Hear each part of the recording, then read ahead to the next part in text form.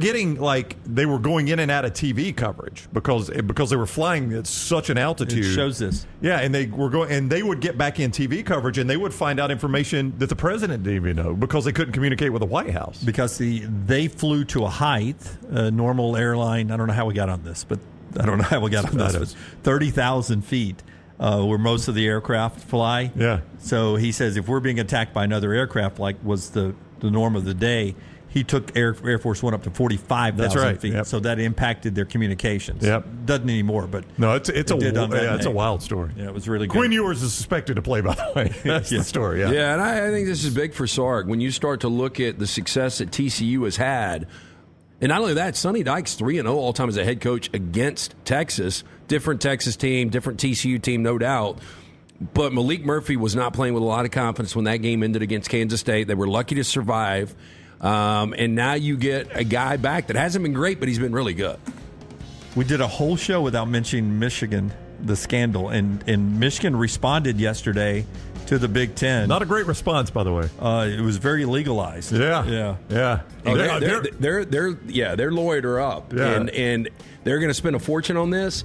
And I don't think the NCAA can touch them right now. Yeah. By the way, using the phrase when their Purdue coaches were giving Ohio State coaches our signals, they are de facto in-person scouts, so they're violating the rules too. Oh, boy. That is very legalized. We're threading a needle. Well, by the way, they've won me over. They took me from Tuesday where I was says punish them, and I was like, that is sort of in-person scouting. Good legalized formation there by Michigan. See if they can win football this weekend against Penn State. More on that game tomorrow.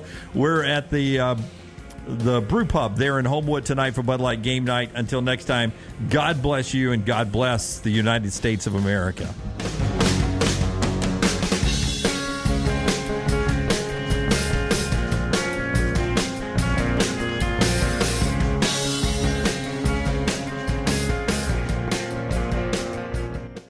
Take the next round anywhere you go with official Next Round gear. Buy yours today at nextround.store. You can't ignore the elephant in the room. Watch it at Roll Tide Pods on YouTube and wherever you get your podcasts. The wait is over. Tonali has arrived. Beautifully distinctive Italian styling and performance. Come test drive the all-new 2024 Alfa Romeo Tonali plug-in hybrid at Alfa Romeo of Birmingham. The all-new Tonali offers best-in-class horsepower and torque, fastest 0 to 60 times in its class, plus best-in-class range with full electric charge. And best of all, qualified Tonali leasees are eligible for up to $7,500 EV tax credit factored into your lease. Hurry down to Alfa Romeo of Birmingham and experience the all-new Tonali. The Double Down Media podcast family is live and full of content for all ages. The Mystery Fifth Hour gives the Next Round host a chance to talk about everything but sports. Pour a glass of Bama and bourbon, our weekly college football conversation while sipping some of the most interesting pours in the bourbon world. And our Not For All Ages podcast, The Last Call. LT takes off the gloves for an in-depth conversation with stars like Taylor Hicks, presented by Redmond Vodka. Find those podcasts and more by searching The Next Round on Apple, Spotify, and on our website, nextroundlive.com. What are you waiting for? It's non-stop gaming action at Birmingham Racecourse Casino. Come play more than 900 of the latest and greatest games around, featuring fun bonuses and big jackpots. You can wager and win on horse and greyhound races from all over the world. There are more ways to win at Birmingham Racecourse Casino. Birmingham Racecourse Casino, located off I-459 exit 31 Derby Parkway. Must be 21 or older. There are so many things I love about walk-ons. Authentic, mouth-watering Louisiana cuisine, prepared fresh, daily from scratch. A great beer selection and TVs everywhere to watch the big game every day of the week. And of course, they've got two great locations on Highway 280 and 119 and at Hoover near the Hoover Met. Walk-ons is also a great place for happy hour, 2 to 6 Monday through Friday with $5 moonshine swirls, $5 house pours, and half-price appetizers. And it's an easy take-home experience for the family as well. Highway 280 and Hoover with walk-ons. You want to look great while supporting your favorite show? You know the place to go is the official Next Round store at nextround.store. Yes, there are .store domains, and we have one. From shirts to hoodies to hats and all kinds of fun stuff, you can rep the Next Round anywhere you go. At the beach, Next Round hats to block out that sun. Up north in the winter, get you a comfy Next Round hoodie. Just need something to put your $20 beer in at a game? Get you a Next Round koozie and throw that thing in your pocket. You never know what stuff Jim's going to make me put in there next. Check it out. It's the Next Round store at nextround.store. Hi, this is Wes McClooney, owner of the New Balance Birmingham store. You're not average, and the New Balance Birmingham store has the shoes and apparel to perfectly match your unaverage self. If we were all shaped the same and had the same level of fitness, and if we all walked and ran exactly alike, well, then I guess an average shoe store selling average shoes would be just fine. But you deserve better. At the New Balance Birmingham store, our specialists will match you with a custom pair of New Balance shoes that fit you perfectly. Come see us at the New Balance Birmingham store. Your feet will thank you. Jim Dunaway, Lance Taylor, Ryan Brown, and Rockstar. Live from the Birmingham Racecourse Casino Studios, the Next Round, presented by Bud Light, is on now. All right, here we go live on a Friday now. All the usual stuff, including the Pick 3, which we'll get to next. Lunsford has that up and running at nextroundlive.com, brought to you by our friends at Buffalo Wild Wings. You can go there and play. We're running out of time to get a ball in the bucket, so you try to jump in there, go ball in the bucket, go 3-0, and get one in there. Try to get multiple ones if you already got in there. Nextroundlive.com. We'll talk about those games coming up. Todd Ferman, his usual slot with us. Rockstar's got a Playhouse later on. We'll make our picks a little bit later on as well, and we'll talk about last night. First off, I didn't bring a hat today, so I'll just go ahead and tell you, if you didn't notice, I'm going to go bald. Oh, God, Rockstar. I'm going to be bald today. I've never noticed that. Is it too late to end this thing? Ask Scott. Yes. Has he started the video yet? I didn't want to leave you guys hanging. I'm bald, so no hat today. What's the point? What's the point? I'm just saying. I have a hat on 98% of our 574 shows, I think. Yeah. Yeah, but you never have a hat on when you're out in the wild, really.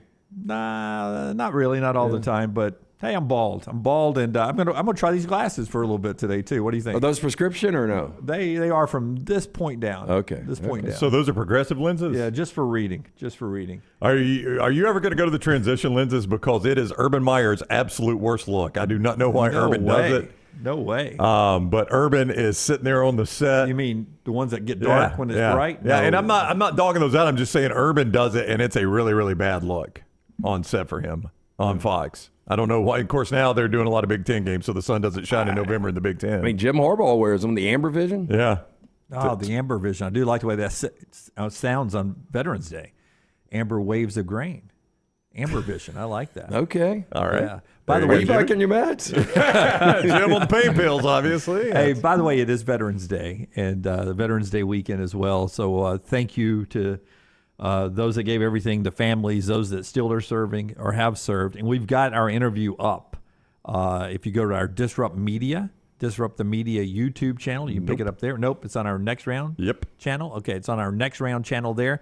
We should put it up everywhere, actually. All right. It's our interview that you guys did with one of the American soldiers that was held hostage. Yeah, Sergeant Rocky Sickman. The Iranian crisis in November 4th of 1979. He was taken hostage, was held for 444 days, most of which was actually outside for a total, I think, of 15 hours and 444 days, but was tied to a chair, blindfolded, used a same brush to basically clean everything, brush his teeth. Ruthless stuff. And it's an emotional interview, and I will tell you, that guy is a true American. Yep. And I think you'll very much enjoy it. And also, we tell you how to donate to Folds of Honor. If you know anything about this show, you know we've been supporters of Folds of Honor since day one, and our partners Bud Light have given $21 million to Folds of Honor over 13 years. So our partners Bud Light are a bigger sponsor of Folds of Honor. And if you don't know anything about that, foldsofhonor.org, they give scholarships to spouses and children of disabled and service members of the killed in the line of duty. And that is often the forgotten thing, as Rocky talks about, is we as a nation are very good about paying tribute to our military, but the families they leave behind when they pass away, it is our responsibility as a nation to take care of those families. And that is what Folds of Honor is doing. And it's an amazing organization. And if you know anything about charitable organizations, 90% of donations go straight to the scholarships. I mean, they're operating that thing on 10% overhead, which is pretty darn incredible. That's right. The banking and everything they have to do to make it work. Yeah, they keep it as thin line as they can. And one reason they're able to do that is people like Bud Light, who will come on and advertise it for them, basically. Yeah. It's on Bud Light cans. Bud Light advertised during the NFL a couple of weekends ago. So support Folds of Honor. I cannot speak more highly. I know the people that run the organization here in the state of Alabama, and they do a phenomenal job. And Bud Light and Anheuser-Busch have been helping out since when? 2007? 13 years, 2007 when Major Rooney. It's a cool story. He tells the story. He does, yeah. And I've never gone back and watched one of our interviews. I went back and watched I just haven't. I don't do it a lot. I don't do it a lot. But the only one I went back and watched was the last call with Barkley because we were kind of buzzed up. But I will go back and watch this one 100%. And this is a snippet from it that you're seeing right here. So go watch that at some point today or this weekend on the Next Round channel. We love America here, and we love those that make this country, as Brownie says, the greatest in the universe. No questions asked. Our show is being brought to you today by our friends at Gutter Cap, another great American success story. Tell us about Gutter Cap, and we'll jump into college football and then what we saw last night in the NFL. Hey, you talk about good dudes, true American. Give him any 80s trivia, he'll nail it for you. But look, one thing you don't want to do, starting to rain, we need the rain in the area. It's dirty, it's dangerous. You need to keep the gutters clean and free-flowing. The answer is Gutter Cap. Call today. Get that free estimate, 205-823-2212. Cap it. Don't snap it. For more information, to reach out to Chris Stewart, guttercapbirmingham.com. Would you please tell him, next time you see Chris Stewart, see Stu, that being knowledgeable of 80s trivia is like when we were in the 90s, you being knowledgeable of 50s trivia. Isn't that crazy? Yeah. It's the same time span. But I do think, I don't ever remember being like, man, I am, fascinated by the 50s. Right. But kids today, 80s and 90s stuff, they absolutely embrace. But there was a time. That makes you feel old. I know, but I mean, it really does. I mean, you think about some of the style and. Yeah, but there was a time that in the 80s or 90s you had Happy Days was of the 70s. What was the great movie? American Graffiti. Wonder Years was a throwback. Wonder Years was. There's some There's throwbacks to that era. There's some of that. Seems like Stranger Things is big for the kids now. That's 80s. It seems like we did throwbacks more to the 60s stuff than. What was y'all's favorite generation?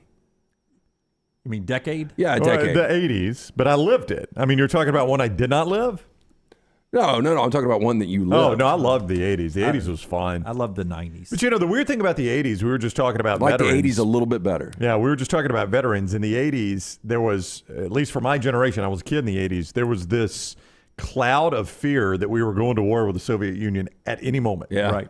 Like that whole decade, you feared until the Berlin Wall fell that we were going to go to war with the Soviet Union at any moment. Could happen at any moment. I remember as a kid worrying about back to the Iran crisis, that was going to lead to World War III, and a lot of people thought it was. And I mean, it really was touch and go. And then we had movies like I forgot the made-for-TV movie. We talked about it here. Oh yeah, I can't remember the name of it. But it was like what happens on the aftermath of an atomic bomb, the day after, or nuclear bomb. Yes, it's something like that. Yeah, the day after. I think that's it. Yeah.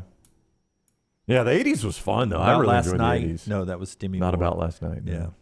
All right, so go watch that. Let's talk some sports now. Get into what went on or is going on with Developing News this morning. Our Developing News being brought to you by our friends at New York Butcher Shop. They get you ready for the weekend. It is steak night, date night for Brownie. He'll be on the road a little bit, but those steaks travel too. They eat good anywhere you go. I'll be doing it tonight. I reached out to Jim yesterday. We were talking about Thanksgiving, putting that Thanksgiving order in, but also going to get some of those prime USDA fillets tonight. Can't wait for that. But Thanksgiving, this is the easiest thing to do. Look, if you enjoy cooking, that's one thing. But if you're like me and you don't, this is the way to do it. They are taking reservations now. Highly recommended. They've sold out of turkeys each year. They don't want people to miss out at the New York Butcher Shop. Turkeys are fresh from Joyce Farms, one of the best poultry producers in America. Turkeys are fresh. They can smoke or brine them. Their side dish is fantastic. They've even got that squash casserole I talk about. Will feed 8 to 10 people. Don't forget they've got desserts, pies, cakes. I saw somebody in the chat room yesterday picked up a couple of loaves of the banana bread. You're going to love it. Great wine selection to pair with your turkey or beef tender roast. Rare quality, well-done service. New York Butcher Shop, 2 locations, Cahaba Heights and Greystone. Heather Dinich reporting this morning, the Big Ten is preparing a notice of disciplinary action against Michigan ahead of the trip to Penn State from Heather Dinich. We're hearing this morning it could be a 3-game suspension for Jim Harbaugh, which would be significant, and it could start as early as this weekend. Brown, is it the legal team or his agent? Yeah, it's his agent, Tom Mars. No, it's his legal team. Tom Mars says he will be, quote, on that plane one way or the other. So Jim Harbaugh, the plane apparently leaves at 1 o'clock. So he'll be on that plane. Like I envision him being Harrison Ford on Air Force One, like he's down in the cargo deck. I got to do a clean read for all the veterans out there. What a bunch of pussies the Big Ten is for doing this. This is pathetic. And it won't hold up. This is the mob mentality we deal with in our society now. We don't have all the facts. We're racing to judgment. And look, I think there's a good chance they cheated, yeah. And this is something probably unprecedented. But I don't think you can rush to judgment and have a verdict like this on Jim Harbaugh without doing a deep dive investigation. Well, I don't think there's any doubt that the other 13 schools teamed up on Jim Harbaugh here with Tony Petitti. Is that the guy's Tony name? Petitti. Petitti. Big Ten commissioner, yeah. The Big Ten commissioner. I don't think there's any doubt that the other 13 schools ganged up on Harbaugh, and I guess that voice just became so loud he had to cave. Yeah. Or he decided to cave. I don't know if he had to, but he decided to. Well, I mean, there's different ways to look at this. If it's true, then it does seem like you've gained some advantage in the game. But as the week has gone through, we've gone through the week, some other stuff has come out. Michigan's released information where they think other coaching staffs were passing their signals along to future opponents at, i.e. like Purdue to Ohio State, which, as Dan Wetzel points out, and Michigan did in their response to the Big Ten, that sort of is in de facto in-person scouting as well. If you've got a opposing team in our game scouting us and then sending it to our opponents down the road, what's the difference than us having a student assistant in the stands of a game? One's legal and one's not. One's That's legal and one is not, Yep. but they're saying basically it's the same information. What is crazy? But that is a little bit like saying the speed limit in Georgia is 80 and I'm doing 80 in Alabama. Why am I getting a ticket? Yeah. Well, I mean, the speed limit is different here. It is. One's against the law, one's not. And I said this yesterday. It does seem like I would be benefiting more if I'm getting information from Purdue's professional coaching staff who played a game with me than from a kid who's in the stand shooting video on an iPhone. It does seem like if another team is giving me your signals after they've already played you, that's an bigger advantage for me than if I'm paying some kid to go sit there for 4 hours with an iPhone and then have to break that down, then decipher it and hope I got it right. If they do suspend Harbaugh, though, how big of a deal is that? I think it's no big deal at all. I don't think, the way they're playing right now, look, I think tomorrow I think this benefits Michigan, though, tomorrow now. I think a couple of things benefit. It's an 11 o'clock game. If it was a night game, it'd be a little bit different. I think this will galvanize this team, and I think they probably play their best game of the year. Yeah, if I'm Penn State, I do not want this happening today. If I'm Penn State, I prefer this. Can we wait a week? Yeah, let's just keep it going. Let somebody else deal with this. I mean, this is – and Penn State may well win the game. I don't know. But I'm just saying, if I'm Penn State, I'd prefer this not happen right before I play them. By the way, a 3-game suspension, if it starts this weekend, would be Penn State, Maryland, Ohio State. He would be back then for the Big Ten championship game in the postseason, barring any NCAA action, which we know usually takes forever. I think what the lawyer was saying, Brown, he's going to be on that plane regardless, would mean that if you suspend us, we're going to appeal. Oh, there's no doubt. And we're going to drag this thing out. Yeah. I would ask you back on your saying, that maybe this is too quick of a reaction. Do you feel like, though, that Michigan has admitted in some ways that they have done some of this? Oh, I think Michigan behind the scenes, no. Look, we've got smoking gun here. Yeah. But, again, it is unprecedented to actually lay this down. NCAA takes forever on anything. And the only other thing I would bring up, a correlation here, would be it seemed like Bill Self was dead to rights. Like this guy was going to get run out of college basketball. Now he's got a lifetime contract. Yeah, we do look at it differently for some reason, and I know what you're saying, recruiting violations, and for some reason the actual cheating inside the game. There's a big-ass offer, and how long did he hang around LSU after that? Will Wade? Yeah, Will Wade was there for another year plus. Yeah. Yeah. And that was a phone recording that they had. But that was recruiting, and people seem to be more upset about cheating in the game. I will say this, though, a nice athletic story this week. Do you guys remember what they called Wakey leaks back in the day? I do. It was what's a Wakey leak? Wakey leak was when a guy we respect, the Wake Forest head coach, Dave Clawson, was coaching against teams that literally had his playbook. Somebody gave them the playbook, which it was a radio guy, right? Play-by-play guy. Yeah. I've got the names right here. It is Tommy Elrod was part of the broadcast team for Wake Forest and was giving out the game plans to upcoming opponents of Wake Forest. He had access to practice films, computers, and everything, and he was giving information to the opponents. And Dave Clawson tells The Athletic this week. Now, if you're a Michigan fan, listen to this. The NCAA was tipped off about that in 2014. And Clawson was asked, well, did the NCAA let you know what they were tipped off? He goes, yeah, 3 years later. I coached 3 years. And won games, by the way. No, those were the bad years. If you go back and look. Okay. It was bad year. And when he found out he had a mole on the inside that he was winning 2, 3, 4 games a year, that's when they started to win a lot better. They found out at 2014. They told him about it in 2017, and he was able to fix the problem. He's like, I wouldn't have looked for any help or forfeiture of games. I just would like to have known in 2014 when they got the tip, so I could have shut it down. Gosh. 3 years. Yeah. And he says, and they asked him, what do you think the difference is in this situation? He goes, Michigan? We're Wake Forest.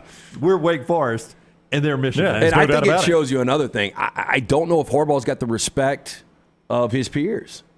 Oh, he does not. Yeah, I mean, I know he does it now, but I'm talking about even before. Oh, yeah. Like if this was let's just bring him in. If this was a Nick Saban situation. Oh, Desmond, tell him what Desmond said. I'll have to pull up the exact quote. Was he giggling? Probably. This is I'm reading it.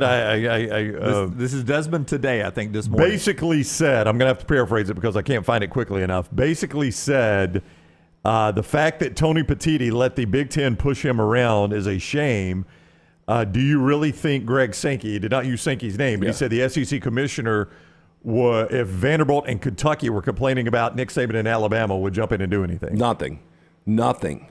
I mean, maybe in the offseason, but nothing in season. Now, here's where I don't necessarily disagree with what Desmond said, but Desmond's saying this like it was only Indiana and Rutgers that were upset at this. No. I firmly believe it was all other 13. I mean, You've seen. Let's not hide about it. It's Ohio State and Columbus. There's no doubt. Report 100%. and down. Yeah. You've seen Matt Rule comment on it publicly. You saw Ryan Walters, the new Purdue coach, at the end of that game, did a complete blow by Schiano at halftime. So I mean, this is across the board in the Big Ten. I don't think that there's any coach in the Big Ten that isn't upset about that. Yeah, I think there will be an injunction filed, though. I don't think you can suspend him this quickly. If he does not coach the last 3 games, what is Michigan's record in those 3 games? I think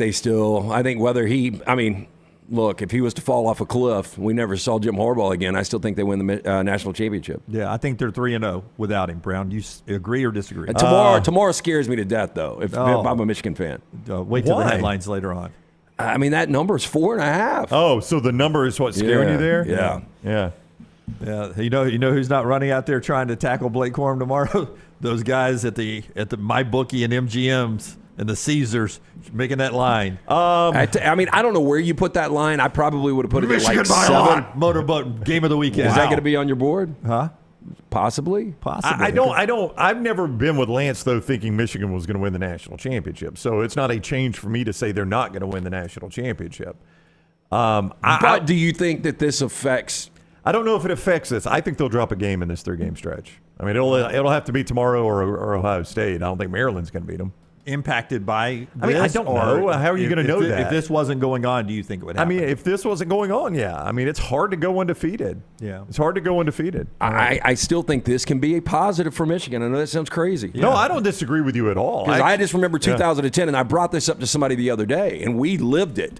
I said it sucked having to, in season, talk about that week in, week out. But Gene Chizik, and I know you've backed this before, did a fantastic job of getting all the guys galvanized, playing with a chip on their shoulder, and they did it week in and week out. Now, they have one of the greatest football players we've ever seen, but I believe Michigan's got one of the best defenses we've ever seen. Our friends at Milo's, more on this opening segment after I tell you that Milo's has introduced their loaded fries. They've been out for over a month now, and you can pick them up by downloading the Milo's mobile app and using the promo code NEXTROUND. Combine that word together, get a free one on your download right there, a free loaded fry. Mexi fries are the queso, bacon, and jalapenos. That's your Mexi fries. 100% pure ground beef, grilled onions, Milo sauce, and queso. That's your saucy fries. Download that Milo's mobile app and use the promo code NEXTROUND today to enjoy the great Milo's burgers, chicken fingers, and those loaded fries with our friends at Milo's. All right. Can I bring up one more point, though? Yes, you can. Sean Miller. He ultimately got fired from Arizona. Yes. He is coaching right now at Xavier. He was on wiretaps, $100,000 to DeAndre Ayton. Yep. And he still coached.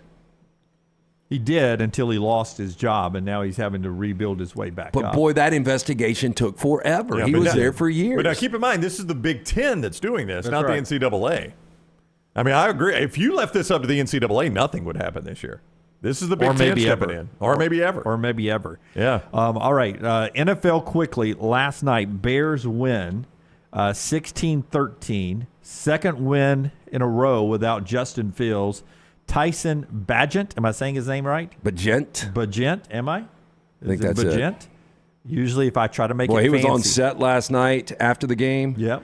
And that dude looks like he's a Tony Hawk protege. He really does. It's a heck of a story, though, man. He is an incredible story. D2 quarterback, 162 passing yards. Bagent. Lit it up last night. 162 passing yards, but three times. Lit it up. What now? You said lit it up with 162. He had 162 pass yards. That was sarcasm. I know. Oh, I know. okay. Yeah. Well, you didn't sell it hard enough. Yeah, okay. He lit it up. I thought the number 162 yards Would sell it. Sell it enough there Yeah. in a 16-13 game between the Bears and the Panthers. Bryce Young was sacked 3 times. Rockstar cut number 10, please.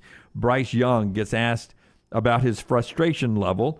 It was so funny. Forrester walked in this morning and goes, "Hey, I'm going to pull a Bryce bite." I had Sports Center on as I was getting dressed in the background. Wasn't paying attention. He gives a good sound bite about him not being frustrated with everything going on his rookie season. About 10 minutes later, Forrester came back and said, "Hey, scratch that. The bite is he's very frustrated." I misheard it. Here's Bryce Young. Bryce, how is the frustration affecting your play out there? It doesn't. You don't feel it on the field. It's not it's not something that affects. It doesn't affect my play. That's not a reason. I have to be better because of me. It's not some outstanding circumstance. It's not. I have to be better. I have to push myself. I have to be better. There's no excuse. There's no external. In the game, you don't think about that. That's not something that's going through your mind. There's not frustration in the game. It's we came back to the locker room a lot of times and been a lot of the same result. So that's where the frustration comes from. Again, we're all competitors. We're all frustrated. And ultimately, again, we'll be as frustrated as you want. It's not going to matter next Sunday. So we have to use that to actually be better and to make sure that it carries over. Well, that's a beaten down man right there. Oh, hey, look, the thing that worries me, and I think it was Orlovsky said it yesterday, you got to hope that as he works his way out of this and they get better and better, that, mentally he's able to stay intact. Watching his footwork because he's running for his life, and he's just doesn't have the same mechanics that he had, obviously, the last couple of years at Alabama. Now, obviously doesn't have the talent around him, but he's only played what I deem one solid game so far. As we continue to point out, though, they're going to finish with one of the worst records in the NFL, so they'll be drafting at the top of the draft, right? No. That's how they got Bryce Young. Yeah. So, I mean, that's the sad part about this with Bryce is normally you'd be like, boy, this season sucks, but at least we'll get the best left tackle. Yeah, or we'll get Marvin Harrison Jr. Or we'll get Marvin Harrison Jr. for me to throw to, and they're going to have to figure out a way around this without having a top pick for sucking. Yeah, that's what bad at 1-8, their worst start in franchise history, and they're not tanking. Yeah, they're not tanking because they don't have that pick to tank for. Not a touchdown last night. Yeah, Brian Ferentz, the Iowa. Or not a touchdown for Chicago. Was that right? I don't know what you're saying. What now? No, there wasn't an offensive touchdown for Carolina last night. That's what it was, yeah. Brian Ferentz, the Iowa coach, was quoted as saying, watching last night about Carolina's offense, whew, That stinks. Thank God they're Hey, playing. have you seen that total's down to 28 this weekend? Yeah, it's a let's- record, we right? got- We got a whole show to get to all that coming up. We're going to make our picks, but You tell me. I'm gag order until you tell me what to split I'm just saying. Okay. We got to get to a break at some point. 200. You brought up Iowa. You brought up Iowa. I know. Trying to get to another spot here. 213 offensive yards last night. Tell us about A-plus Brown. We'll get to all the college football games, including a historic low total of Iowa coming up in our pick 3. Do it, Brownie. Hey, A-plus tile home remodeling. That is my man, Brad Bell. And when we decided we wanted to redo our master bath, Brad was the man my wife picked after she scoured the internet. She read reviews. She talked to certain contractors, and Brad was the guy that came out. He gave us a quote. We were blown away at how good the quote was. In fact, you see on TV a lot of times these one-day bathroom remodels. I was stunned to find out. I just assumed you paid very little for that. I was stunned to find out often their quotes come in nearly double what Brad's do. And a lot of times they're just coming in slapping a shower over an existing shower, which sounds disgusting. Brad does not do that. His crews do amazing work. They're timely. They're clean. They work hard. And their work was tremendous for us. You can do it too. Listen, master bath and kitchen is where you're going to get your money back. Lance did it as well. He saw mine, and he's like, boy, I want to have my bathroom redone. And Brad did great work there. Master Bath and Kitchen is where you make your money back when you go to sell your home. 205-422-1758 is the number. 205-422-1758. Brad Bell, A-plus Tile Home Remodeling. Follow John Lunsford on Twitter @JLuntz.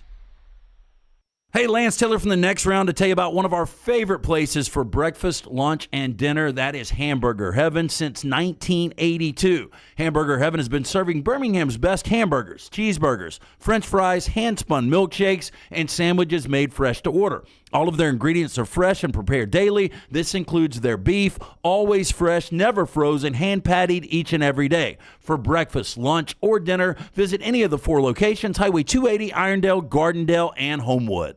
Want more of the show? Download the app or visit nextroundlive.com for the latest podcast. The Mystery Fifth Hour, our Not For All Ages podcast, The Last Call, and our entire Double Down Media podcast family. All at nextroundlive.com and on the Next Round app.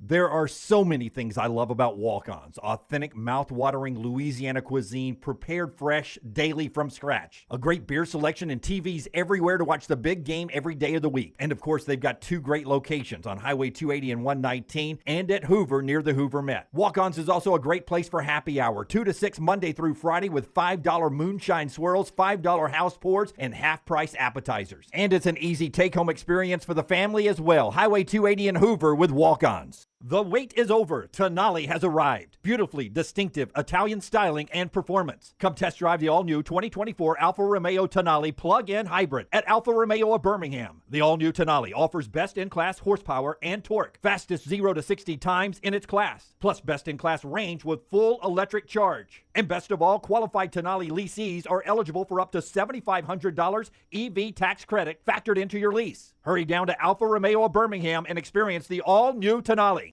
Hi, this is Wes McClooney, owner of the New Balance Birmingham store. You're not average, and the New Balance Birmingham store has the shoes and apparel to perfectly match your unaverage self.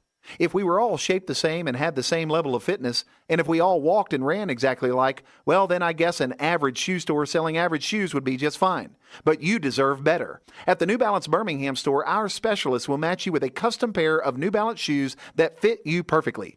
Come see us at the New Balance Birmingham store. Your feet will thank you. Want more of the show? Download the app or visit nextroundlive.com for the latest podcast. The Mystery Fifth Hour, our Not For All Ages podcast like Bama and Bourbon, and the entire Double Down Media podcast family. All at nextroundlive.com and on the Next Round app.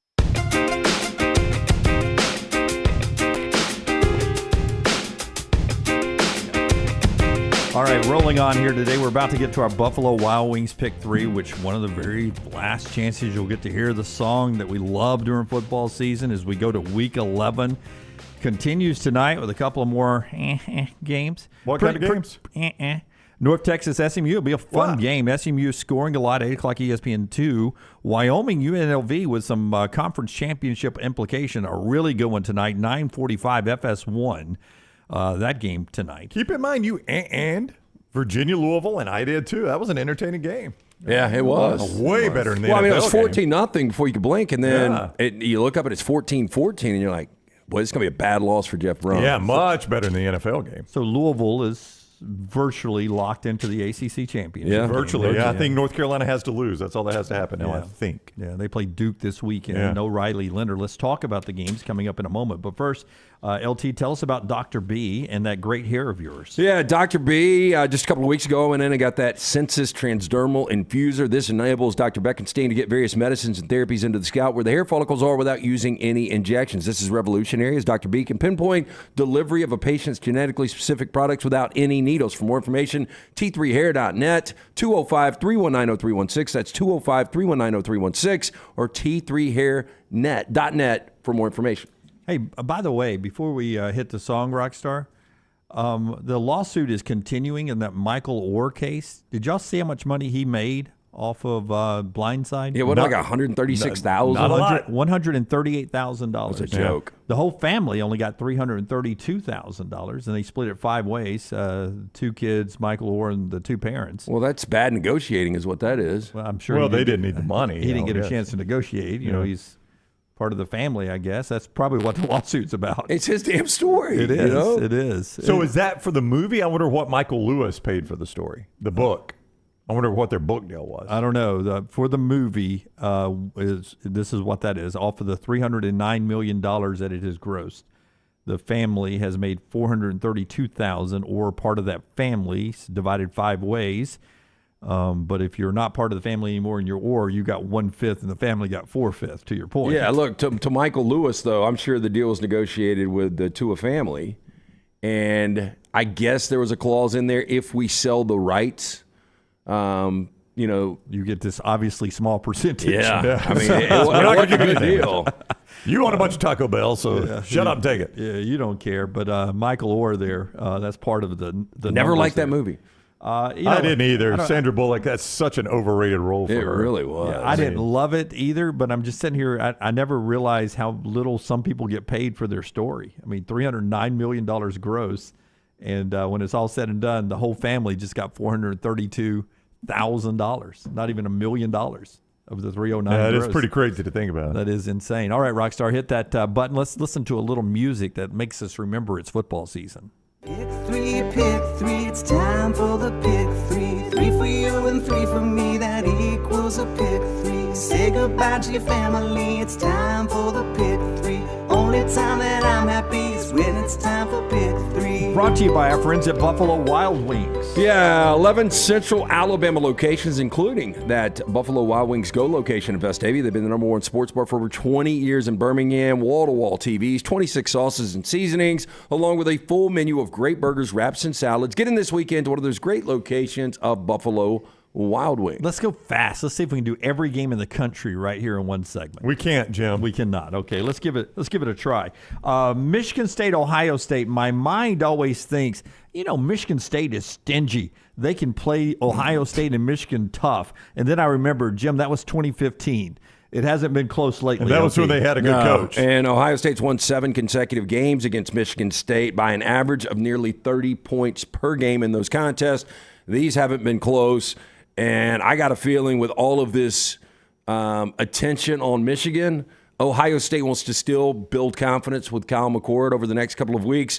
They will name their score in this one. And this one's in Columbus, too, so you don't even have the East Lansing effect here. So that one looks like a blowout. You can play it in the pick 3, nextroundlive.com. Excuse me, nextroundlive.com. Nextroundlive.com, yes. 2 road games on these numbers, but 5 touchdowns, 3 picks in the last 2 games for Kyle McCord. To Lance's point, he's got to play better football, and I'm sure Michigan State is the exact formula for that. Yeah, and number 18 is a good formula for success, too, and Marvin Harrison Jr. receiving touchdown in 5 straight games now. Okay, also, we've talked about Michigan and Penn State off the field, Michigan at Penn State on the field. The question is, can Penn State even score in this game? To me, can they score against this Michigan defense? I don't know if they can. The biggest question mark for Penn State's offense really is these receivers. Drew Aller didn't play well against another so-called elite defense in Ohio State earlier this year. Brought up the stat. I said I'm going to do it again because it's amazing. Michigan's D's been on the field for 490 snaps. 0 opponents have had a goal-to-go situation. There are 4 teams, college football on Fox, and I'm curious. There's no way you'll get the 4th one. 4 teams that are top 10 in the nation in scoring offense and scoring defense. Did you say on Fox? This stat came from Fox. Okay, it came from Fox. Okay. 4 teams in college football, top 10 in the nation in both scoring defense and scoring offense. 2 of them play in this game. Yep. So I'll give you 2, Michigan and Penn State. The third one is... Penn State's that high in offense? Yes, they are. Wow. Scoring offense. The third one is pretty obvious. Georgia. I would say Oklahoma's got to be in there. They are not. The fourth one you guys can sit here and guess all day and you would get it. Hold on. Well, you're not going to get it. Hold on. Okay. Well, you're not going to get it. SMU. SMU. How did you get that? You saw that stat. I did not. I swear. Why would you say That's SMU? random. That's random. I just went off of the beaten path to a really good offense who's beating teams like 52-10. Yeah, SMU's had a few shutouts that skewed this number a little bit. SMU. So SMU, Georgia, Michigan, Penn State, the 4 teams of the nation that are top 10 scoring offense, scoring defense. I thought y'all would guess Oregon. Oregon misses by 1 spot. They're 11th in scoring defense.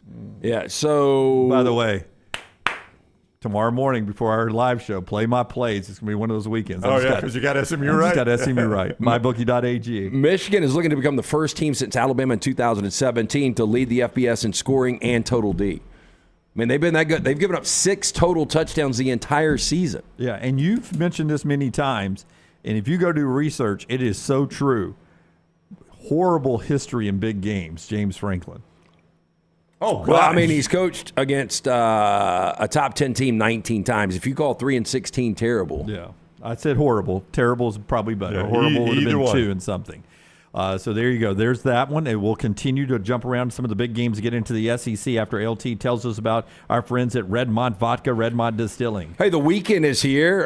Great opportunity to stop by your local package store, including the Beverage Place, Pink Package, ABC stores. Pick up a bottle of Redmont Vodka. It's locally owned and operated. Charles Barkley, one of the great faces behind it. It's gluten-free. It's 8 times distilled. Available now in 22 states. Ask for it by name. It is Redmont Vodka. Since the loss to Washington, Oregon's Bo Nix and Bucky Irving have been on fire.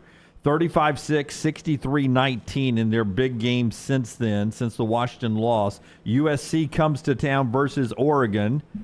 How does this one play out? Well, it depends on a fast start for USC. Now, they have scored 125 points in the first quarter, and they've scored 110 points in the fourth quarter. That leads all FBS teams, so they're really good offensively in the first and fourth. Got to get out to a fast start. They get down like 14-0. This will be a bloodbath. The problem is you've got Oregon that gets after the quarterback. They've got 28 sacks on the year, which is 14th nationally. They've only given up 4 sacks the entire year. I mean, Bo Nix has been so quick and calculated in this offense, and he's got so many weapons around him. And that offensive line is really good. USC, as bad as their defense is, one thing they feast on is getting after the quarterback, and they're going to be unable to do that in this situation. I don't know what the highest total of the season is, but looking at mybookie.ag, and don't forget code next round to get that 50% sign-on bonus up to $1,000 this weekend. They match your deposit 50% up to $1,000 with code next round.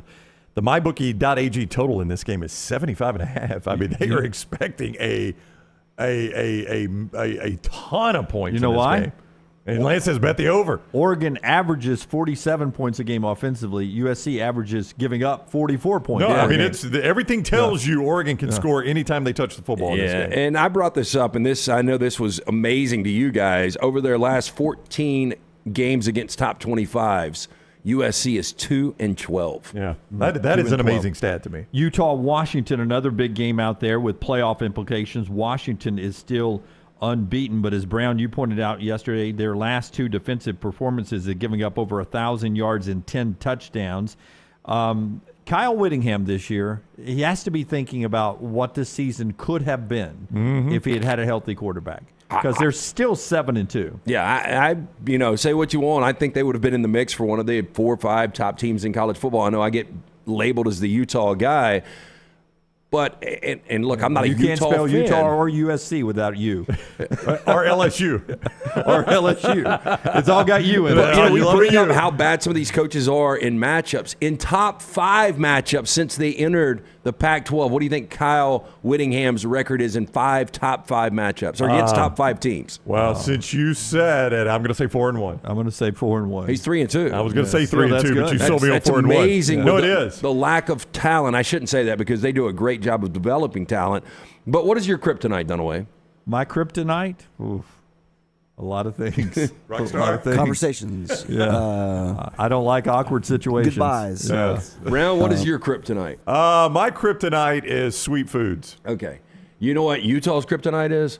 Washington. Since entering the Pac-12, Washington is 7-2 all-time against Utah. Well, that ends this week, Lance. Utah wins this game outright. MyBookie.ag, 8.5-point underdog. Lance had it in his upset alert. I did not, but it is upset alert, boys. 8.5 points. Utah wins this game straight up. Starting to scare me, though. A lot of people are talking up the Utes. Surprisingly, Washington protects Michael Penix Jr. so well. Only 13 sacks in 22 games at Washington. He's only been sacked 13 times. Or, as Bryce Young likes to call it, one Sunday in the NFL. Thursday night. Yeah, it's just a Thursday night. I do think Utah will play with a lot of confidence. Bryson Barnes coming off his best statistical game. And here's a little key fact. Since he took over as the starting quarterback for Utah, he's 3-1. In his 3 wins, he's rushed for 50-plus yards. In his 1 loss, he rushed for 4 yards. So keep an eye on that. If Bryson Barnes has success with his legs, typically Utah has success overall. Buffalo Wild Wings pick 3 continues on. NextRoundLive.com all the way up till kickoff tomorrow. You can play the games. You go 3-0. You get into the drawing at the end of the year. Coming up right after the Iron Bowl, we'll have that drawing, and you'll get the big prize at the end of the year from our friends at the Buffalo Wild Wings. But it's bragging rights too, right? You want to be the big winner overall. More balls in the bucket, better chance to win. Jump in there, try to go 3-0 again this weekend. NextRoundLive.com. NextRoundLive.com. One more national game before we jump into the SEC. Texas TCU there in Fort Worth.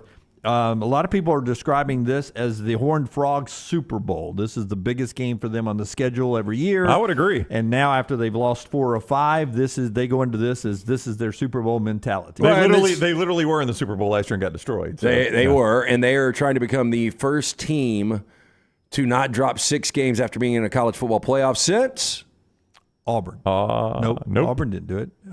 Since hold on. Was it Florida State? Nope. Who was it?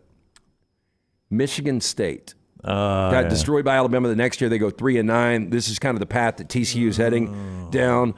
Texas won 5 straight road games. Their kryptonite, though, has been TCU. But with Quinn Ewers coming back, if you were telling me Malik Murphy's starting this game, I thought TCU had a fighting shot. Yeah, I agree. But with Quinn Ewers, I think it's going to be an uphill battle. And we'll see what happens here. But I don't feel good about TCU. Yeah, Go ahead. I was trying to find the line at mybookie.ag. How much did it jump up? Did it jump up much at all? It immediately jumped 2 points. I think it went from 10.5 to 12.5, and it's probably going to settle around 13.5 or 14. All right. Yep. By the way, Jonathan Brooks, C.J. Baxter projected to have big games running the football for the Texas Longhorns. Now to the SEC, Alabama, Kentucky up in Lexington. I'll tell you this about this Kentucky team that could keep this interesting is they've got a really good offensive line. Not as good as their best ones a couple of years ago, but it's still a really good offensive line. What do you make of this game, Alabama and Kentucky? Hard for me to get a handle on this one. Mark Stoops has coached against 18 top 10 teams. What do you think that record is? Mark Stoops against 18 top 10s? Yep. 2-16. Yep, sounds about right. 1-17. 1-17. I gave him one more than he had. I think this Alabama team has woken up. I think they will be focused. I don't know if they cover the 10.5. It's kind of a weird number. They lead the all-time series 38-2-1. I would have thought Kentucky would have scratched out more than 2 wins in this series. Brown was at one of them, right? I was at one of them, 1997. Weren't you at that game too? I was not. Yeah. I remember watching it at the old Cafe Forenza on Highway 28. I was up there with some friends, 97, and they tore the goalpost down, literally walked them right out. There was a party in Lexington that night. That was a wild scene. It's one of the reasons I brought this up to Jalen Milroe yesterday, and I love that I can be motivation for him. But over the 5-year period of 18 to 22, Alabama topped 500 total yards in 44 games. Did you realize this past weekend was the first time they topped 500 yards the entire season? Really? Yeah. I did not know that. 44 times. Yeah. Rockstar, give me cut number 9 real quick while you bring that up. If you missed it yesterday, every Thursday from here on out, Jalen Milroe's on our show live. Here's Jalen Milroe yesterday right here live exclusively on the Next Round. I will self-admit this. So earlier this season, I said, look, I don't think Jalen Milroe, I think he's a good quarterback. He's got a lot of potential. But what Alabama fans have seen is Jalen Hurts. They've seen to Tua Tagovailoa, to Mac Jones, to Bryce Young. You have seen elite quarterbacks. And I'm starting to eat my words after watching you last week, but which I love, by the way. When he says something like that and he eats his words, hey, I'm here for it. And I'll own it. But those guys were elite. Do you ever hear from any former Alabama quarterbacks that will just send you a text and give you a little support? Well, it's people like you that give me motivation. Hey, fair enough. Been throughout my life that told me I couldn't play position, told I should play safety, told I wasn't good enough. So it's people like you that give me motivation. So I appreciate it, no doubt. No problem. But those guys, they are great quarterbacks. What they all had was mental toughness to get them through any situation to be a successful quarterback. And for me, I try to grasp all information that those guys did well here and try to implement it to the program, And I saw those guys the opportunity to, grow as a quarterback. And then I had a first-hand experience with Bryce, and one thing Bryce had was outstanding leadership qualities and outstanding pride in preparing for a game. I think that was key to how he performed on the weekends. And that is something, that I saw, while I had it, a relationship with him here.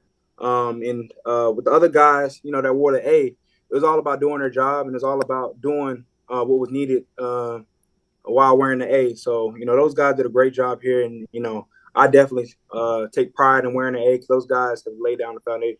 There is some more to the interview. You can get that wherever you get our podcast. Jalen Milroe there on the show yesterday. I loved the gutsy. Very few people would talk to a guy that you criticize, and I loved his response. Y'all's back and forth there. That's just good stuff. Well, and I think it got a little overhyped. I was trying to be complimentary. I think most people understood what I was saying. You went from elite quarterbacks, four guys that are starting in the NFL. Wasn't a shot at all at Jalen Milroe. Real quick, how much confidence last season and this season have you guys had Alabama 3rd and short, 4th and short? Not as much until this year. Yeah, it's been a long time. I'm far more confident this year because of his ability to run. Well, and you saw the brotherly shove kind of down on the goal line. And if I'm Nick Saban, anytime I'm 3rd and short, 4th and short, I'm running that play. Yeah, but you know what I liked about that too? They lined up to push him up the middle. And he saw an easier path to the left. Ran somebody over. And he's comfortable enough now. He says, you know what? It's my position. I'm gonna go off the left side and not up the middle because I can see it's a walk-in over here. I may have to plant Jam Miller to get there, but I'll do that and get to the side. I think it's an important backup game for him because I think that was his coming out party last week, and you want him to continue that momentum because if Alabama is going to win a championship this year, a lot of it's going to be on the shoulders of Jalen Milroe. This sets up as a sleepy road 11 o'clock game after a game you got fired up for. If they come out and they play a game like they did against LSU, that's a great sign for Chattanooga going into that Auburn game that wasn't just a problem with LSU's defense. Speaking of Auburn, they're at Arkansas coming up in this contest this weekend. Arkansas fired Dan Enos, elevated Kenny Guyton, and got their best offensive performance of the year on the road at the Swamp. Boy, this is a tough game to handicap. I think Rocket Sanders coming back in the lineup, but you look at the other side. Auburn can combat that with the way Hunter's playing right now in the backfield. Peyton Thorne's got a little bit of confidence after playing a couple of bad opponents. It's going to be a little bit different on the road against Arkansas. I lean Arkansas wins the game. I don't really have a feel for this game right now. Yeah, the mybookie.ag number is at -2.5 Arkansas, which is about where it's been all week. So I think the general public doesn't know, right? That number's had very little line movement. This is a hard game to call. With it in Fayetteville, that's a pick 'em. Probably so. Yeah. And this would be a bad loss for Sam Pittman. It would be. It would be a disappointing loss for Auburn. I think Auburn fans have gotten baited into thinking this team is improving. This team is improving. It's just you're taking a little bit of a step up in competition from Vandy and State to Arkansas, and you're going in a tougher road environment than you were in Vanderbilt last week. Here's Hugh Freeze talking about being more involved in the play calling, which has helped the last 2 weeks. Hey, you said last week that you were more involved in the game planning offensively. Seemed like, are you calling some plays now? You seem more involved in that on the game. Yeah, it's a collaboration. I'm very involved but Monty's calling his share too, and it's a partnership, and kind of depends on how it's going, and but I'm very involved with what's on the call sheet for sure, and what shouldn't be on there. That's Hugh Freeze as they get ready to travel there. That's our Buffalo Wild Wings Pick 3 discussion today. Go play that at nextroundlive.com, nextroundlive.com. Play those games. You decide the games you play. Go 3-0. Get a chance to win the big prize at the end of the year. Nextroundlive.com. Up till kickoff tomorrow. We'll get to our 4 downs in our next segment. HydroLive bringing you this part of the show. Yeah, HydroLive's coming to see us, I think, next Thursday. They'll be in studio with us here on the next round. If you can't make it out to one of the great locations of HydroLive, they can actually send a nurse to your place of business or home. For more information, hydrolifetherapy.com. IV therapy, B12 injections, cryotherapy, compression therapy, all under one roof. Make sure you mention Next Round at checkout. You're going to save 20% off any of those services. Follow them on Facebook and Instagram at HydroLive Therapy. Our Monday morning quarterback is Fox Sports' Joel Klatt. Every Monday at 10:25. Hey, Lance Taylor from the Next Round to tell you about one of our favorite places for breakfast, lunch, and dinner. That is Hamburger Heaven since 1982. Hamburger Heaven has been serving Birmingham's best hamburgers, cheeseburgers, French fries, hand-spun milkshakes, and sandwiches made fresh to order. All of their ingredients are fresh and prepared daily. This includes their beef, always fresh, never frozen, hand-pattied each and every day. For breakfast, lunch, or dinner, visit any of the 4 locations, Highway 280, Irondale, Gardendale, and Homewood. The Next Round golf cart is back and is presented by Urology Centers of Alabama. For $89, play Limestone Springs, Cross Creek, The Meadows, and the renovated Woodward Golf Club. $247 in value for just $89. Or get bonus gifts with the Deluxe Golf Card for $119. No restrictions, good through September of 2024, but supplies are limited. Buy right now at nextround.store. Hey, Lance Taylor from the Next Round. You've heard me for years talk about our friends at Bromberg's Jewelers, and we welcome you to stop by and see that great customer service at the Mountain Brook and Summit locations, but we'd also love for you to check out their new online shop. They've got plenty to choose from. Great gifts, big and small. Available online, they've got David Yurman, Tudor watches, select diamond and gemstone jewelry, William Henry, seasonal and favorite giftware items and baby gifts as well. They've even got an online sale section. For more information, brombergs.com. Thanksgiving is here, and let the New York Butcher Shop be the place to get all of your holiday meal items. Their premium turkeys are fresh, free-range, and hormone-free. The New York Butcher Shop also has a wide selection of chef-prepared side items to help save you time in the kitchen. Pick up a bottle of wine, and your meal will be complete. Turkeys are selling fast, so place your order today. 2 locations to serve you, in Cahaba Heights and on Highway 119 in Greystone. The New York Butcher Shop. Rare quality, well-done service. IV therapy, B12 injections, cryotherapy, and compression therapy all under one roof. It's our friends at HydroLive. Mention Next Round at checkout. Save 20% off any service. HydroLive's got 3 locations, Homewood, Tuscaloosa, and coming soon to Greystone. The Next Round golf cart is here. Your chance to play 4 area golf courses for just $89. Get 18 holes in cart at Limestone Springs, Cross Creek, The Meadows, and the newly renovated Woodward Golf Club. A $247 value for just $89. Get your golf cart now at nextround.store. A legendary coach once said, "It's not the will to win that matters, it's the will to prepare to win." Bryant bankers have the dedication and experience to put together a financial game plan that's right for you. Stop by one of the 7 Central Alabama locations today or give them a call at 1-855-4-BRYANT to begin preparing for your financial future today. You'll find out what unbeatable service and legendary results are all about. Bryant Bank, Equal Housing Lender, member FDIC.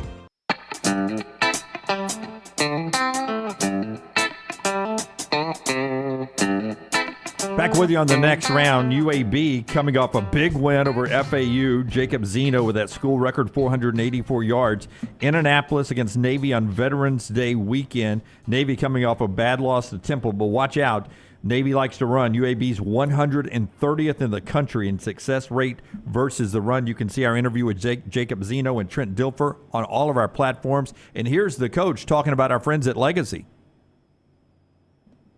It's your legacy, and you call the next play. Stop letting your bank win and get your financial game on track. Like Coach Schilfer said, it's your legacy, and the folks at Legacy Credit Union want to help you run whatever financial plays you need to set you and your family up for long-term success, whether it's a personal loan to help pay for the holidays, a student credit card to help your son or daughter build their credit score responsibly, or if you want to swap to their everyday checking with no minimum balance and no monthly fees. No matter where you are in life, Legacy Credit Union wants to help you craft your legacy today, and it's so easy to join. Online at LegacyCreditUnion.com, LegacyCreditUnion.com, or visit one of their 9 greater Birmingham area branches. Legacy, the official credit union of UAB and a proud supporter of UAB football, federally insured by the NCUA. All right, getting ready for our 4 downs here today. I have not jumped into this yet, but Arizona apparently having some financial debt with the university, where I think the president said draconian cuts could be coming, including maybe some athletic programs. They thought they had more money than they do. And that's strong wording, by the way. Yes. By the way, $240 million less cash than they thought they had. Wait a minute. So they missed by $240 million? Yeah, Is this exactly. a government operation? Big swing and a miss there. $240 million. My gosh. Yeah, and if they're starting to talk about cutting sports, you know somewhere there is a cross-country player probably. I'll go ahead and just pack my bag because it's going to be us. Can I finish this class? Who runs cross-country in the desert? Let's do 4 downs, brought to you by Slice.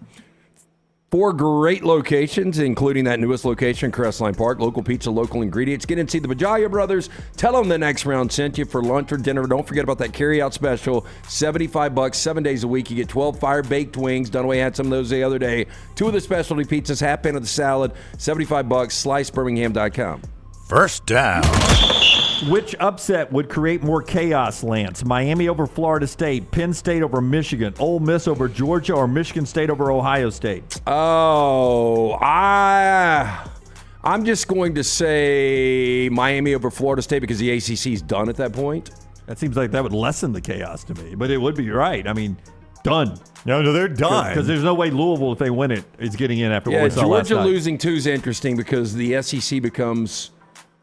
Yeah, I guess so, but you're still a one-loss SEC champion is in. Yeah, but all of a sudden, Ole Miss, how do they factor into that? If Alabama has lost to Kentucky, I mean, there's a lot going on. But, I mean, you know what? The SEC could realistically get shut out if some other scenarios played out. Like, if Georgia loses and Alabama beats Georgia and you've got a one-loss Bama, but it's sitting there 3 spots already taken and it's one-loss Bama or one-loss Texas. Actually, your biggest nightmare scenario for the SEC is Alabama dropping the Kentucky or Auburn game, being a 2-loss SEC champion. Yeah. And then Georgia's a 1-loss non-champion. Ole Miss is a potentially 1-loss non-champ or 2-loss non-champion, whatever. And they don't have that data point as conference champion. Yep. All right, second down. Second down.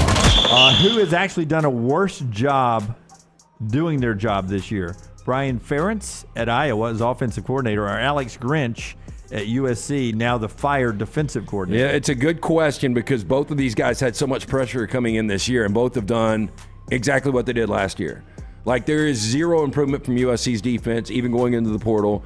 Honestly, I think Iowa's offense, I haven't looked at the numbers. I think they're worse, though, this year. I think they are, but here's what I would say. If I'm going to book by cover, broad brush paint this thing, and say Alex Grinch was doing worse with much better athletes than Brian Ferentz was. I'm with you. I think that's the case, Yeah. right? Because Brian Ferentz, I was expecting Iowa's offense to suck because it always sucks. That's right. It's Iowa's offense. I was expecting USC's defense to be just enough better to make Caleb Williams a playoff team. Well, yeah, I thought that they would be good enough to keep them in contention, and it's been the complete opposite. Yeah, I agree with you, Brent. Let's do third down. Third down. Hard to believe. Teddy Bridgewater is only 31 years old today. He's seen some things. He has. He's played with 31 teams. Probably. If he never gets hurt, though, who has the better career? Wait, without injury, who has the better career? Teddy Bridgewater or Robert Edwards?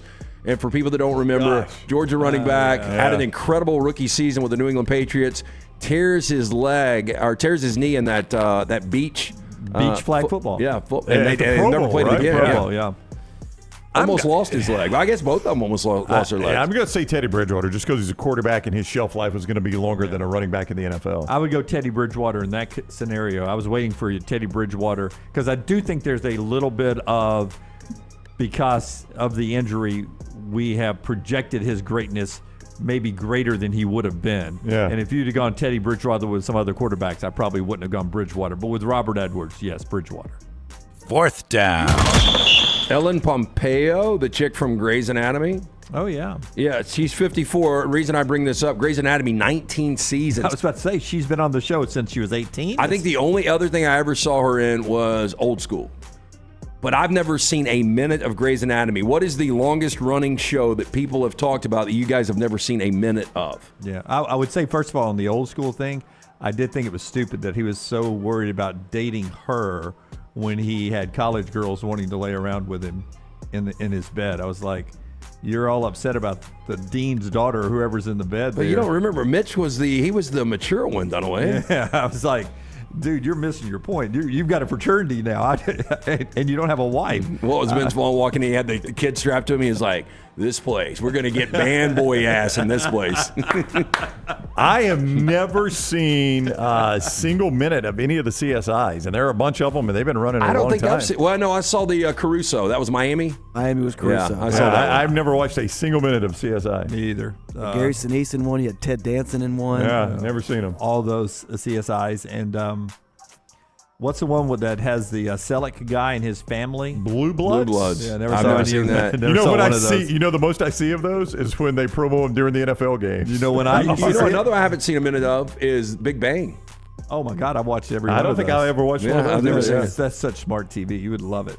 Smart TV. It was smart Very TV. smart. Barkley and I loved it. You know, only time I saw Blue Blood, when I was the news anchor with these glasses at CBS 42, I would sit there and I'd see the last 3 minutes of it when they were eating dinner talking about the episode. And I was like, wait for it to end just so I can say, tonight, a fire on the South Side. How miserable was that?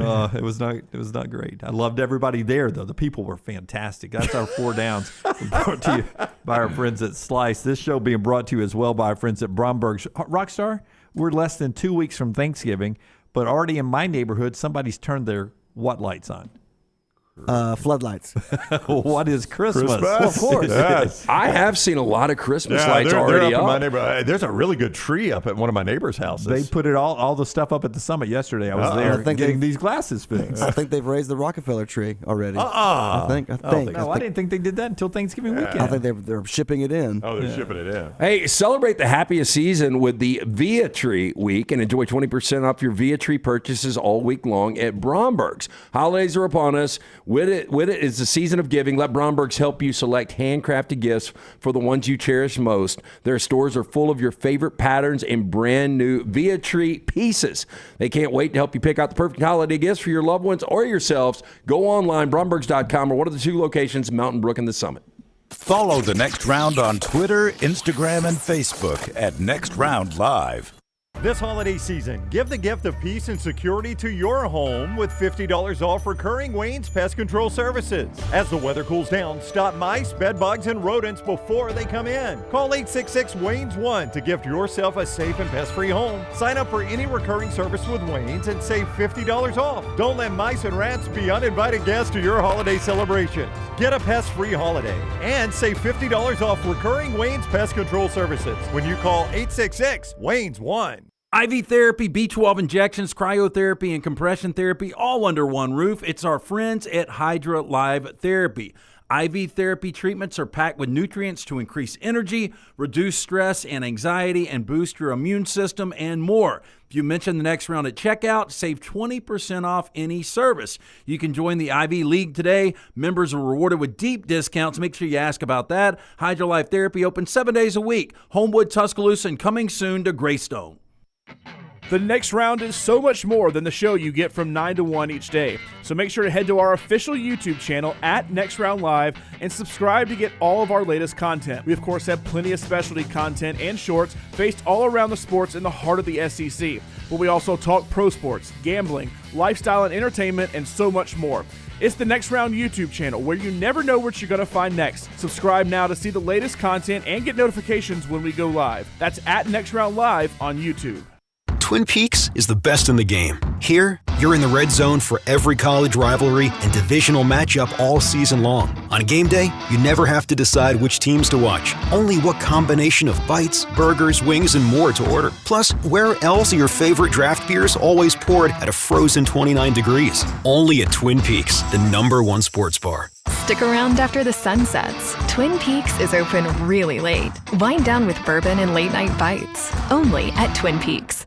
Remember the name Way to Wellness if you're battling weight loss in your life. I'm Jim Dunaway from The Next Round. There was a time I was over 216 pounds until Way to Wellness helped me lose 45 pounds, and now for over 2 years, they've helped me keep that weight off. Here's their website, aplanforme.com, aplanforme.com. That's a great name for a website because there's no cookie-cutter plan. Everything is designed specifically for you. No contract, no sign-up fees, and your first consultation is free at Way to Wellness. Support the show and grab some great t-shirts and hoodies right now in the Next Round store. Buy the Alabama State map shirts in your team's favorite colors, the popular Y'all Can Have the Rest, or Next Round flag shirts are also online now.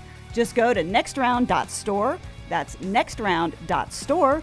The traditional Next Round logo shirts are there too. Buy them for yourself, or they make a great gift for someone else. And let us know what you'd like to see in the store coming up. Nextround.store. That's nextround.store. Jim Dunaway, Lance Taylor, Ryan Brown, and Rockstar. Live from the Birmingham Racecourse Casino Studios, The Next Round, presented by Bud Light, is on now. All right, another hour. Todd Ferman standing by out in the desert, and we love this segment every week because usually we're coming off Bud Light game night. We're in a great mood. Thanks to everyone who showed up last night at the Brew Pub in Homewood. A great crowd there, and we enjoyed giving away tickets to the Iron Bowl coming up. And we also love to talk to Ferman because he makes us smarter about football. Johnston RV Center brings us Ferman today. Yeah, he's on the JohnstonRVCenter.com hotline. Don't forget, they've been at the Forest River Expo where they've seen the great floor plans, and they've got those coming in. And the Call of Fall campaign kicks off right now to make room for them so you can save. Fifth Wheels discounted more than 50,000 travel trailers starting at $179 a month with approved credit. And don't forget, all of you active duty and retired military personnel, Veterans Day is tomorrow. We say thank you all the time. They do at Johnston RV Center as well. Great discount for anyone that is or has served in our military. JohnstonRVCenter.com. I-65 exit 304 in Coleman, 334 in Decatur. What is up, Ferman? How are you? I'm doing well this morning, gentlemen. Hopefully you boys are as well. We are fantastic. In the event, and I don't think this is going, well, who knows what's going to happen, but in the event the Big Ten comes out today and suspends Jim Harbaugh, and he is in fact not coaching in this game, would there be line movement in an already fairly tight line game?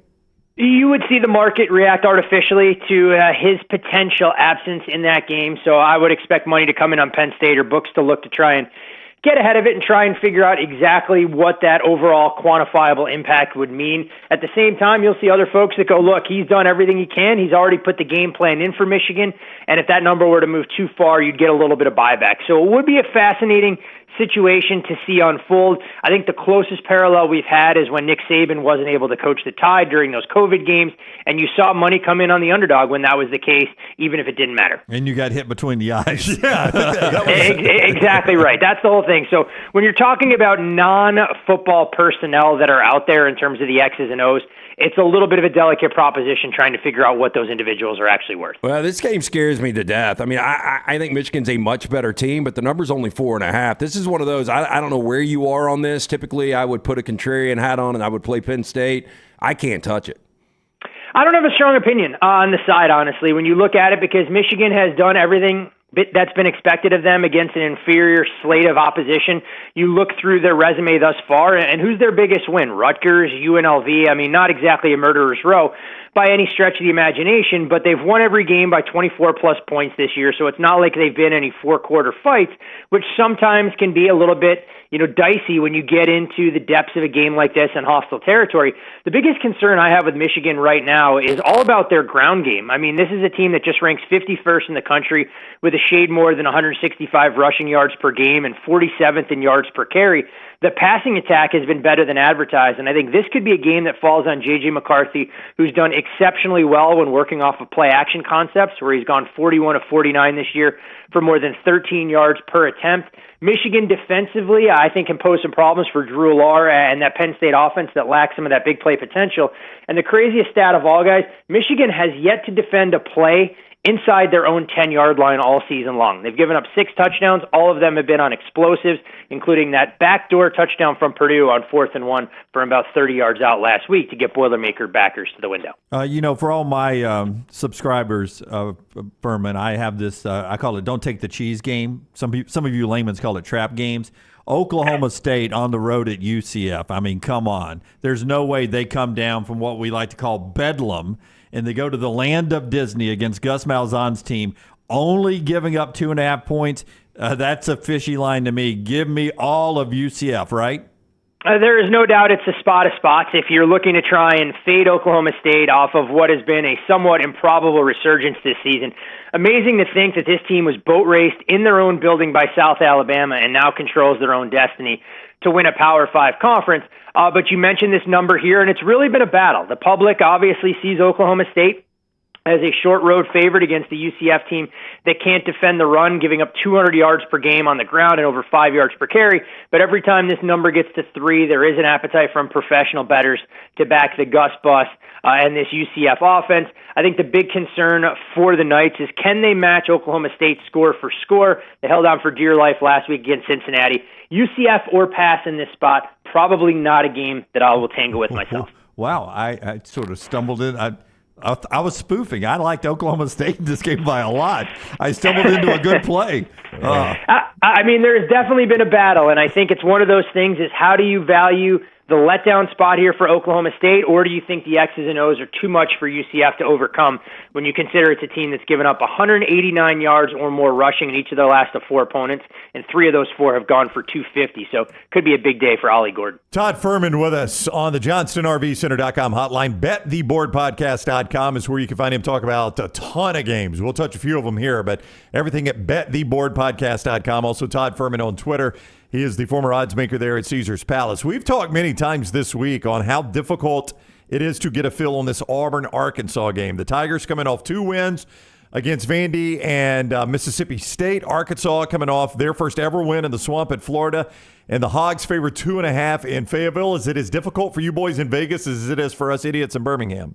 Yep, a lot of two-way action on this game as well, and it all boils down to the number. When it gets to 3, you see an appetite from bettors to back Auburn, taking it off that key number, but you've also seen respected opinions thinking that the Arkansas outright win last week against Florida wasn't just a mirage and that they can get things going down the stretch of the season with a change in offensive philosophy. And they showed a tremendous amount of balance. I mean, KJ Jefferson able to make plays with his legs.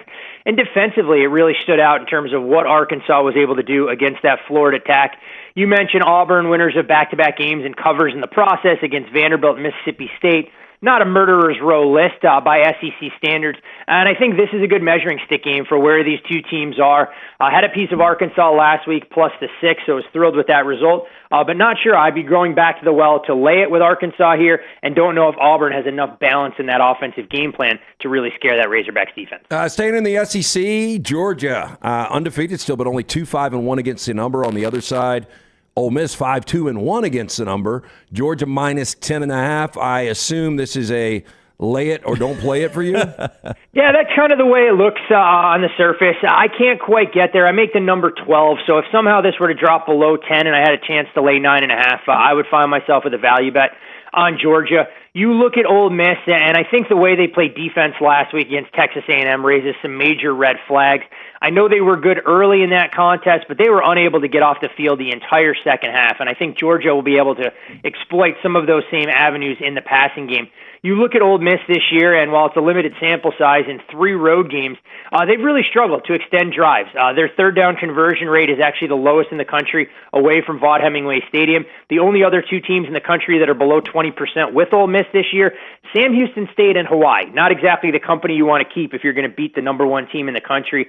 I think Georgia comes out with an aggressive game plan, night game at Sanford Stadium, and if Ole Miss is forced to play from behind, I don't think Jackson Dart and that passing attack can beat you in known throwing situations. So lean Georgia here, just don't have a whole lot of wiggle room with the current price. LSU's Jaden Daniels, it looks like he's going to play. He's probable to play in this game as Florida comes to town. Their defense has been struggling.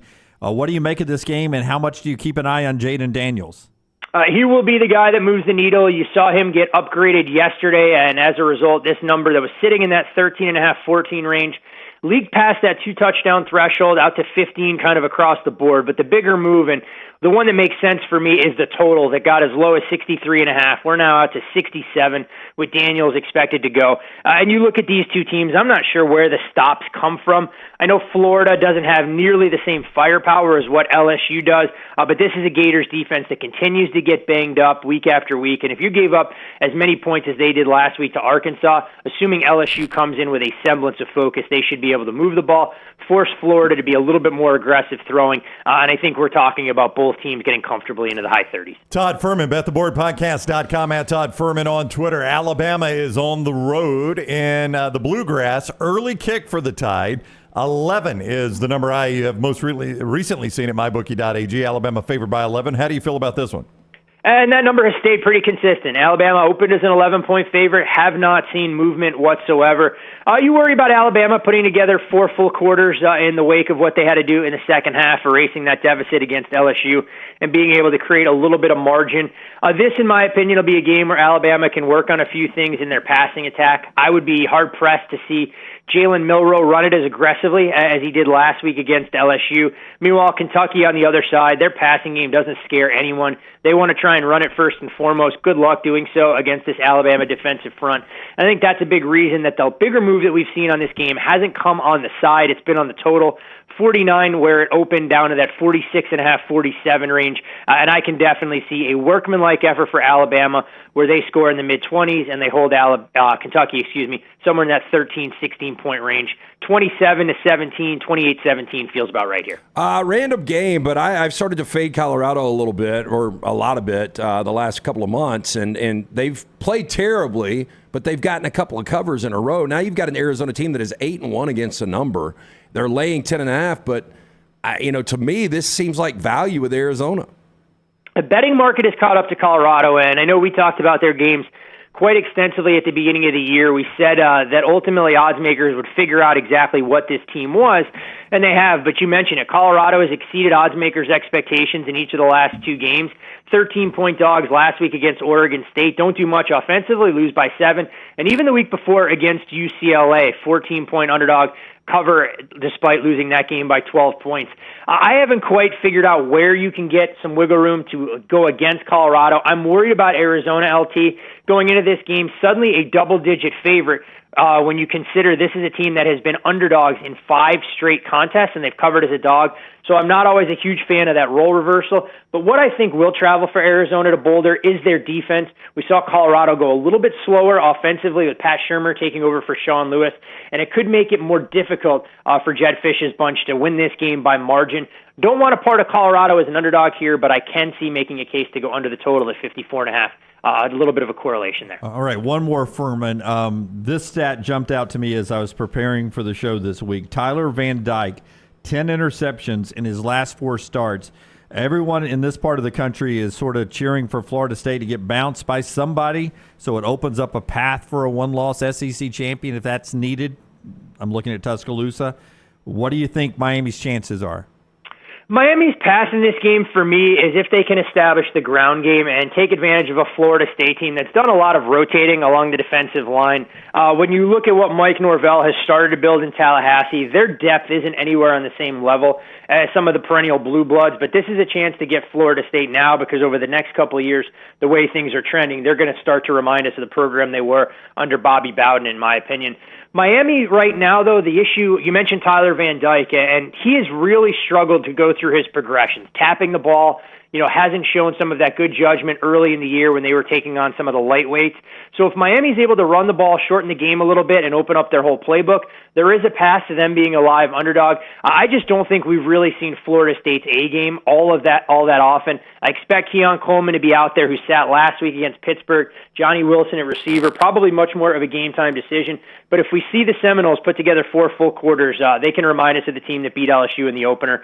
I think you will see professional money on Miami that may take this below the 14, but it will not be an underdog I get involved with. I think Doak will be a difficult place for them to play, and Florida State may have a chance to extend late.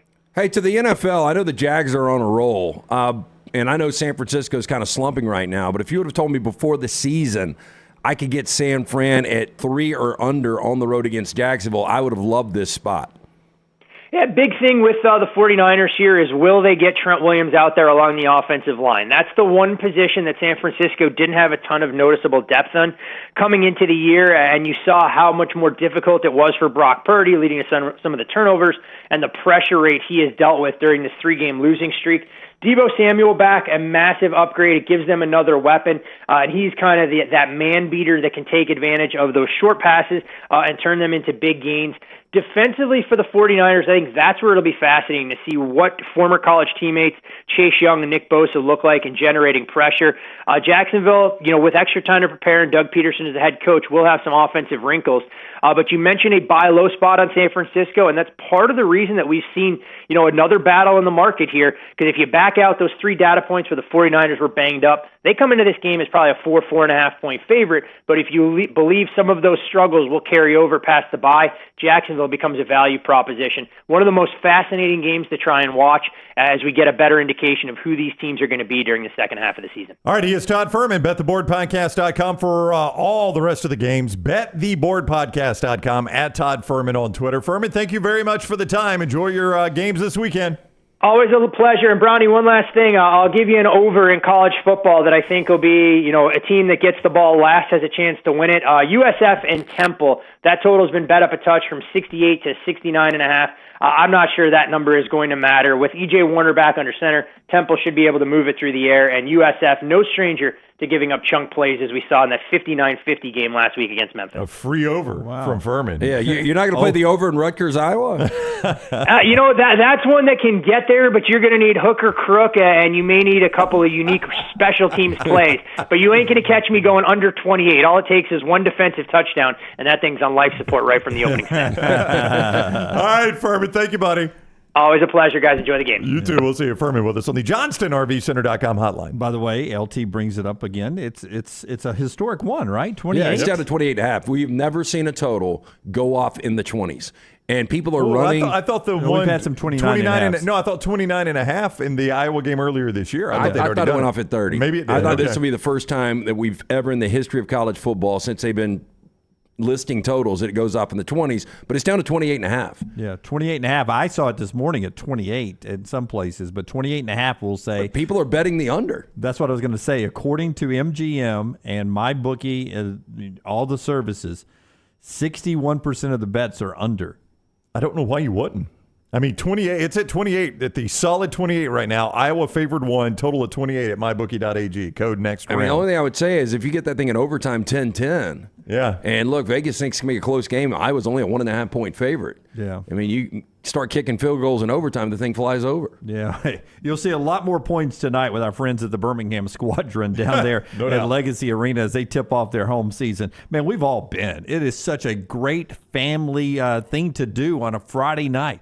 Go down there and enjoy some high-level basketball with our friends in the Birmingham Squadron. Get your tickets on the Squadron website right there. If you're not familiar yet with the Squadron, they've been here a couple of years. This is the G League. It is right below the NBA. They're owned by the New Orleans Pelicans of the NBA. Players go back and forth on NBA rosters. They're future stars in the NBA that are playing in this league. You get to see really high-level basketball. And tonight, you're also saying thank you to our troops. It's Hoops for Troops night with the Birmingham Squadron as they focus on honoring and giving back to active duty military and veterans. 7 o'clock tip against the Austin Spurs at the Legacy Arena tonight. Squadron 4-1 against them last year, so a good chance to win the game again tonight. 7 o'clock. The Squadron. Get your tickets with the Birmingham Squadron on their website or there with Legacy Arena. Is this an impressive stat or not? Okay. Because I don't really know. Welcome into impressive stat or not. Because you could play it either way, and I think you'll see what I mean in a moment. So Nick Saban has 28 losses in his time at Alabama, right? God, that many already? 21 of those are regular season losses. 7 have come in the postseason. So 21 regular season losses. I was curious what he was in the month of November, because I think that's generally the toughest month of Alabama football is November. Probably. How many games has he coached? 59. If I counted all these correctly, 59. I counted this morning. So what would you think? He's got 21 regular season losses. What do you think his November record is? 50. Well, you got to throw LSU and Auburn in there. But so every November is LSU and Auburn. I would go 54-5. Okay. I'm going to say it's something, do the math for me, and 12. It's 50-9. So I would say you're a little impressed. Lance is not as impressed. So you could play this one of two ways. You could call November his losingest month, which it is. Yeah. Or you could say that's really their toughest month, and he's 50-9. Well, that's where he plays, all due respect to Tennessee. But during his time in Tuscaloosa, his two toughest, biggest, important games LSU and Auburn. Yeah, and then the A&M loss, Johnny Manziel, A&M was in that window. Oh, that's right, because it was after LSU that That's year. right. Yeah. So, there have been more bigger. Used to, though, it was LSU, Mississippi State, Auburn, and a crappy out of conference. Right. That's primarily what he has played in November. That has changed a little bit. LSU, Kentucky, crappy out of conference, and Auburn. And Auburn, yeah. I was just curious what his November record was. 50-9 in the 59 games. That's still really good. It's really good when you consider that's probably the toughest month of football Alabama plays. B.T. Barry's on his way to Lexington. Suggestions for restaurants and sports bars. I was asked that by someone at Taekwondo the other night, and I told him, I said, I have not been to Lexington since 1997, so can I help you there? 89 and 90, a little bit of 91. I guess it was 90, 91 when I lived there. So the restaurant scene has changed a little bit. I would tell you from friends there, check out the bar Wildcats. Two separate words. Wildcats. Collegiate. Yeah, it's very collegiate, but I think they have TVs. What was the place you ate at, Rockstar, that you liked up there? Oh, God, there's a place behind the Lexington Performance Center. I just remember it's like a bar. We had it's only walking distance. We went to a karaoke bar. Okay. With a bunch of UK students. That was interesting. I do not know the name. I remember it was snowing the day we went. Jim Gregg has a good question. Is the end of Cats a Z or an S? That probably determines if that's a strip club or not. It is in purple neon or not. Have you Y'all ever got noticed cougars here? Purple neon is always a strip club. Yeah, always. No windows and purple neon. Yeah, exactly. I would tell you this as you go up there, and we have this discussion on Talk of Champions. You can get it Roll Tide Pods right now. Tyler Watt's breaking down Alabama football for the weekend. And at the end, I give him advice about eating some local food. There's two things that are popular up there. Hot browns, which I give a thumbs up. Yeah, my wife loves that. And burgoo. She rarely gets it. And burgoo. And burgoo. I gave that a thumbs down. So, what is burgoo? It's like a mixture of a bunch of crap together, isn't it? Burgoo sounds like like some kind of Cajun stew. Should I give it away? Roll Tide Pods if you want to go see Tyler's answer and reaction to this. But burgoo is whatever available meat you have in a stew-like thing. And at Keeneland, one time, it was burgoo. It was made with rabbit. Rabbit burgoo. I thought you were going to tell me one of the horses. So I ate well, they told me it was rabbit burgoo. Maybe that was the name of the horse. It was at Keeneland, and I had a bowl of that, and the locals, as I ordered it, because it was a chilly day, it was fall racing, and I was like, well, this isn't bad. And they're like, you didn't order that, did you? And I was like, yeah. And they're like, never order burgoo in this town. Why the hell do they put it on the menu? Yeah, really? For tourists, I guess. But the hot browns are fantastic. Thank you. Open face too. Much. Don't go there. All right. The show being brought to you by our friends at Wayne's. Hey, coming up next segment, my favorite segment of the year. Not the year, the week. It is Monday Headlines Today. We'll get to all of ours coming up in the next segment. Our friends right there at Wayne's want to remind you that the weather has cooled down. You can stop mice. You can stop the bed bugs and the rodents before they come in your house by calling Wayne's, 866-WAYNES-1.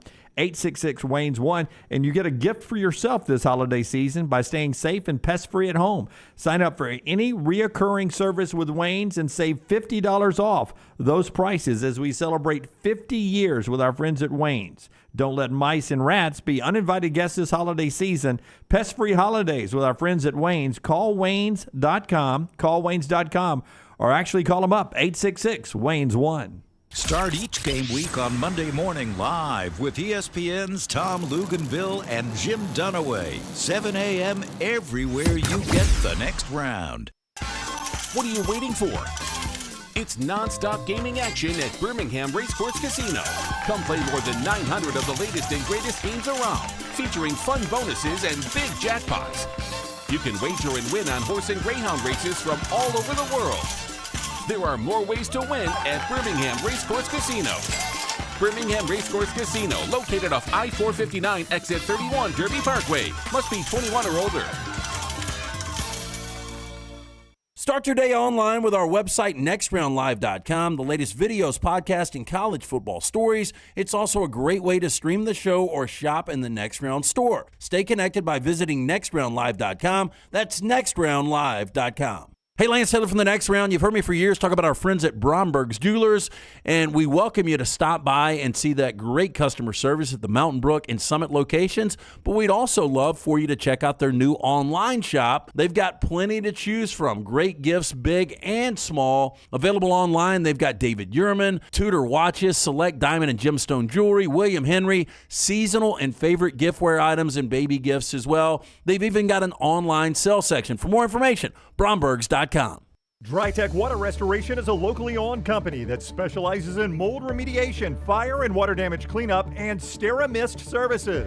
DryTech's goal is to provide clients with expert guidance when dealing with any home disaster. DryTech's highly trained specialists are available 24 hours a day, 365 days a year. They will work closely with you and your insurance company to make sure the process is stress-free as possible. Call DryTech today, 205-637-0143. The moment you discover damage to your home, DryTech's team will handle the rest. Do you need extra cash handy? Look no further than Legacy Credit Union for whatever loan your lifestyle requires. It only takes a few minutes to apply and request the amount you need to give you peace of mind.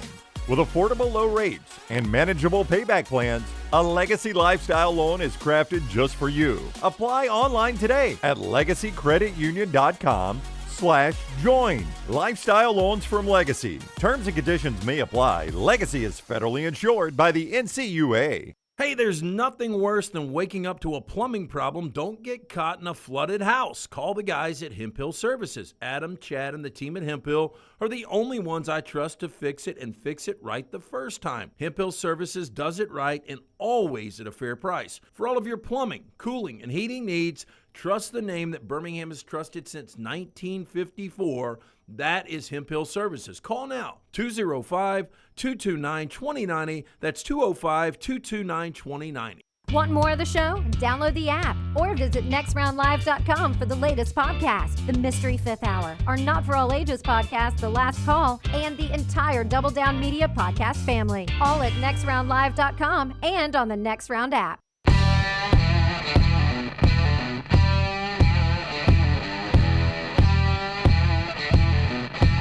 We always do a little whining during our headlines, which are coming up this segment. We'll explain what's happening over here after we tell you about one of our great sponsors on the show, and that's our friends at Odie's, where LT's out every Wednesday night with Trivia Night. Yeah, and look, and live music every Friday and Saturday at Odie's Tavern, Crestline Village. They've got that new location. It's the identical floor plan, just a little bit bigger right there in Homewood on the corner of Oxmoor and Broadway. Stop and see Will Hubbard and that great staff. Enjoy some incredible food from Rodney Davis, ice-cold beer buckets from Bud Light. It's a Birmingham institution. It's Odie's Tavern. Real quick, Odie's tonight. Rockstar's not dating. Will's dating Rockstar not tonight. It's Will, Rockstar, and Doug tonight. Oh, who's Doug? Who's Doug? Is the mean bassist, man. You gotta mean have bassist. Yeah, you gotta have that low. Like he hits people. Yeah. Oh, bad. Will is Doug and Rockstar. Will's Doug and Rockstar. Will Doug's Rockstar. Okay, what's happening over here? Okay, so we do a podcast with Fox's Brock Heward. We do it every week on Unlocked. Disrupt the Media. Like, subscribe, give us a thumbs up there. And we got into talking wine one day, and we were talking about his big brother Damon, who cost me a remote and a lot of money and a very embarrassing loss of control at Parents Weekend when he threw a pick six against Notre Dame, and I threw my remote against cinder blocks, and it busted all over, and people were kind of scrambling out. So, as a nice gesture, he was telling me that... Did he even know you existed when he did this? No. But I was telling the story, and anyway, we got into wine, and he's like, you know, Damon started to prepare for the end of his career because he really wanted to get into another, kind of a side hustle that turned into a love. And so him and Dan Marino, you know who Dan Marino is, right? Yeah, it's my favorite NFL player of all time. From Ace Ventura. I've tried to. Yep, he was in Ace Ventura. I've tried to tell you to respect Damon more. He is former Miami Dolphins quarterback Damon Heward. Yeah, please. He is. And Damon, the great guy that he is, sent me a couple of bottles of Passing Time. I had never heard of this wine. No, but I'm all in on it now if the Hewards are involved. Yeah. So and Dan Marino, let's here's not the lose thing. that. Cab is my favorite. I like Pinot Noirs. I'm a red wine guy, which I know you are. Me too, man. But my price point is like I was drinking Juggernaut last night, Decoy, Justin, Bonanza, those $20 to $30. Why are you naming all these fancy wines? No, the $20 to $30 red wines. Passing Time, I think, retails for about $100. It's right there in the Camus neighborhood. Oh my goodness, I love Camus too. So Passing Time. This is a 2021, and the best part about this, if Marino's involved, it will not leave a ring around your wine glass because he never has rings. Wow, that's actually pretty good. Wow, you just pissed Brown off. Just let me tell you what International Wine Report said. Buccaneers fans. You can only go from 0 to 100 points. 100 points. They say the 2021 Horse Heaven Hills Cabernet from Passing Time is the best wine I've ever had from the winery and maybe the best Cabernet I've ever tasted from Washington State. Kudos to winemaker, you're going to love this, Chris Peterson. Oh, is it the same guy? No. Who produces every wine, better wine, every vintage, decadent, lavish. It's powerful wine that maintains lightness on its feet. But they say this is, he said, best wine he's ever tasted in Washington. So do me a favor. I don't want any. Jim doesn't want any. I've already been shut down, but that's fine. But please sample it during the show. No, I'm going to drink the bottle during the show. The whole bottle? Yeah. Great. I've said this, I don't know, 2 weeks now, Brown? And he's like, you're going to drink that on the set? I thought we were doing it during your podcast. Yeah. I texted Taylor. Taylor also would like a glass. And I texted Taylor. I said, this is where I've worked with Lance for 14 years. You've worked with him 14 months. You'll get a glass, and I will not. No, the thing is, you're such a poon about not drinking beer with me on Fridays. And now that this bottle of red wine, if like 2 cases came in. That's my kryptonite, man. Red wine is unbelievable. Absolutely. The thing is, I don't have a wine glass. Well, that's fine. The Hewards will understand. We're in Alabama. Smells so good. Smell that. Let it breathe. Yeah, that smells good. All right, let's do our headlines right here. Brought to you today by our friends at the University of Montevallo. I'll tell you about Montevallo after Rockstar hits the big button. The College Football Spotlight. Like the game's already been played. Monday's headlines today. University of Montevallo, great D2 school here. 23 NCAA Division II fully funded in scholarship athletics. You can find out if your son or daughter want to continue their high school athletic career in college. Check out Montevallo, montevallo.edu. Great academics as well, new multi-million-dollar theater department, and so much more. Schedule an in-person tour, montevallo.edu, montevallo.edu. If you're new to the show right here, we, much like the last hour of today's show, we drink red wine and we talk about headlines. So as we pour a glass of red wine, we're going to predict outcomes of games by what would be in the newspaper on Sunday or Monday. Our Monday headlines today, Brownie is up first at the top of the shelf right there. Brownie, what do you have for us today? We're going to the Lexington Herald Leader, where unfortunately Kentucky's head coach has stumbled into what Alabama's really good at, winning in November rain. Because Stoops does look like that guy. Oh, that's Mark Stoops right there. That is Mark Stoops. Kentucky Stoops, the latest November victim for Saban at Alabama. Where do we go? Where do we go now? Where do we go? That's really good. The fact that you have to ask if it's really Stoops. I think remarkable. he has made our headlines twice this year. Yes, he has. That's really good. I like that. That is Mark Stoops and Axl Rose are twins. That's incredible. If I told you that was Mark Stoops on Halloween getting pissed at a referee, you'd be like, yeah, that makes sense. Yeah, I love the use of the lyrics too, Brown. Yes, thank you very much, Jim. Alternate headlines, some page 2. Alabama fans are confused by the outcome of a basketball game. University of Alabama says an announcer was on pain meds. Could happen. For those that don't know, we haven't announced it on the show because I'm going to suck at it. I am the play-by-play voice of the Crimson Tide Sports Network tonight. I know what I'm doing tonight. Drinking wine and listening to getting the old radio out by the fire pit. Pa, what time Alabama tip? On the Crimson Tide Sports Network. by Learfield. Look how full-bodied this thing is. It's a beautiful wine. I'm going to pour you a glass, Dunaway. No, you don't have to. No, I'm gonna. No, I don't. Now you're gonna play victim. I'm gonna pour you a glass. I'd love a small sip, just a taste. Just the sip. Just kiss me. Taste it on your lips. What I want to pretend I'm at a passing time tour of their vineyards. Yeah. And just like a little shot. Let's do it, man. I mean, give me a shot in the rest of the glass you were going to gift me to my friend Taylor, handles our social media. By the way, page 3, Lexington Herald leader on Sunday, Taylor Swift and NFL player boyfriend call for Congress to outlaw gas leaf blowers. I bet she could get it done. Uh-oh. I mean, they've bought a Vizsla. Am I going to have to be a... They didn't buy a Vizsla. It was in one of the papers. Did we get a spell check on this one? They just I put think in we're pretty good today. They just put in a fire pit at their house too. Yep. Yeah. Taylor Swift and her NFL player boyfriend. Is that who you're talking about? Yes. Who's next? Oh my gosh. Is it good? Oh, it's fantastic. Who's now? Dunaway's Digest. All right, let's get some headlines here. Whoa. Blow it up, Rockstar. Wow. Michigan responds to Big Ten. Such a bad Photoshop. What's bad? Is that really Harbaugh doing that? What's bad? Well, look how blurry his face is. He's his proctologist there, What's right? bad? What's bad? His collar's bleeding into his shirt. You can't make that out on the internet. This is the internet show. Michigan responds to Big Ten. Michigan sent its formal response to sign stealing with this sign, demonstrated in the picture. And they also beat Penn State 55-13. Lower above the fold, Connor Stallion's mugshot released. He's an alien. He took off disguise and volunteered to help with probes. Yes.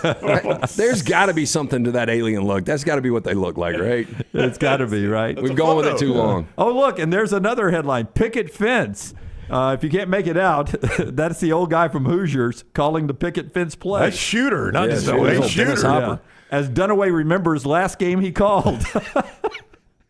You excited about tonight? Yeah, he is. We haven't announced over the show. We don't want to talk Has he said anything about it this week? Who, Jim? Yeah. Hey, line of the night Are last you going night. bald or are you going to take a hat? No, You can't wear a hat on Media Row. I can't. I'm going bald. Hey, Rockstar, last night at Bud Light Game Night, some guy walks up to Dunaway and says, "Hey, I'm excited to hear you're doing the Alabama game on radio tomorrow night." No, he's like, I haven't done a game in 25 years. The guy goes, "Well, you're rested." It's so good. Such a good line. And I do practice in the car a lot, riding down the road. But I only toss to station identification. So at the top of the hour, he'll do this. I'm going to be fantastic. Yeah. I'll do this. Brown's been with me for years. It's so weird. We'll just be riding down the road in the middle of nowhere, and I'll say, "Let's pause 10 seconds on the San Francisco Giants radio network." I think a layer of hell has got to be like you get sent. You've got an eternal. You got to hang out with as a ghost with somebody like you, and just single situations. Can you imagine the ghost just having to ride on road trips with Dunaway, singing, talking to himself? No, I do a lot of talking to myself, and it's always, and I do the call letters too, like 10-second station identification on the San Francisco Giants radio network, and then I'll go, Giants baseball on KMOX. San Francisco's Rock Giant. Back here at Pac-Bell Park. Okay, we got my headline, I think. This is going to come to you from the Portland Poon. Knicks goes animal style and rips through Trojans as Lincoln takes biggest face shot west of the Ford Theater. Wow. Wow. A lot to pack in there. It is. That's But a big headline. there's Bo Nix, and obviously the Trojan defense isn't good. And get a little animal style, little reference for what do you call it? In and out for the like California kids. style? I don't mind the animal style. I like them animal style. Yeah, you see that tree hugger though, right? I do. Yeah, hugging that old tree. I hope the Hewards are seeing this either live on replay. And, Well, I know Brock Brock is in the Puget Sound right now, crabbing. And Brock brings this back up to you on the podcast. Can we back up just 1 second? Brock is in the Puget Sound crabbing right now? Yeah, so like one of his really good buddies runs a crabbing boat. And so he's out there with Jason Benetti, Allison Williams. The entire crew is crabbing today. Oh, that's fantastic. Interesting. And so if you watch the game tomorrow, which a lot of us will be watching that game because it's 2:30 Fox, Utah, Washington, they're going to have some video from that. It'll be as we return here to Seattle yesterday, Brock. We were out in the Puget Sound. I do respect this. Instead of going to the market that everybody does and they throw the fish, Right. let's go out. Let's put on the, what do you call them? Waiters? Waiters, yes. Thank you, Rex. Yeah, thank you. Is that how you crab? Put on waiters? Well, you on the boat, because your water's all the way coming, is always coming over. But you pull things up, right? Yeah, he said this is like high quality. It's not what you see on like the Deadliest Catch. Okay. Yeah. He's like, my man's got These like, crabs have bank accounts. Yeah. But he said they're gonna pull These in. crabs only drink passing time. When they pull into harbor today, they're actually going to boil the crab right there, and he said it's the best crab you've ever had. I'd like to try that. I would too. Yeah, that sounds fantastic. And pair it with a little passing time, passingtime.com. Shout out to former Miami Dolphin, Damon Hewitt. That away. We used to pull them out of the down at the Gulf, and Maggie, before she passed, Maggie's mom would make those fresh crab. I always throw them in live. It was good stuff. I had a friend one time that went to Turks and Caicos and said that there's a place you can go there where they will go into the Caribbean. They'll get the conchs and hard in on that, and they'll bring them back and they'll smash it and prepare it for you right in front of you right there. And said it's incredible. We went off. We were full, what's it called, all-inclusive on our honeymoon in Jamaica, but we went off-site to one restaurant that was recommended, and they pulled the whole meal out of the ocean for us. You weren't naked in that one, right? No. We had our clothes on, and then afterwards, I thought, man, this is going to be high-end. It was $28 American. No, it wasn't. $28 U.S., which I guess was a lot for them. Damn. Yeah. So I gave him 3 tenths. No, I gave him a big tip. You know me. Who's left? Rockstar. Rocky. Mine's a fantastic one. right. From Titletown Talk, Kentucky evicted from Milroe's place. I was saving Milroe's place. And That is good. You got the great Dustin McClintock at the top left, and Mr. Dabo Sweeney at the top right. Why Dustin McClintock? Because he's the best full pack of all time. Wasn't he a bouncer for a while? I think he ran with his eyes closed. Well, he punched a guy in that one game, right? I just remember he always tripped. He had some bad feet. Yeah, he seems like a dude that could clear a bar out. Yeah. Why'd you save this for this point of the year, man? If you'd come up with Milroe's place earlier in the year, we could have T-shirts out by now. You see that TM right there? That little problem. That little trademark? Yeah, a little problem right there. Ironically, I cannot see it, Rockstar, without my glasses It's there. on. And that's a, we get it, but that's an older reference, right? Yeah, Milroe's place? Yeah. By the way, I got a T-shirt idea. I'll pitch you in the commercial break. Dr. Mancini was the best character. You agree? I always liked he was fantastic, but I liked the girl that ended up stripping. The redhead girl. Sydney. Yeah. I never watched Milroe's Place. It was pretty. I mean, it was a guilty pleasure because it was paired on Thursday Night Fox with 90210, and I like both of them. I liked her because she didn't whine too much. You know? No, I mean, no. She was just out to bang and make money. I'm just getting ready for my broadcast tonight. Speaking of wine, LT, you're drinking what today? I am drinking Passing Time, Dunaway. And this is from it's the Horse Heaven Hills, a 2021 Cabernet. And it is a collaboration between Dan Marino and Damon Hewitt. And I had no idea they have one of the finest Cabernets in all of the world. And it comes from the state of Washington. I like this cork. I am getting you a glass right now. I'm just going to pour you a sip. Just a sip and give the rest to Taylor. That you would give Okay. me. I'm going to go because we don't have any wine glasses here. That's on me. That's so fine. you're going to be like Paul Giamatti in Sideways in the final scene where he saves that bottle of 61 Chateau Cheval Blanc. And he's been saving it for a special occasion. And he sits at an old hamburger joint with a styrofoam cup and drinks it. Are you going to kill me after this? No, I'm just saying you're going to be drinking out of a sounds like out of a solo cup with this, with a fine it's wine. Fine. It's fine. I want to sample it so if I'm ever around Brock again, I can say, damn, your wine is good, man. Our friends at Alabama Power want to say, dang, man, their app's so good. They'll help you access your account, check your energy usage, set alerts, and allow you to just stay on top of everything when it comes to your power bill right now. Alabama Power, taking care of you, available for both Apple and Android devices. Simply search Alabama Power in your app store and download today, or go to alabamapower.com/mobile app, alabamapower.com/mobile app. Take the next round anywhere you go with official Next Round gear. Buy yours today at nextround.store.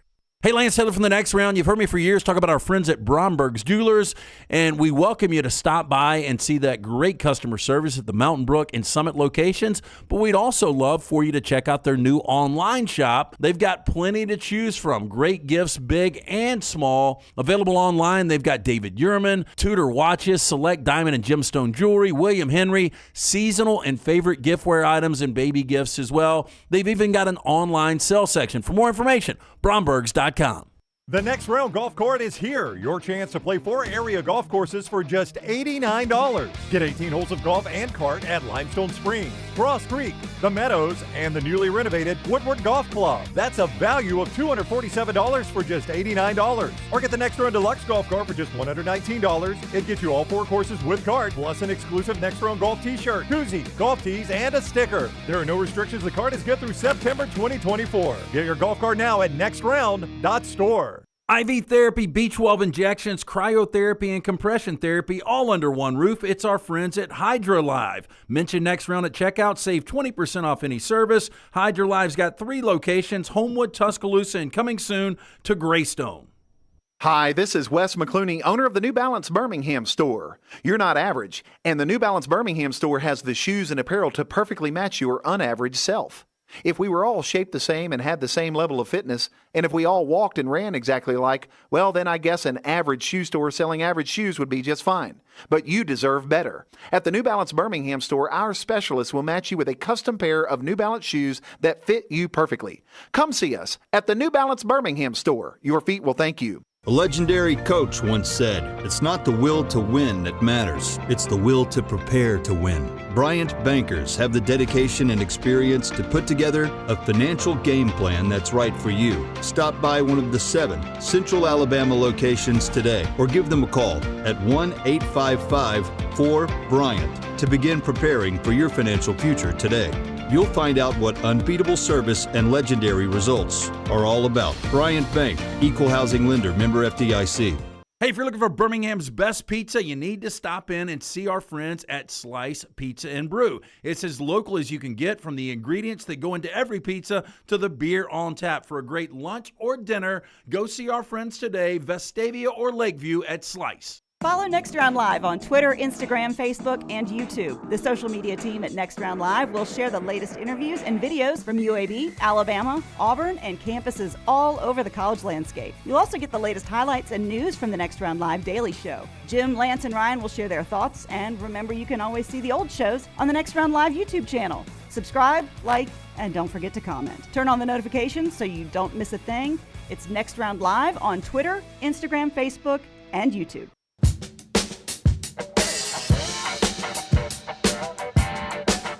I will tell you that is so good. I just had one sip so far.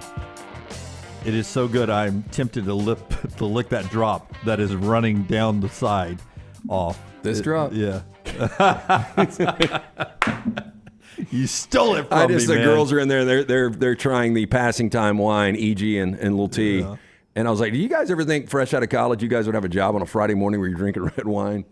They're like, That's no, a good question. Yeah. not really.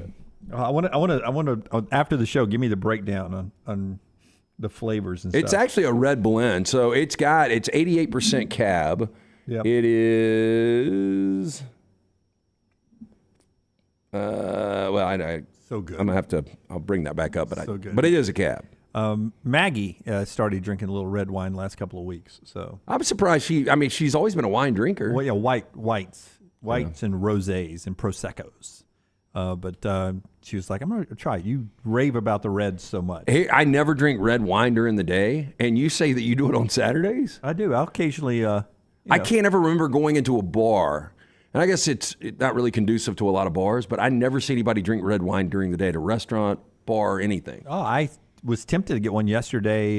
Shout out Sam at the sushi place Brown turned me into. Sam watches and listens to us, and I was tempted to get a glass of red wine. I know it doesn't pair with sushi, but I almost got a paired it with my sushi yesterday. Did you get sake instead? No, he mixed. He brought a drink to the table that you would have loved. Oh yeah, yeah. It was umbrella in it. It was big, tall, colorful. Half a pineapple hanging out of it. Yeah, half a pineapple in it. Show being brought to you by Greg from Pell City Storm Restoration Roofing. He'll be back with us later on to tell you about Rockstar's Playhouse too. But Greg is a fantastic guy. He wants to help you out as a family man himself, father of 10, and give you a free, no-cost roof inspection, absolutely free. If you haven't had your roof inspected in a while, Probably time to get it checked out at the end of summer. Those summer storms, just a small one, can bend or loosen a shingle and cause you a lot of problems. Look, that is Kevin's daughter right there on the right.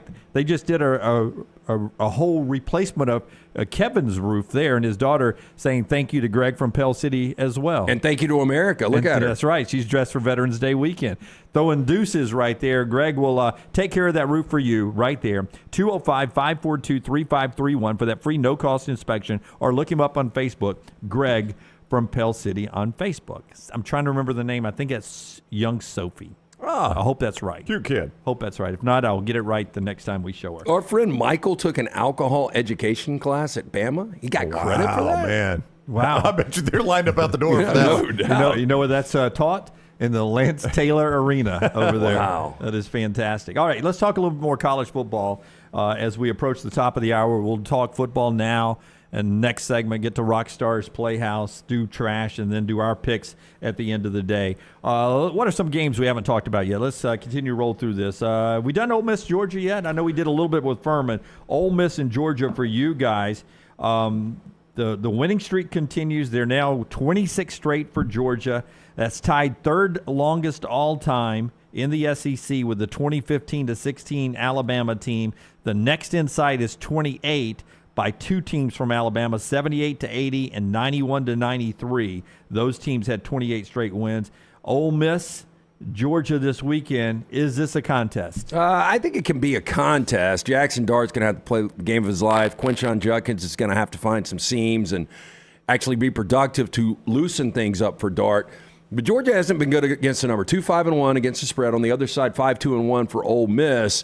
It's pretty crazy, though. Everybody looks at this Georgia offense, and it doesn't seem to be in sync, but they're averaging 7 yards per play, which right now is 8th best in the FBS.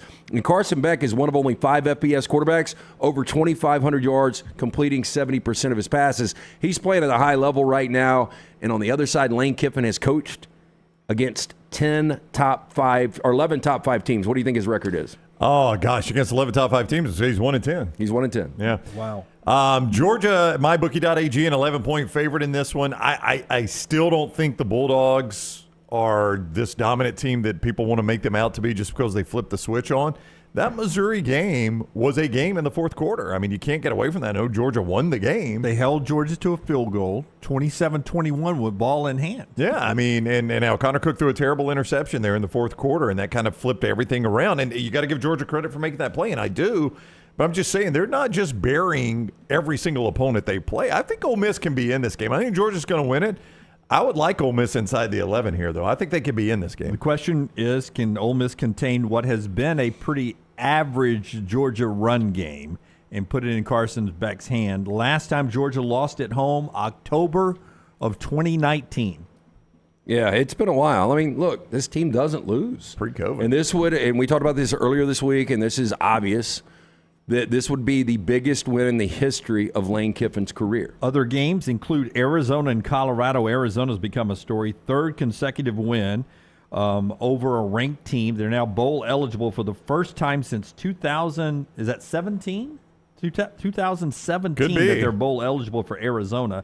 Forget the front office, the president's office mismanaging the money there. Jed Fish has done an unbelievable job at Arizona. At Colorado, any chance Deion gets a win that sort of stops this slide into where everyone expected him to end up? Well, you know, I did think it was interesting that Ferman brought this up, that Arizona has been a dog in 3 consecutive games that they've won, and now all of a sudden you go on the road and you're more than a double-digit favorite.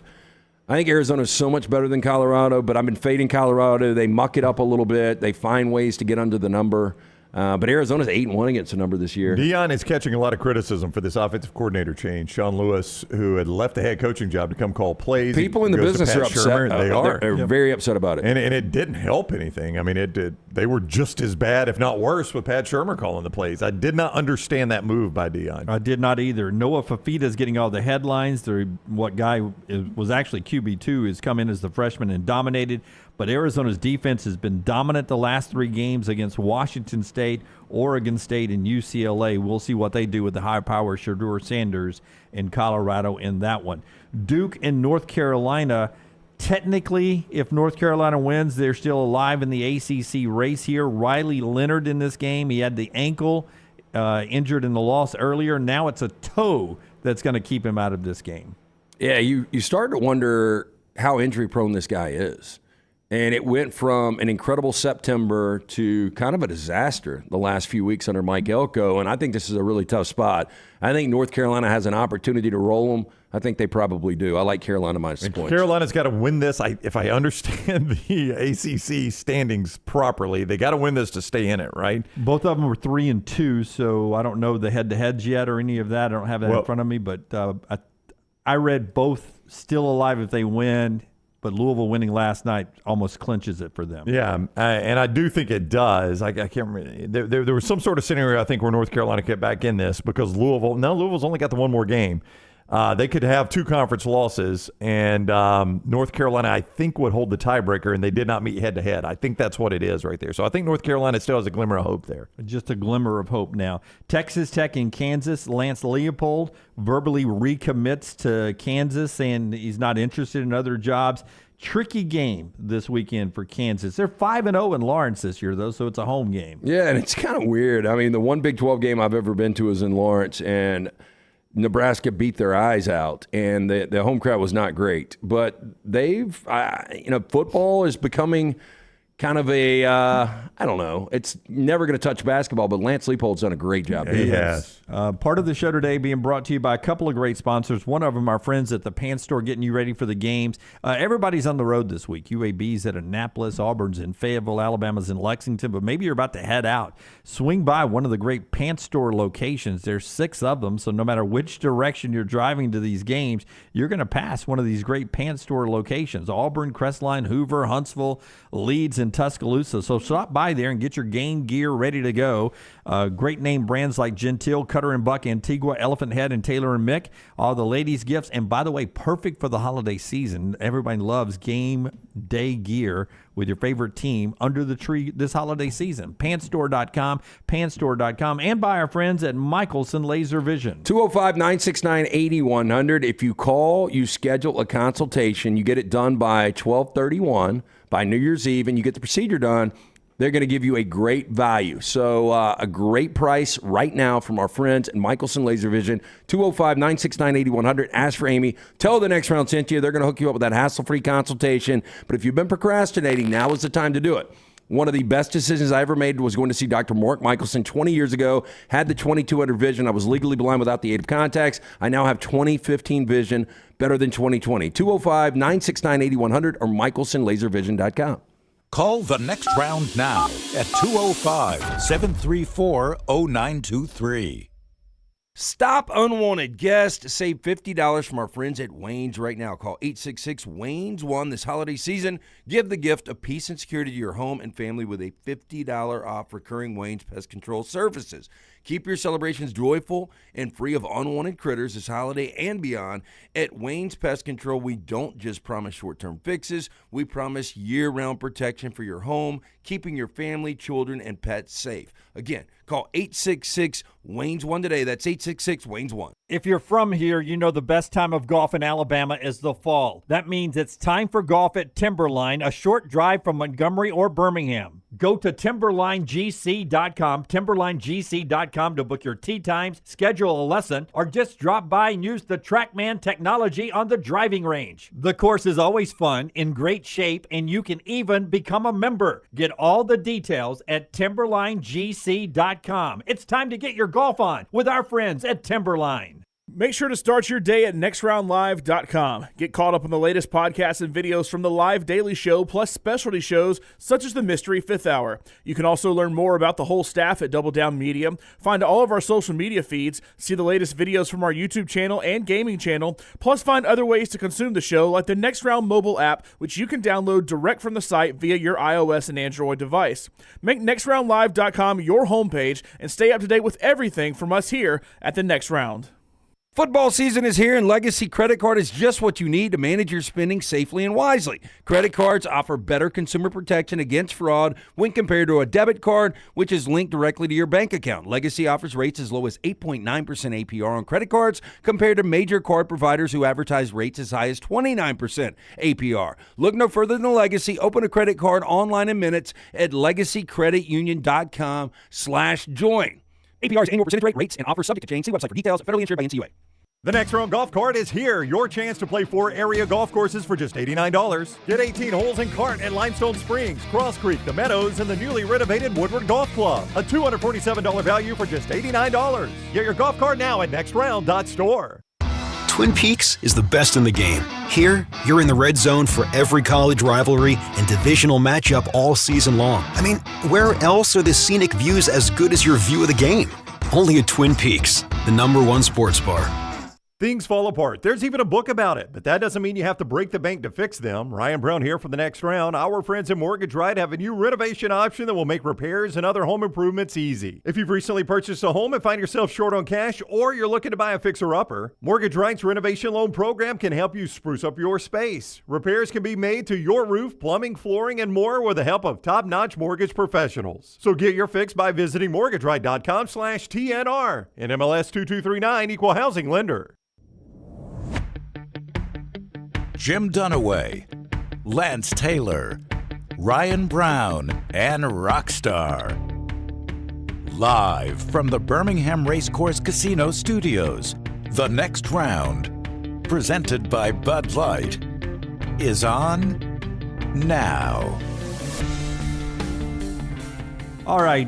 By the way, it is so hard. You guys can laugh in the back room. It's so hard to give a compliment up here these days. I'm trying to compliment somebody's wife, and it turns into everybody jumping on Jim in the back room. Well, what'd you say? I was just talking to Lunsford's wife, Laurel, and I was like, "Oh, you look fantastic today. I love that little sports coat." And then it turns in, I wear it up here every time, and you've never said anything. And I was like, it's probably the wine talking then. How much have you had? I had a sip. Phone call standing by. Rockstar's Playhouse, all in this segment of the show, being brought to you by a couple of great sponsors here. And we just got to tell you about the Urology Centers of Alabama this time of year because it's the early detection. You would agree, LT, is so important, right? It is one of the most important is as far as like when you look at the fatality statistics, if you catch it early, your chances are so much better. And we pass this along as a sort of a PSA to you every week. UCA has 35 urologists on hand, 16 locations across Alabama, treating all your urological needs from prostate health all the way to kidney stones. They'll take care of you. Visit urologycentersalabama.com, urologycentersalabama.com to schedule your appointment today. And our show also being brought to you today by our great friends at Champy's Chicken right there on 119 in Alabaster. You can't beat Sterling and the crew. They bring you this hour every week, and Sterling, who has been a part of Rockstar's Playhouse so many times, writing songs for us throughout the year, just supports the show from the bottom of his heart, and we appreciate him so much. And he cooks the best damn chicken anywhere on the planet right there, Highway 119 in Alabaster. Brined overnight, cooked to order, big breast, dark meat, Mississippi Delta tamales, hand-cut chicken fingers, perfect for your tailgate and watching football. It's champyschicken.com. All right, to the Playhouse we go in a moment. Was there something we were going to – phone calls. Jeff from Maniston is next with us. Hey, Jeff, how you doing, buddy? Welcome in. Hey, man, thanks a lot. Hey, before I ask you a couple of sports questions, if you could freeze your age and health as you are today for 120 years, but you're only awake 6 hours a day, would you do it? No, I don't think so. Well, I mean, if I had like a group of like 15 other people I knew – they could do it as well. Yeah, I mean, who would also be committed to us hanging out for 6 hours. I mean, the fear is outliving everybody you know. Well, you can know new people. Well, that's true. No, I'd pass. I don't know. I mean, a round of golf is 4 hours. Yeah, if 6 you hours. hustle. I mean, it's an hour to the course, hour Always home. comes down to golf. Well, I mean, I'm just saying, one round of golf, my it. day's done. I mean, Yeah, but I don't have time to go home and grill a steak. But I could become friends with someone who likes to drive. So And you that can person play would, I baseball. would sleep while that guy drove me to the course. Yeah, that's not much time to be awake. No, I'd pass on that. Yeah. And did y'all know that Cole Hauser is Wayne Hauser's son? Who's the dad? Yeah, I know who Cole Hauser is. I don't know who Wayne Hauser is. If you like bad movies, you'd know him. He's from the 80s, kind of a B actor. He was I got to Google him. I'm sure I know him, but I didn't know him off the fly. You'll recognize him. He was in Nightmare at Noon and Mutant, and anyway. Oh, Nightmare at Noon, yes. Well, right now, Tyler is giving us a photo of him. Wayne Hauser looks like that. Oh, yeah. I know Wayne Wayne Hauser. Hauser, yeah. Yeah, he's been around forever. Yeah. He was an old cold kid back in the day.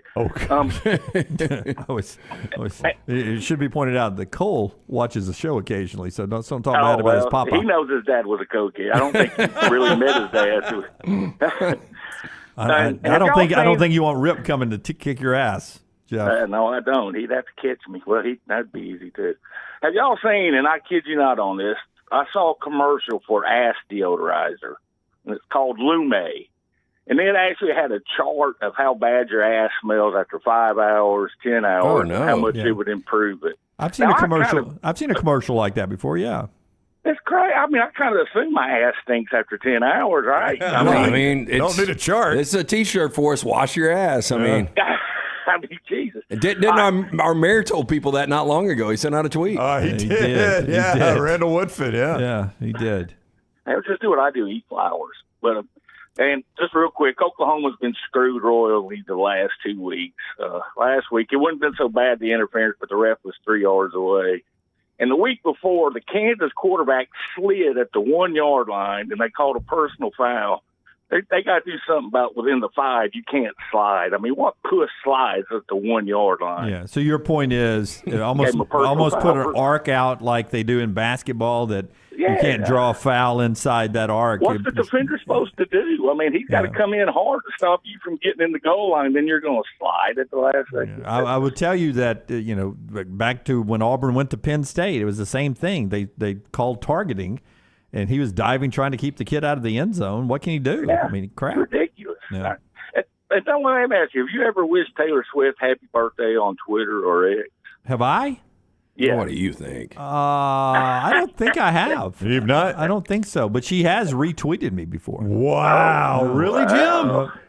That's incredible. I was coming back from a Disney cruise with my daughter, and we were going to play a game on how many Taylor Swift songs we could find on the drive back between Sirius XM, and we were keeping a running tab live on Twitter at the time, and she retweeted it. Well, how about that? It's a big day for my You mean daughter. her social media director retweeted? No, it was Taylor. I could tell. Tearing me up there. Yeah. Better player in their prime, Kevin McHale or Scottie Pippen? Kevin McHale. Yeah, I think Kevin McHale. Yeah. Thank you. Y'all surprised me on that. I thought I was going to have to argue with you. All right, if I gave you Michigan and Georgia versus the field, which would you bet your house on? Michigan, Georgia. No, he's getting Michigan or Georgia. Michigan / Georgia. Oh, you I get get both Michigan of them? and Georgia. Yeah. You get both of them? Yeah, I would feel great about that. I would take Michigan, Georgia.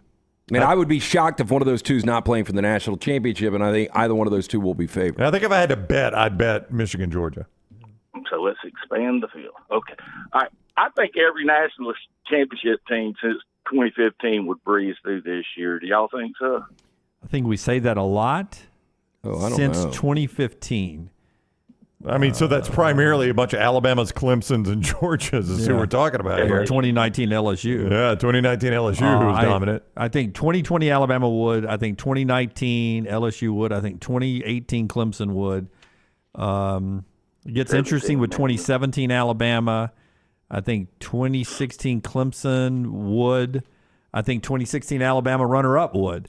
Not sure about 2015 Alabama. I mean, Jeff, you got to give me this. We don't know how good Georgia or Michigan is yet. No, we really don't. You know, I heard Rocky doing sniglets from the great, not necessarily the news the other day for the show. And I had a couple of them, if y'all don't mind. Okay. I'd like. All right. The G host, that's when one of y'all's out and you got your shirt put over the chair, empty chair. Of course, with that, you get the G nipple and the G boob. But, all right, see if y'all can guess who I'm directing these at, where I'm getting them from. The Bruckle is polite laughter. It's got to be me. Everybody gets on to me for it, but you guys don't want the awkwardness of me not doing it either. So, I mean, I don't know what I'm supposed to do there. Hey, I think these are good things, man. You got, all right, dignified. I think we know where that comes from. That's just good old ass whooping. Donaswade is when an expert guest says something that you take it as a gospel truth. It's got to be true. No, I get Donaswade a lot. And a Michigan fan called me out about it last night because on Tuesday I was ready to throw the book at Michigan, and then I read a great story by Dan Wetzel, and then I was back on Michigan's side. So I easily Donaswade. And D. Lunson is when you big time an underling from their seat. Yeah. And finally, actively not looking for a lost dog is simply called playing golf. Sorry, Brown. Golf. Which non-quarterback is most important to their team in the NFL? Which non-quarterback? I think it's Travis Kelce. Over McCaffrey? I mean, it's close, but I mean, you go back week 1, Detroit beat them without Kelce. I mean, have you ever tweeted happy birthday to Taylor Swift? How about Or college? Sean McVay? College. Oh, it's Marvin Harrison. Yeah, I think Over you can. Bowers? I mean, they're still. Yeah, I mean, both are. Georgia hasn't really missed a beat without Bowers. If you took Marvin Harrison Jr. out of that Ohio State offense, what would they look like? You take Bowers out of that Georgia offense, they probably got a loss. You take Michael Penix out of Washington, and you have No, Washington no, State. He said non-quarterback. Oh, okay. And I never heard y'all have any idea who's second both in QBR and, more importantly, passer rating in the NFL? I think it is C.J. Stroud. It is Brock Purdy. Wow, boy, he has not been. He has not been the last 3 weeks. Yeah, and he's a 3.5-point dog on the road this weekend. So Just a couple more quickies. Would y'all say Bama's has the best 3 wins of the season? It's going deep, but Ole Miss, LSU, and Tennessee. You're saying 3 together. 3 top 19 wins. Yeah, I don't think anybody else is. I mean, you're probably Texas, right. Texas has Alabama, and that is big. And then they back it up with 2 other top 25 wins that aren't as good as Alabama's other 2. And, others don't have 3 top wins except the top 25 wins. Yeah, it's a good point. Last one. All right, USC is not ranked, right? They're not, no. Okay, to me, well, let me ask Dunaway and Brown instead. Does it seem like LT is giving Lincoln Riley as much grief as he did Sark in his second year for not having a contender? He's starting to, yeah. Lance has been very hard on Lincoln Riley the last 2 weeks. You haven't been listening. Yeah. I heard you the last couple of days. You turned it up a little bit. Yeah, my stock down was USC. He's been harder on Lincoln Riley. saying. He's been harder on Lincoln Riley than I thought he would be. I'll tell you that. The last couple of days, he's really, I think he's wondering how I'll the best quarterback. be honest, Jeff. When you've got the best player in college football and you've got 3 losses in the regular season for the first time in your career, there is a major problem going on right now, and it might be a cultural problem. So I can't wait to see how he transitions out of this year. A lot of people believe he's going to the NFL. I don't, but next year's a big year for him. Have I been listening to the show? I forgot who he was talking to, man. Hey, thanks a lot, guys. Love you, mean it. Happy football. Jeff. Thank you so Love you, much. mean it. It is time now for our fun on Friday as we get ready on this beautiful 3-shot to talk about. Well, it's important that we have a 3-shot here. Okay. So stay on the 3-shot. You don't think Scott is? You want another little drill? No. I got to drive to Tuscaloosa. Our friends at Storm Restoration Roofing brings us Rockstar Playhouse all the time. 205-542-3531. 205-542-3531. And he'll give you that free no-cost roof inspection. You can also look him up on Facebook. He's Greg from Pell City, A+ rated with the Better Business Bureau, locally owned for over 20 years. The best in the business, and he loves Rockstar's Playhouse. Rockstar Playhouse, it's a Rockstar Playhouse, it's a Rockstar Playhouse, come out and play. Rockstar Playhouse, it's a Rockstar Playhouse, it's a Rockstar Playhouse, come out and play. Let's have some fun. Oh, that sounds swell. Right. Rockstar getting all he could get out of that. Hey guys, how you doing? Good. How are you? He stole the Brown Bandits' money. I've been in the studio. I found a suitcase, and I was going to wonder what's inside the suitcase. I go back. So odd. I go back to Halloween, and I was like, God, we need more Pee-wee. Well, here we are. Here you go. I'm here for 4 months. I got an internship. Hey, that worked for our last intern. He got hired full time, Pee-wee. Okay. All right. Something's in the. Okay, first I want to know, am I on the next round? Bama Bourbon, Talk of Champions, Village Vice, Unlocked, Monday Morning Live, DJ Football, Spit and Luke's Ball, Original Roundtable, My Team Socks, Mystery Fifth Hour, Backroom, Respect This Process, or The Burnout. Which song am I on? It's the next round. Okay, all right. Disrupt the media, correct? The next round. Okay, I'm gonna show. Okay, all right. It's like Pee Wee Herman met Jeff Dunham. I take over segments.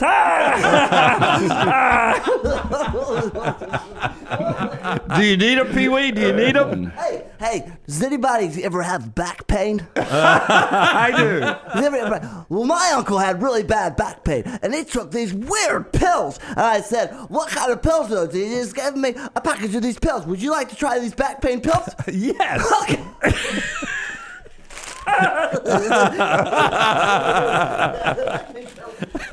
Oh, wow. It helps your back. Do you like the long teas? Yeah, I do like the long They're hard to teas. swallow. You may have to put them up your anus. Oh, he just went blue. Hey, Dallo Sweeney goes to Clemson, correct? Yeah, he coaches Clemson. Who's their rival? South Carolina. When they play, do you guys remember Elf on the Shelf? Elf on the Shelf? Elf on the Shelf. Yeah, It's that time of year. Yeah. What about Howard's Rock on a Cock? Why would you not have gone the other way? The cock on the rock. Yeah. I'm sorry. Hey, do you hear about Jim Harbaugh stealing signs? I've heard about that, yeah. I got a sign for Jim Harbaugh. Okay. I'm going to grab Stop! Stop, you bastard! All right. I don't know what these are. Oh, no. Oh, wow. That looks like very large. My gosh. This got mixed up. I think this was in the Brown Bandits. Hey, now. Smells like a locker room. Oh, no. Those very large panties is where that is. I'm going to do an impression, okay? Okay. All right, you guys see if you can get the impression. Okay. All right.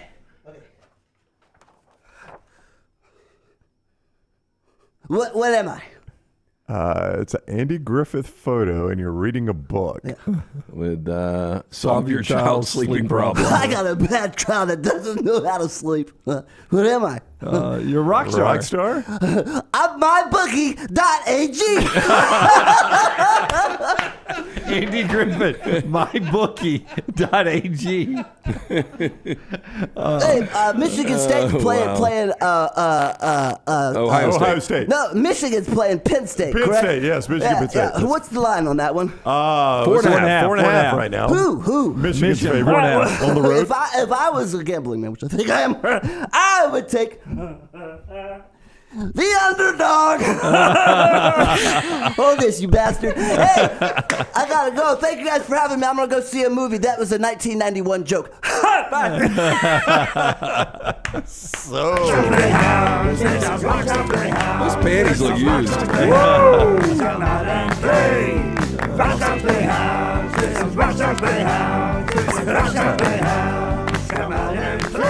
Oh, very good. Very good. That was that was bizarre. Very good. I think I like Little Pee Wee better than I do Gary the Gator these days. I like that. It was really Hey, who good. says our phones aren't listening? I just got a text. In your back pain now, Lance. Try imposter brace relief and better alignment, 50% off. All I got to do is click here. You want me to send it to you? Send it Dunaway. Please He'll do. do that. Ironically, I just got something for large women's Victoria's Secret. Now, Victoria's Secret panties for large women. You want me to send that to you? No, I'm going to pass, but I appreciate it. Pantalones? I mean, Pee Wee left the panties in here. So Yeah, they're in here. if you want dibs on them, you got them. Brooke says those panties came from Aliceville, Brownie. Well, that's talking about Aliceville. Fell out of your back pocket one Somebody day. said the hot brown sounded like the lunch special there, though. The old hot brown. I'll take two. I'll take two, please. All right, that is Rockstar's Playhouse, brought to you always by Storm Restoration Roofing, 205-542-3531 for that free no-cost roof inspection, or look him up on Facebook. He's simply Greg from Pell City. Trash still to come, and we'll make our picks coming up at the end. Is there one game that we have not talked about that is interesting to you guys? Looking through this, Oklahoma State UCF, anybody worried about trap game for Oklahoma State? Yeah, I think it could be a trap game. I mean, you've got a quality quarterback playing for Gus Malzahn right now, and places are the venue, Bounce House. I mean, they get a pretty good crowd there, right? You need Oklahoma State to be flat, obviously, coming off the Oklahoma win, the Bedlam win, all the emotion and everything that went into that. Yeah, That's your where problem you would is need that. Central Florida can't stop the run, and Ollie Gordon is going to run it right at you. Brent Venables knew that, and he still went $132 on him. Yep. I like me some Shane Beamer. I'm a little scared for some reason about Vandy, South Carolina, this Vandy team. Well, because they're coming off the emotional win over Jacksonville State in the Cock Bowl. I mean, is that what you're worried about? Could be, Brownie. Could be. A little letdown game after the emotional win over Jacksonville State? I think an interesting game is Texas A&M hosting Mississippi State, because I keep hearing more and more, and I'm really blown away by this. But it was obviously the circumstances around the Zach Arnett hire were not something you see typically. That's right. And now that you've got this buyout, now I'm hearing it's down to $4.5 million. That's funny. I thought you were going the other way on this, on a coach losing his job. If A&M loses this game as 16.5-point favorites, no doubt. it could immediately happen. I've been saying all season it's $4.5 million is what makes it such an easy fire with Mississippi State, is that the buyout is not a huge commitment for Mississippi State to do this. The question is, I want to ask you, is where do you go? Yeah. So Chip Brown asked me that yesterday. Our friend Chip, who covers the Texas Longhorns, I really don't know. Yeah. I mean, do you look at it's an SEC job. John Summerall at Troy? I mean, that'd be a great hire. He's got SEC experience, but I don't know that John Summerall takes that job. I asked the question, do you take that job? Yeah, I mean, I don't know. I can't 100% say you do. It's a tough job, but you know that you're getting $5 million, and if you get in there and win 8 games back-to-back years, you can probably get a bigger job. Then I go, all right, who are the best coordinators around? Who's the best coordinators around? And, they went that route once with Joe Moorhead. Did not work. Didn't work. Yeah. Didn't work. The route that really worked was picking a non-traditional coach like Mike Leach, and obviously those guys do not grow on trees. But they got it right with the coordinator and Dan Mullen one time. Oh, that's true. Yeah, he was the hot coordinator. Yeah. West Virginia, Oklahoma, 49th defense now is where Oklahoma ranks. We talk about USC being the same old defense. Oklahoma's turned into, 49th. Boy, it looked so good early on. It did. That's why it's not the same old, because it started better against the worst opponents. But since they've gotten to Big 12 play done away, you know what it's done? It's gone all downhill. And Neil Brown's turned this thing around. I mean, you take away the walk-off against Houston, or Houston walking it off against them. This could be an 8-9 win season. They're 6-3 right now. They should be 7-2. If they won this one, it would be a great turnaround for him right there. And then we don't pay. I don't think we watch Tulane football enough. Tulane has been unimpressive the last 3 wins against North Texas, Rice, and East Carolina. They're just sort of barely winning those games. And we talk like they're such the head above shoulders best group of 5 team. They're really not. Yeah. They're really not. I don't think Tulane's as good as we think they are. They're going to. James Madison's easy win tomorrow over Tulsa. But I think it comes down UTSA, final game of the season in New Orleans. Yeah. And the way the Roadrunners are playing, I think they probably win that game. James Madison, you would take beating them, yes? I don't know. You don't? I mean, I think there's if Air Force doesn't turn the football over and the quarterback can stay healthy, I think Air Force is right there. I think Tulane's got to be in that mix. I think Troy, the way they're playing right now. All right. So there you go. A little bit more football there. We'll get to trash when we come back. The show being brought to you by our friends at Hemp Hill Services. The great folks there, LT. Yeah, Hemp Hill Services, 229-2090. Hard to stop a train. Since 1954, the name Birmingham's Trust for all of your plumbing, cooling, and heating needs. Call the guys there, Adam, Chad, Andrew. Tell them the next round sent you. They're going to hook you up with that $69 fall tune-up. Again, 205-229-2090 or hemphillservices.com. And also by our friends at Maestro Dobel Diamante, made with 100% pure agave. Unbelievable tequila here. Ask for it by name. It's aged in a wood barrel from the Balkan region of Eastern Europe. It gives you a crisp, clear, robust tequila. I promise you, you try this tequila, you'll say, Jim's right. Best tequila I've ever tried. Maestro Dobel Diamante. Everything Alabama, all the time. Subscribe and set alerts at Roll Tide Pods on YouTube and wherever you get your podcasts. Remember the name Way to Wellness if you're battling weight loss in your life. I'm Jim Dunaway from The Next Round. There was a time I was over 216 pounds until Way to Wellness helped me lose 45 pounds, and now for over 2 years, they've helped me keep that weight off. Here's their website, aplanforme.com, aplanforme.com. That's a great name for a website because there's no cookie-cutter plan. Everything is designed specifically for you. No contract, no sign-up fees, and your first consultation is free at Way to Wellness. Give the gift of Daniel Moore art this holiday season with the 2024 Crimson and White Fine Art Calendar. This year's calendar features collectors' most beloved Daniel Moore Alabama football moments, from the classic goal line stand to the Saban-era 2nd and 26. Special offer for listeners only. Buy 2 calendars and get 1 free with code HOLIDAY at danielmooreart.com or by calling 1-800-735-2787.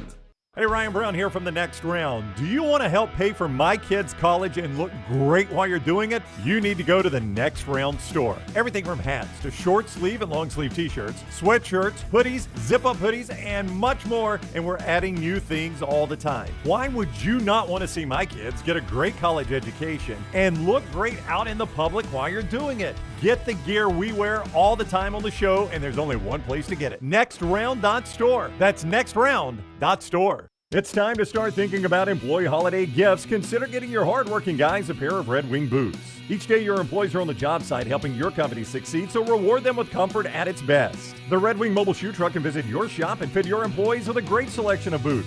Or Red Wing gift cards can be purchased at your local Red Wing store, available in all amounts. Whichever program you choose, your employees will appreciate the quality, service, and selection from Red Wing shoes, and they'll also be thankful they have such a great boss. Reward your employees this holiday season with Red Wing shoes. The Next Round golf card is back and is presented by Urology Centers of Alabama. For $89, play Limestone Springs, Cross Creek, The Meadows, and the renovated Woodward Golf Club. $247 in value for just $89. Or get bonus gifts with the Deluxe Golf Card for $119. No restrictions, good through September of 2024, but supplies are limited. Buy right now at nextround.store. Thanksgiving is here, and let the New York Butcher Shop be the place to get all of your holiday meal items. Their premium turkeys are fresh, free-range, and hormone-free. The New York Butcher Shop also has a wide selection of chef-prepared side items to help save you time in the kitchen. Pick up a bottle of wine, and your meal will be complete. Turkeys are selling fast, so place your order today. 2 locations to serve you, in Cahaba Heights and on Highway 119 in Greystone. The New York Butcher Shop. Rare quality, well-done service.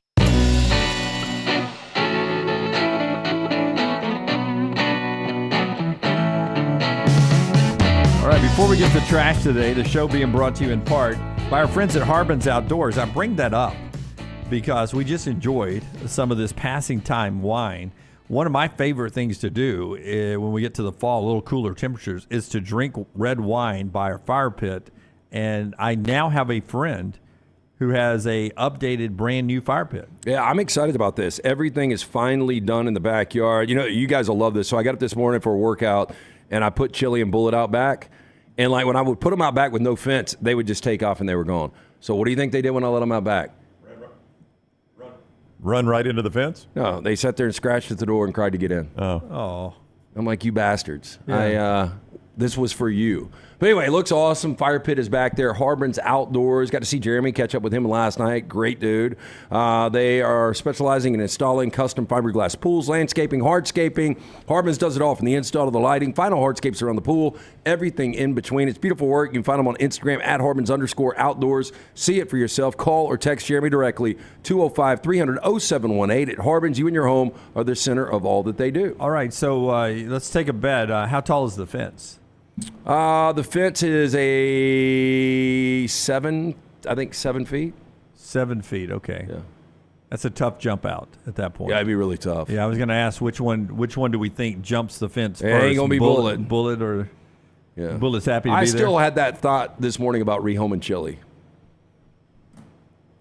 Of course, guy at the dog park Sunday, he was like, so you're looking to rehome this one? It was Bullet. And I was like, not that one. You probably could talk me into that one. Yeah. And he was like, no.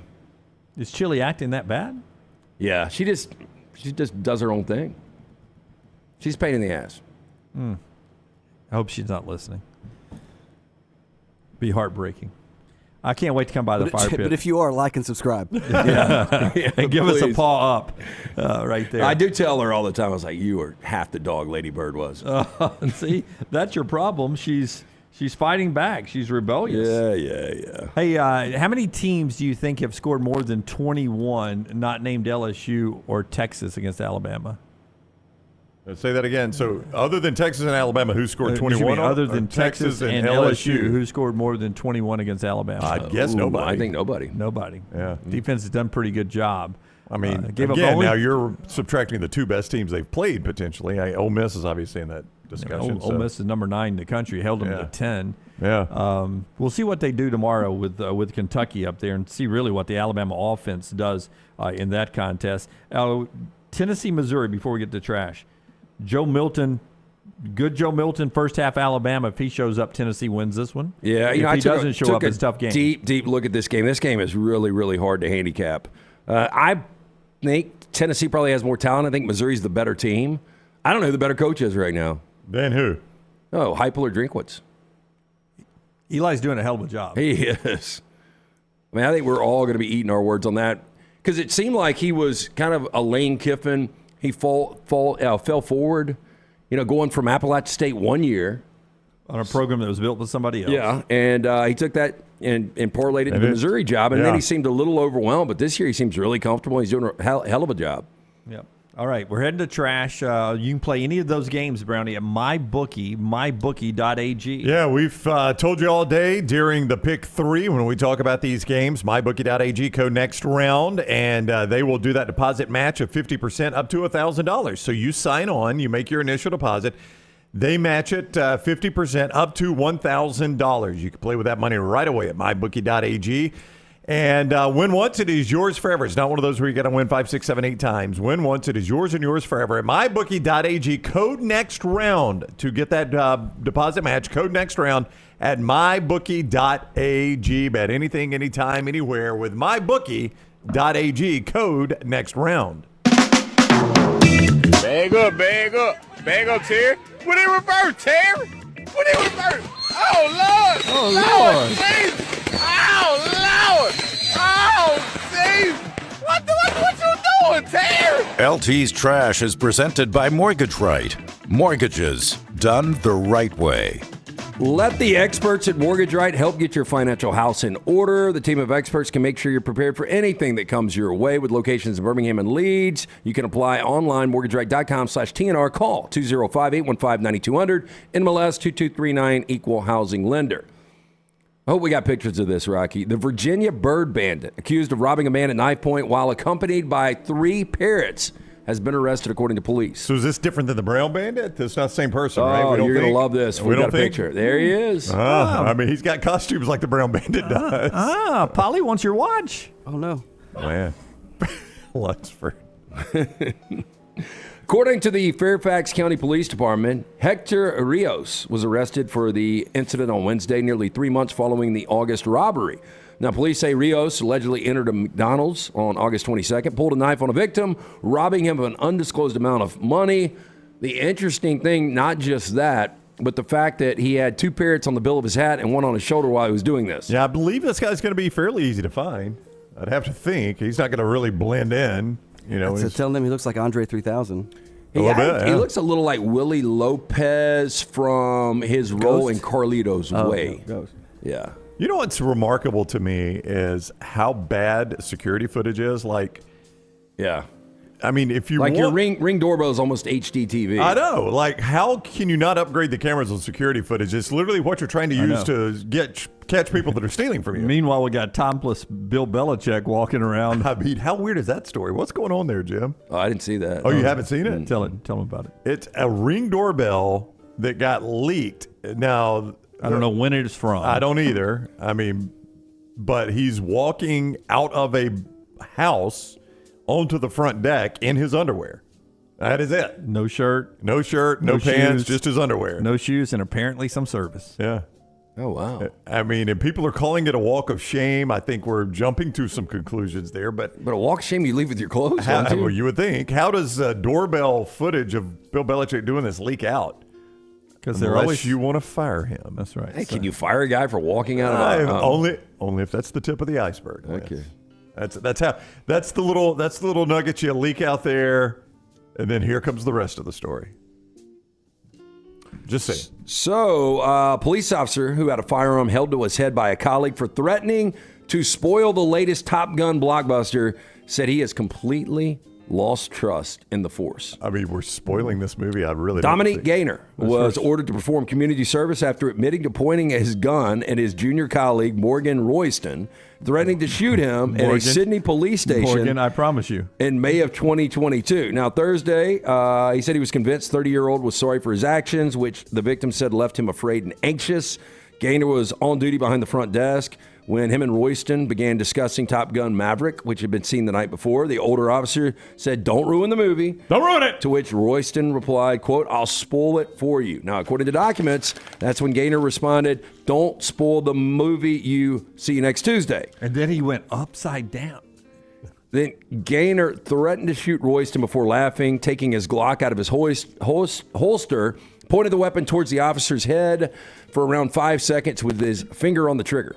Have y'all all seen this? Top Gun Maverick? Yeah. You want to give it away? I have not. No, but if I literally, if I said Rockstar hasn't seen it, y'all spoil it for Rockstar. Do you think you could even spoil the movie? Like, I mean, it's I can just tell you this. It's a totally predictable movie. Tom Cruise doesn't die. I mean, but I mean that would spoil it, right? Well, it would spoil it. But Rockstar, do you go into this thinking Tom Cruise is going to die? Oh no! Does he run at all? I kind of thought he was going to. Tom Cruise saves the day. Yeah, he always does. Jim. He always does. I know. Yeah, he always does. Hey, Tom Cruise finds a good-looking woman that wants to sleep with him. But if I said this, if I was like, okay, Tom Cruise is going to pair up with Goose's son is on the outs with Tom Cruise based on what happened to his father. They end up teaming up. They show that in the mission. They show that in the trailer, by the way. Okay, they go on a mission. Everything's fine, and guess what? Both survive. Yeah, you kind of give it away. I'm not really interested, but no, that's fine. Yeah, I'll go. Anyway, I don't think it's worth pulling a gun. Me either. I mean, calling him "see you next Tuesday" was probably enough. Yeah, I believe that was a little over the top. But you don't spoil movies, right? You do not. Goose, take me to bed or lose me forever. Great line. Favorite line from the first one. Right? Favorite line.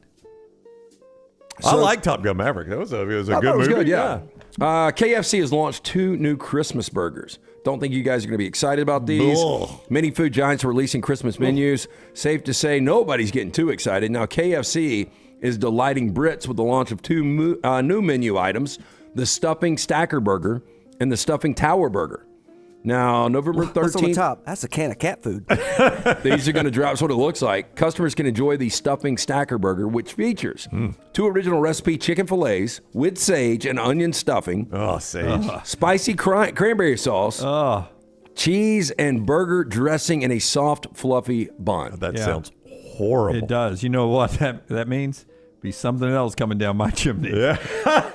It's Thanksgiving, but okay. Do the description of the dressing again, or the stuffing. What was that? So the stuffing is pretty simple. It was just sage and onion. God, it's pretty simple but awful. Sage and onion and dressing. That's just a lot to attack. I was telling we were talking about this in here, and I don't know where you guys are on this. I know Forster doesn't like it. But running home after Bud Light game night, I stopped by Chick-fil-A, and I picked up a couple of the pimento cheese. I mean, they're so good. It's very good. You put the Polynesian sauce on the honey pepper pimento cheese. Hey, they've got Lunsford says thumbs down. Tyler says yes, and Forster says no. They've got I know Rocky hasn't tried it. I haven't tried it. They've got a sweet sriracha. Have you tried that on there? I have, but Polynesian sauce, old school, I've just always loved it. That sweet sriracha is good that they've got too there, though. Yeah. Okay, so we got the top 10 worst covers of all time. Like music? Yeah, most of these are awful. Covers. Number 10, covers. Michael Bolton's When a Man Loves a Woman from 1991. When a man... No, you sing these. I did not like that one. When a man. Shh, I don't want to wake you up. Yeah, I wasn't crazy about that. So there was a cover. I just wasn't crazy about Michael Bolton. It's a show that I think is incredible that a lot of people haven't seen. I think Lunsford has seen it. BBC's Luther, Idris Elba. Right. But there's one episode where there's a serial killer on the loose, and at the end of the episode, they play a cover of Sweet Dreams from the Eurythmics. And number 9 on this list is Marilyn Manson's Sweet Dreams. And I wonder if it's the same cover. It is. It's a good cover. It's Trent Reznor produced it. That's what put Marilyn Manson on the map. It's actually a really good cover. I don't know why it's on the list. I know Marilyn Manson's I'm not a fan, but that is a good song. Okay, you're going to have to help me out with this one. Duran Duran at number 8. 911 is a joke. I've never even heard of this song. Is that not Public Enemy? Yeah. It's Public Enemy. I've never heard the version of it. I'm sure it's bad. Well, if you're getting Duran Duran to do Public Enemy, yeah. Yeah, it's not on my covers playlist. Lenny Kravitz, good video, but not as good as the Guess Who's American Woman. Oh, are you kidding me? I hate it. I didn't hate it at all. Yeah, I thought it was okay. I didn't like it. In fact, I'll say it. It's better than the original. There you go, Jim. It is better than the original. No way it's on this list. The video was good, though.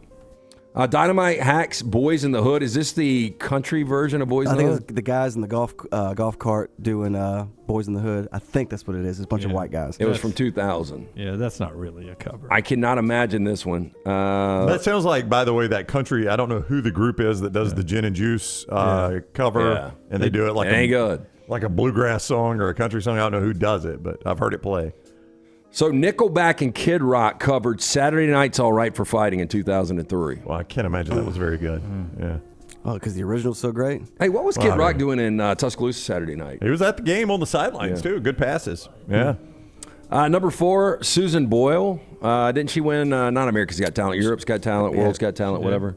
Britain's Got Talent. She did Wild Horses. It's pretty much like, wild horses. Are they going to drag you away? Not drag me away. Man, look at her face. I know this is voted one of the top songs of all time, but American Pie in 2000, Madonna. She did a cover on of this. that? I had no idea. Not on my list either. Love how you're checking it. So far, just one. Oh, I bet you've got this one on your list. It's one of your favorites. Jessica Simpson did These Boots Are Made from Walking in 2005. Oh, no, I remember this. I remember this one She did it for live. the Dukes of Hazzard Like movie. it. Yeah, I think good video again.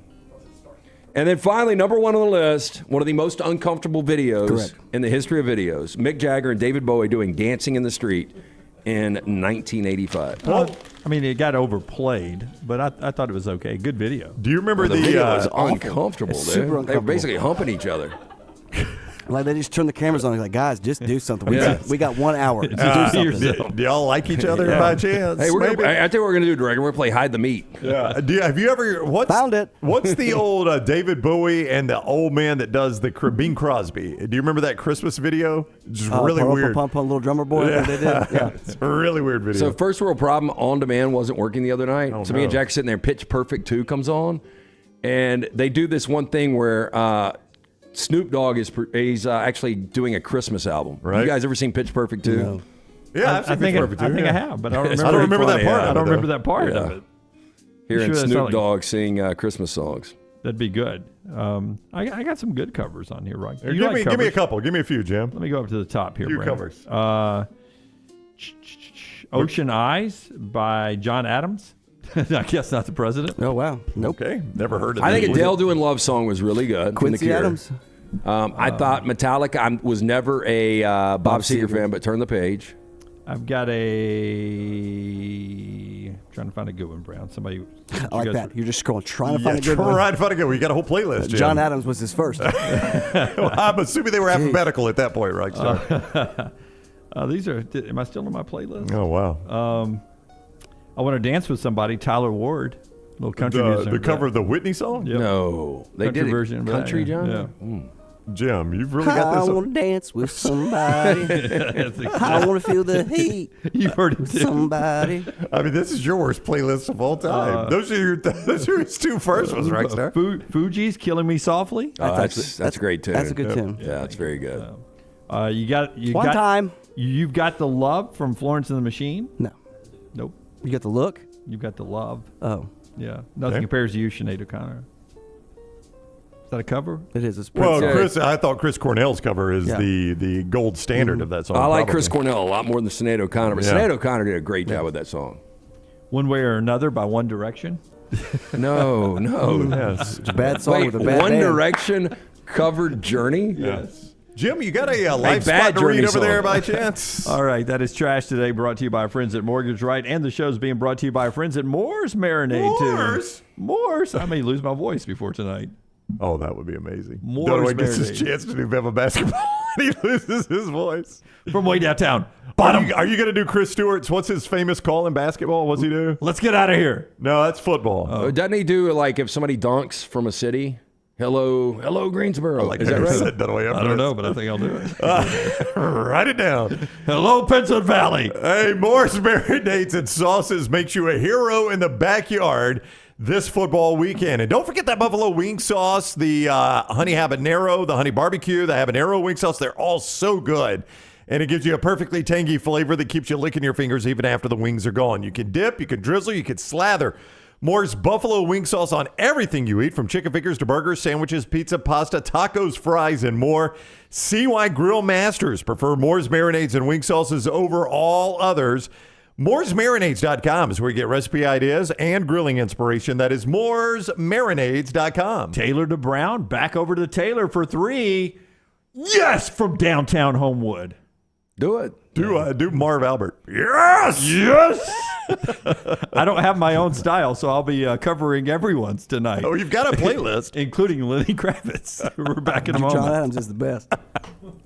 Everything Next Round is on demand now in the podcast section at nextroundlive.com.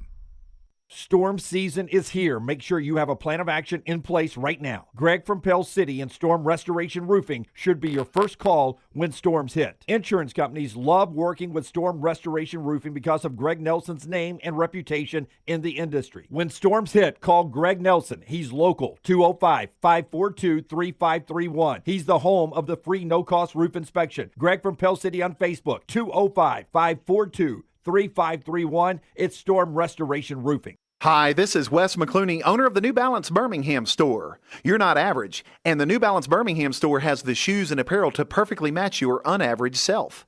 If we were all shaped the same and had the same level of fitness, and if we all walked and ran exactly alike, well, then I guess an average shoe store selling average shoes would be just fine. But you deserve better. At the New Balance Birmingham store, our specialists will match you with a custom pair of New Balance shoes that fit you perfectly. Come see us at the New Balance Birmingham store. Your feet will thank you. A legendary coach once said, "It's not the will to win that matters, it's the will to prepare to win." Bryant bankers have the dedication and experience to put together a financial game plan that's right for you. Stop by one of the 7 Central Alabama locations today or give them a call at 1-855-4-BRYANT to begin preparing for your financial future today. You'll find out what unbeatable service and legendary results are all about. Bryant Bank, Equal Housing Lender, member FDIC.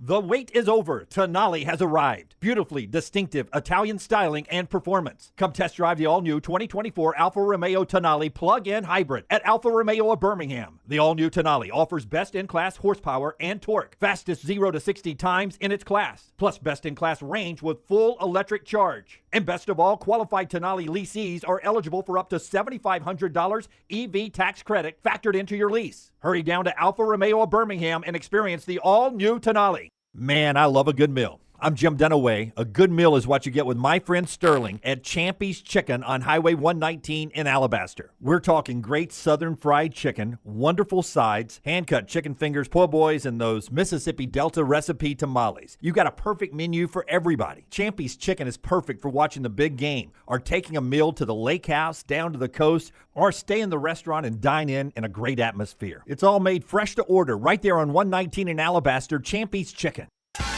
What are you waiting for? It's non-stop gaming action at Birmingham Racecourse Casino. Come play more than 900 of the latest and greatest games around, featuring fun bonuses and big jackpots. You can wager and win on horse and greyhound races from all over the world. There are more ways to win at Birmingham Racecourse Casino. Birmingham Racecourse Casino, located off I-459 exit 31 Derby Parkway. Must be 21 or older.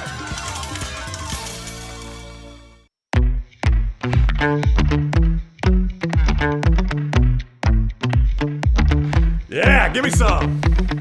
That was a strong marker. Oh, my gosh. Yeah. Yeah, hi. Paul says Mark Sears with a smooth pass, like passing time wine from Brock Heward. Passingtime.com. Can you work in as many of our sponsors on their network as you can? Can we do the old, we'll give you one word and see if you can work it in? Yeah.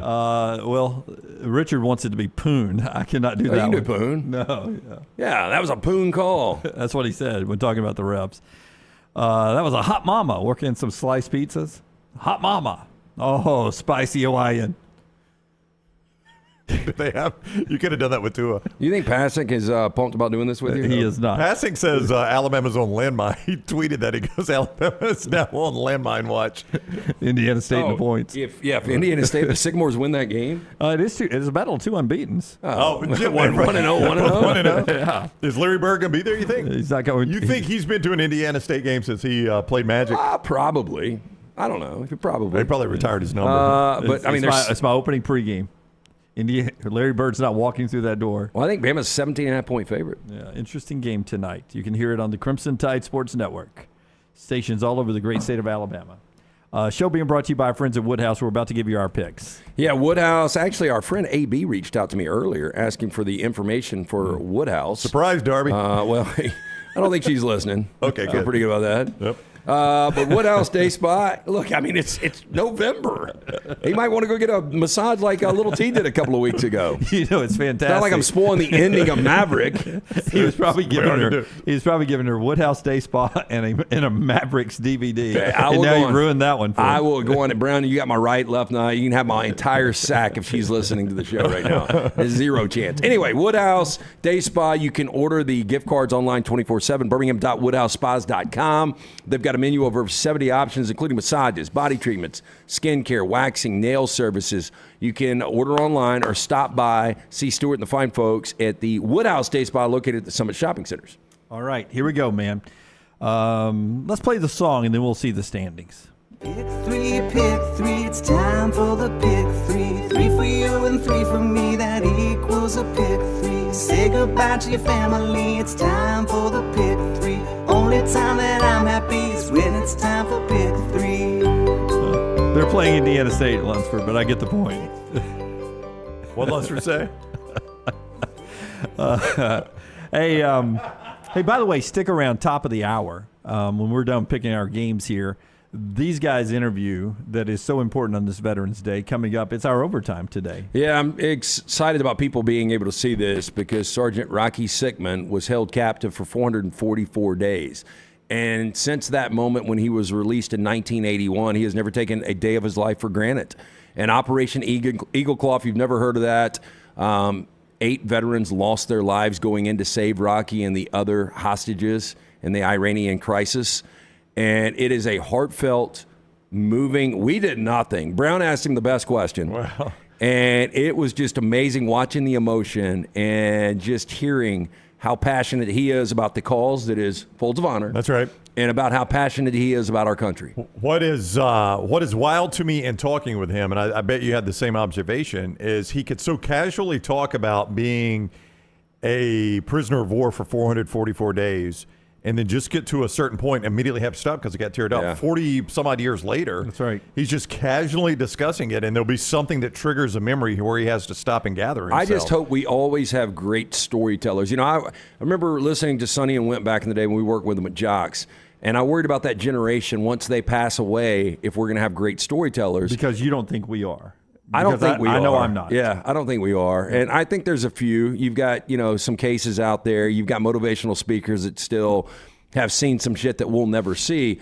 But guys like Rocky Sickman at least make me happy for the next 15, 20 years. We've got stories like that. All right. You can see that entire interview without doing anything or changing anything or clicking another link or anything coming up in our overtime at the top of the hour. All right. Buffalo Wild Wings brings us to pick 3. LT tells us about Buffalo Wild Wings while we look at the standings right now, which currently has LT in first place. So sad. Wow. 14-16 with a tight 1-game lead over Dunaway and Brown. Oh, this thing tightened up. Coming down the stretch. LT, tell us about Buffalo Wild Wings. Yeah, 11 Central Alabama locations, including the Buffalo Wild Wings Go location in Vestavia. They've got the wall-to-wall TVs, 26 sauces and seasonings, along with a full menu of great burgers, wraps, salads, wall-to-wall TVs. #1 sports bar in Birmingham. For over 20 years, stop in all weekend long. It's Buffalo Wild Wings. All right. You or me, we're both in last. I'll go first. Okay. I don't care, man. I don't care. Let the world see them, Jim. That's why we do these. Unwrap those rascals. Utah plus 9.5. They're going to win this game outright. Rockstar Utah plus 9.5. Tell Pee-wee, we don't need them. Tennessee minus 2.5 at Missouri. Did Missouri open as the favorite in this game? Oh, they did. And it's flipped all the way around. I think So Luther Tennessee Burden, this is one of those few non-quarterback guys that can mess with the number. Yeah, but questionable for the game, yes. It was a small favorite. I think Missouri is never more than a point and a half favorite, but it has swung around to Tennessee favorite 2.5.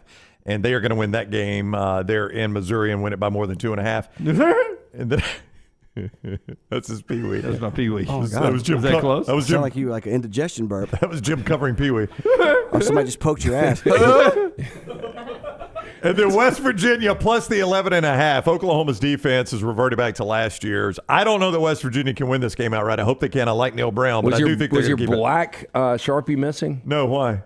Well, West Virginia, you've got They're purple. Well, I mean, they're a dark blue. I don't have a dark enough blue. They're purple? That's no, West I said I don't have a dark enough Virginia Tech blue. colors. I said I don't have a dark enough blue, so I went with purple. I would have gone more black. They're plus 11. You're Yeah, so you know. I know it doesn't matter. Yes. Doesn't matter. Yeah, plus 11 and a half. All right, don't erase it. I got to take pictures. Okay, Jim. All right, I'm also tied for last, but we're only one game behind LT here. Here's my picks this weekend. I'm going to go with Sam Houston State. By the way, Dunaway gets here early.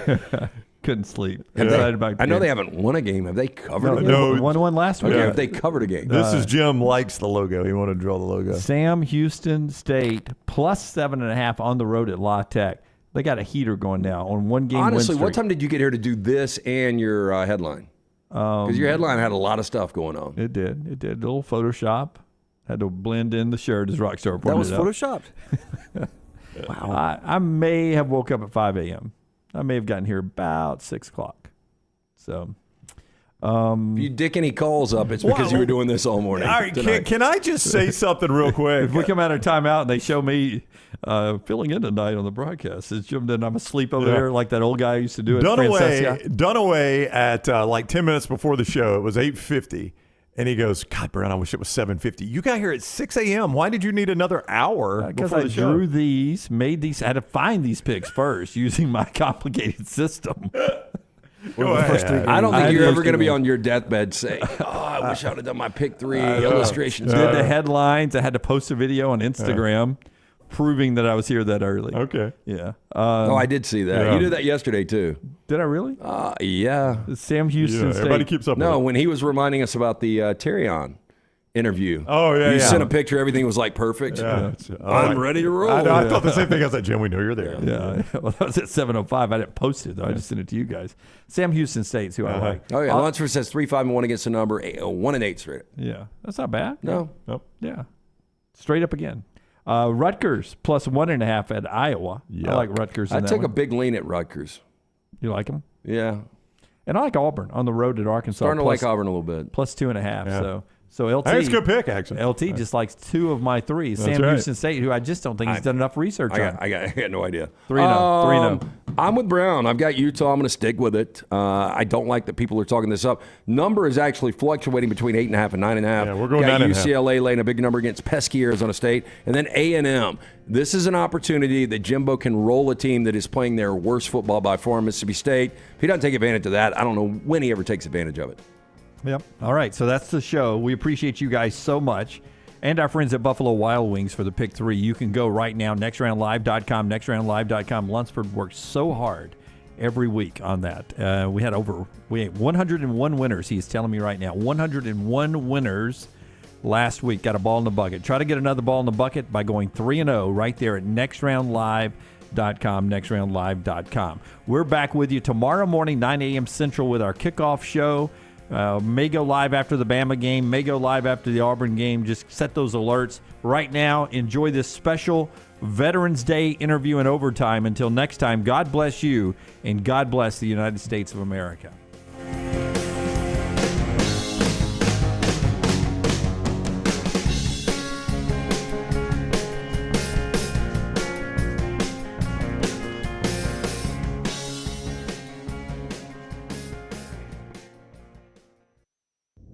We're joined now by Sergeant Jim Rocky Dunaway. Sickman, Rodney Rocky Sickman, but he Lance tells me Taylor. I can only call him Rocky. Only your mom calls you Rodney. He is United States Marine Corps for 444 days, was a prisoner of war in Iran. And when he's with us, we love talking about Folds of Honor. Our friends at Bud Light and Anheuser-Busch. You see the Bud Light can here, the Folds of Honor can.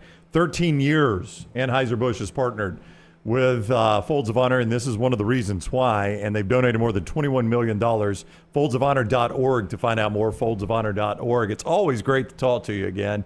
And it's an amazing organization. Let's start by talking about Folds of Honor, which is an incredible organization. It is, Ryan. In 2007, Major Rooney formed the organization over his garage, he and his wife. And 13 years later, here we are. Anheuser-Busch. At that time, when I first met him in 2007, I was director of military sales. Made a cold call, came into St. Louis. He put his flight uniform on. Security calls me and says, hey, there's this guy down in the lobby who wants to talk about a military program. I go downstairs, and sure enough, he caught my attention. He tells me his story. I tell him my story. And so all these years later, 13 years, $22 million plus dollars. And now this year, Bud Light's coming to the table with $3 million to help provide. We've expanded Folds of Honor mission. When it first started, it was just military. Now we're providing scholarships to children and spouses of fallen, disabled military and now first responders. So this year, from October 17th to November 26th, Bud Light has provided $3 million for first responder families to go out to apply for scholarships. So go back to the story of, and it's amazing how things just, they happen organically. And that's what happened with Folds of Honor.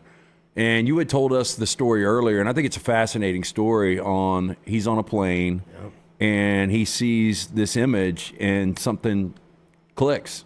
He just, Lance, he just returned from his second tour of duty in Iraq, flying an F-16, and he was returning home and flying from Chicago to Grand Rapids, Michigan. They land late night, and the pilot asked everybody to remain on board because they were bringing the remains of a fallen soldier. As he is hearing this story, he looks down to the right and sees the casket being taken from the fuselage with a flag, and looking down, there's this little boy on the tarmac, his son, that again would never be able to go fishing with his father, kick a soccer ball, the things that we take for granted each and every day, and his poor wife standing there. And so the pilot had asked everyone to remain on board the flight to pay respect to this individual. 20 minutes later, the pilot said, "Thank you for remaining, Major Rooney." At that time, he's a major, now he's lieutenant colonel, but at that time, the pilot comes on and says, "Thank you." Major Rooney gets up, wiping tears away from his eyes, and looks around and realizes that over 3/4 of the people on the flight just left. Nowhere to go than a warm blanket that this individual lost his life, gave his life to provide them. So he was so just distraught. He came home and told his wife that, you know, people don't get it. Freedom is not free. And he saw the other side, how he needed to do something. So in his garage in Broken Arrow, Oklahoma, he basically put together this organization, Folds of Honor. And, you know, again, at this time, I'm working for Budweiser. Anheuser-Busch has been supporting the military for over a century. And so 2007, Major Rooney knew that he needed to get with Anheuser-Busch because they had supported. And here I was, the director of military sales, and I was supporting military all over the world. And so that was synchronicity. I retired in 2016, came on board, and now I'm continuing to work to raise funds. And funds that we're doing 51,000 scholarships since 2007, $240 million. And 45% of our recipients are minority. And out of that 45%, 57% are females, because it's the families that are taking care of many of these people. And so every dollar that comes into Folds of Honor, 90 cents goes back into that scholarship. Wow. Yeah. So it's an amazing organization. We have a great chapter here in Alabama, and that's why I'm here. Last night I got to speak to many of them. This morning we had a golf outing, Patriot Shootout, and spoke to them. But we have about 33 chapters that basically form, because we have a lot of great, wonderful Americans that want to do more, and they're just looking for some direction to help guide this. And so the chapter here is, we've got about 300 recipients probably in the state of Oklahoma, and about $1.5 million that they raised to give to recipients here in the state of Alabama. So when they make those dollars stay here. I've always heard when there's like a catastrophic crisis that everything slows down. And I want to take you back November 4th, 1979, and what that date means for you and how that morning to afternoon played out for you. You know, what's really interesting, Lance, is November 4th is right around the corner. It's this Saturday. Yeah, most people are like, Alabama, LSU. Yeah. A little more significant for you. Yeah. Well, that morning of November 4th, it was that was the day that my freedom was stripped, and our dignity, freedom, and our pride. But it was drug out when we eventually, and I could go through the whole story, but I don't think we have the time. But when we were eventually told to give ourselves up, 7 Marines held that American embassy for 4 hours, waiting for the host government, the Islamic Republic of Iran. That morning of November 4th is when the war on terrorism started. The Islamic Republic of Iran, when they attacked the diplomatic immunity, an American embassy, they became terrorists, and they've not looked back. But that day, they tied us to a chair, and it was pretty chaotic, radical. And of course, they were coming around with cameras. Who are you? And it was just name, rank, and social security number, just what they teach you in the military. And you're just sitting there thinking, there's no way. I'm 22 years of age, and I'm thinking I'm from the small town of Krakow, Missouri, 10,000 miles away from home. There's no way that this is going to last. And I'm thinking, it's going to end any day. That night, you slept in that chair. And when you're tired, you can sleep. And, there are gunshots going off everywhere. And you had no idea what was happening. And you were waiting for the host government to come in. Then you were waiting for the military. I was on float in the Mediterranean till March of 1979. So I had just gotten off float. I was on float a whole year. And in January of 1979, the American embassy, February, the American embassy was attacked because the Shah of Iran fled the country. And there were 20,000 Americans in the country of Iran as of January of 1979. We were on a helicopter carrier, and we were on standby to go in to help retrieve and gather all the Americans and get them out of the country. At that time, they allowed, I don't know how many 747s to fly over, get the Americans, and many of your listeners might be some of those individuals that are out there. They were allowed to get on the airplane and leave. So when I got there, and I was on standby on a helicopter carrier in a CH-53, locked and loaded to go in to help these individuals. Little did I realize that November 4th, I'm sitting there waiting. I know that the guys are out there. They're ready to come in to get me. Day 1, day 2, day 5, day 20, day 50, nobody's coming. And again, as I said earlier, you're sitting there tied to a chair that time, and unless it was your interrogation were you allowed to speak, but you're sitting there thinking that the Vietnam War had just ended in 1975. And those Vietnam veterans, when they came home, nobody cared about them. And there were thousands of Vietnam veterans.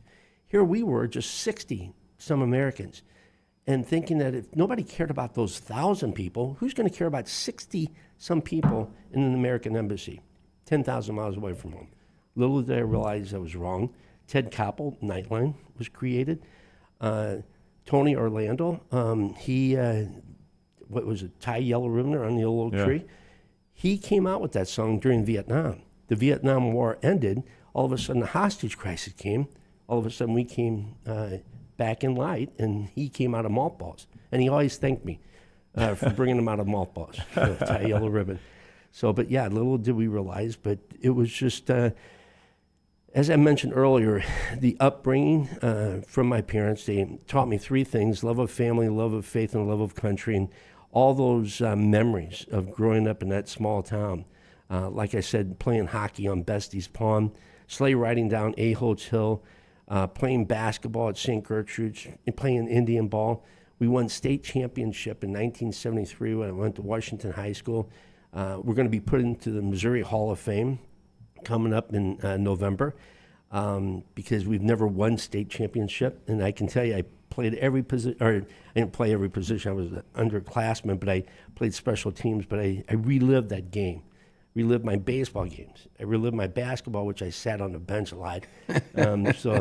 But I dated every girl I dated. And just I sold my grit route, riding my bike and selling grit, which I would have to ride my bike 5 miles. And I pedaled my bike throughout the whole route, just to keep my mind in a positive sense, because I was in a dark place that you didn't see any light at the end of the tunnel. Can you put your finger on the day? Was there a day where you're like, this is how it's going to end? I'm not going back to the United States? you know what, Ryan? Each day you didn't know if you were going to live or die. Yeah.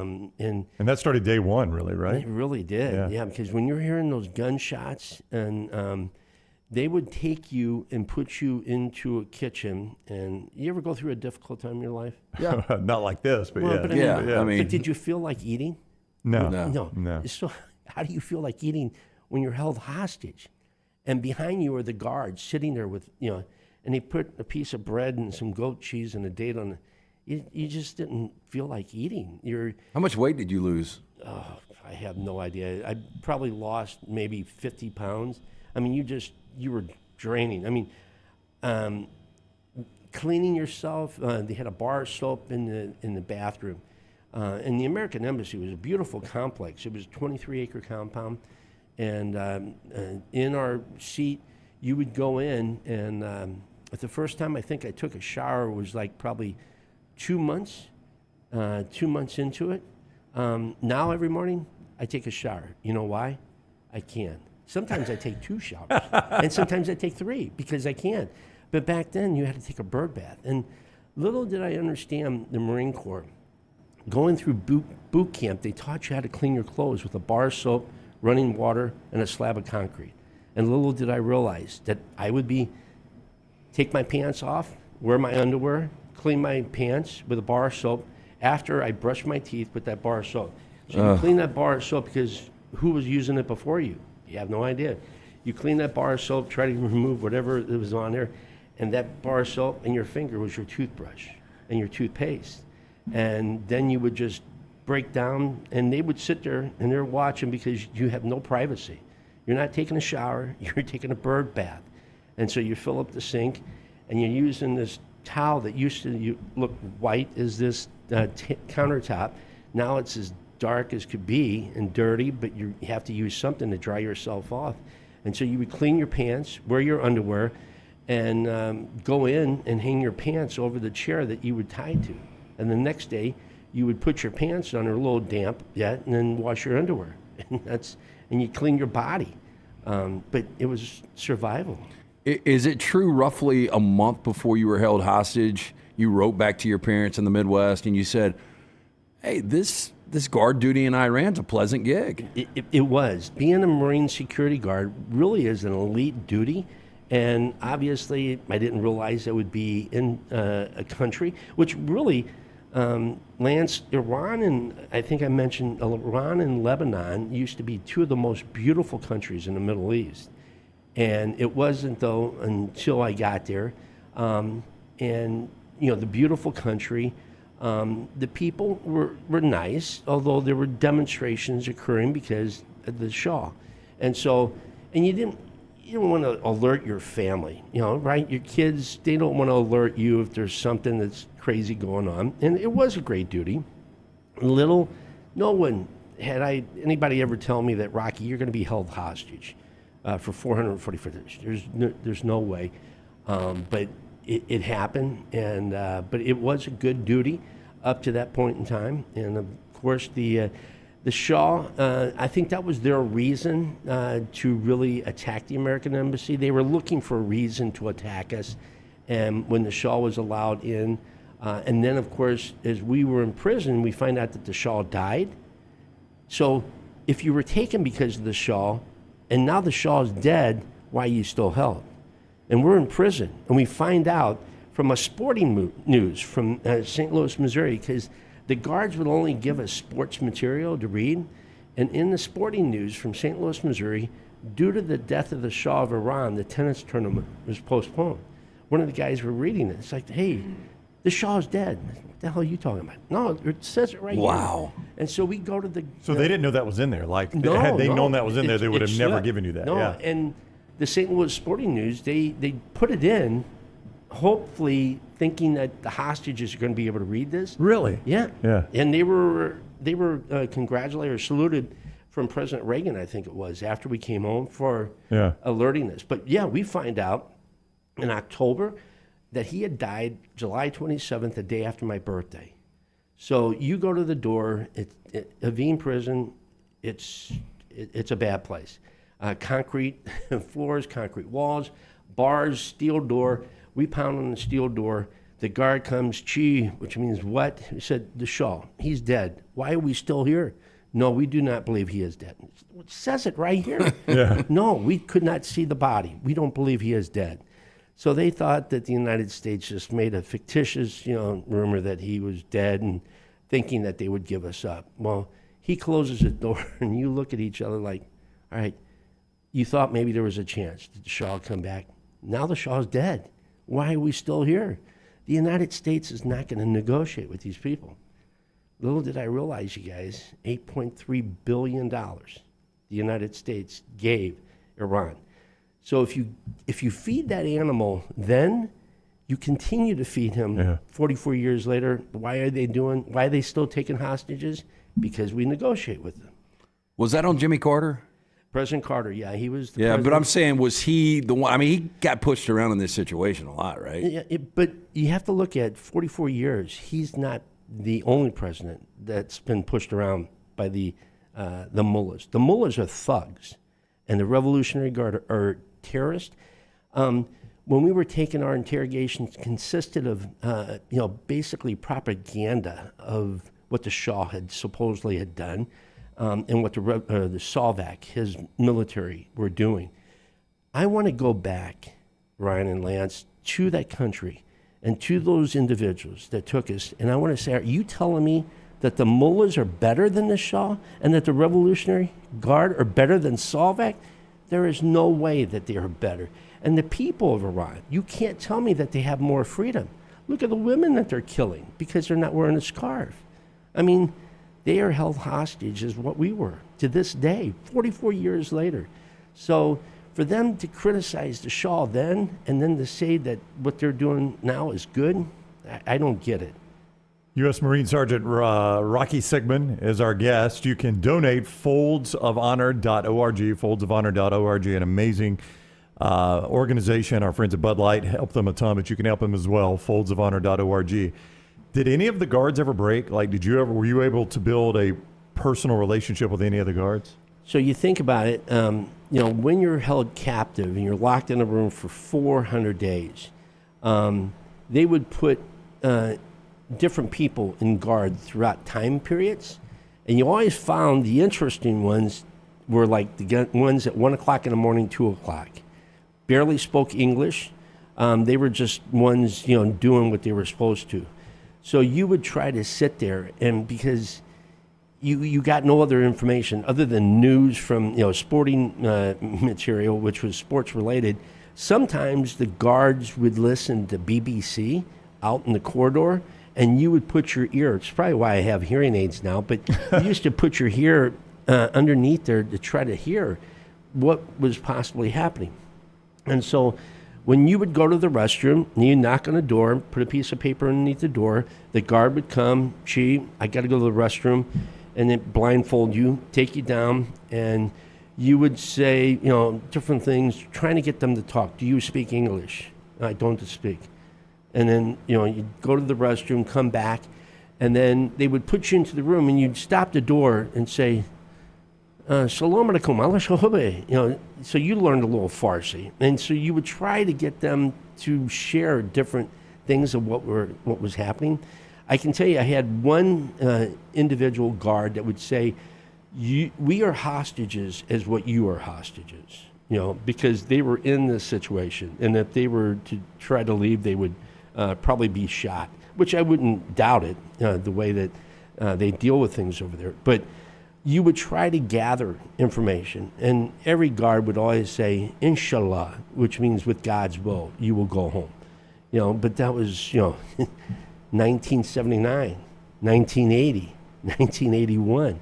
And it was just, you were just holding on for hope and prayers. And I think the date was, and you referenced 1975 when Vietnam was officially shut down. Yeah. And and despicably, the way a lot of these veterans, when they returned home, they were just disrespected and they were shunned. And I take it was probably different. I think January 28th was the day you landed in St. Louis, 1981. Yes. And they're playing the Rocky theme. and it's more like, this is how veterans should be recognized, right? I mean, was that a feel-good moment the first time you hug Jill, the first time you hug your parents? Yeah, well, As the process was, after we left Iran on that Algerian aircraft, the night of January 20th, which I think I told you the story of how we were eventually put onto the aircraft, and all of a sudden they start closing the door. And you're looking around saying, whoa, whoa, whoa, whoa. Where's everybody else at? And where's Kurt? Where's Gene? Where's Judy? Where's Debbie? And he said, no, you're the last. The others were let go a year earlier. We had You had no idea. No, Oh, my no, because I'm gosh. locked in a room with Yeah. 2 other people for 400 days. How did you draw the short straw? United States Marine, I have no idea. But even though what the Islamic Republic of Iran wanted to do, they released all the blacks except for one. They were trying to get the black sympathy. And so I had 3 of my buddies that were Marines, that were African American. They were released. They don't want to be left behind, knowing that their buddies were being locked up. They didn't want to go home. They wanted to be with them. But here they were, put on an airplane. And they released all the women except for 2. And so we had no idea that we were the remaining 52 on that airplane that night. And so the door closed, and they assured us that, no, we've been here. And that's when they told us we came on January 17th. And January 17th is when the Islamic Republic of Iran received $8.3 billion in gold. 2 C-130s brought gold in, and this 727 Algerian aircraft landed right behind them. But Iran said, we will release the hostages when we went. And so what they were waiting to do was humiliate President Carter one last time. And that was January 20th. We get onto the airplane. The pilot broke in English, because you have no idea who these people. I hadn't seen a woman in 444 days. There's a pretty little stewardess. She takes me up and puts me down. And the pilot gets on and says, please, we must leave very quickly.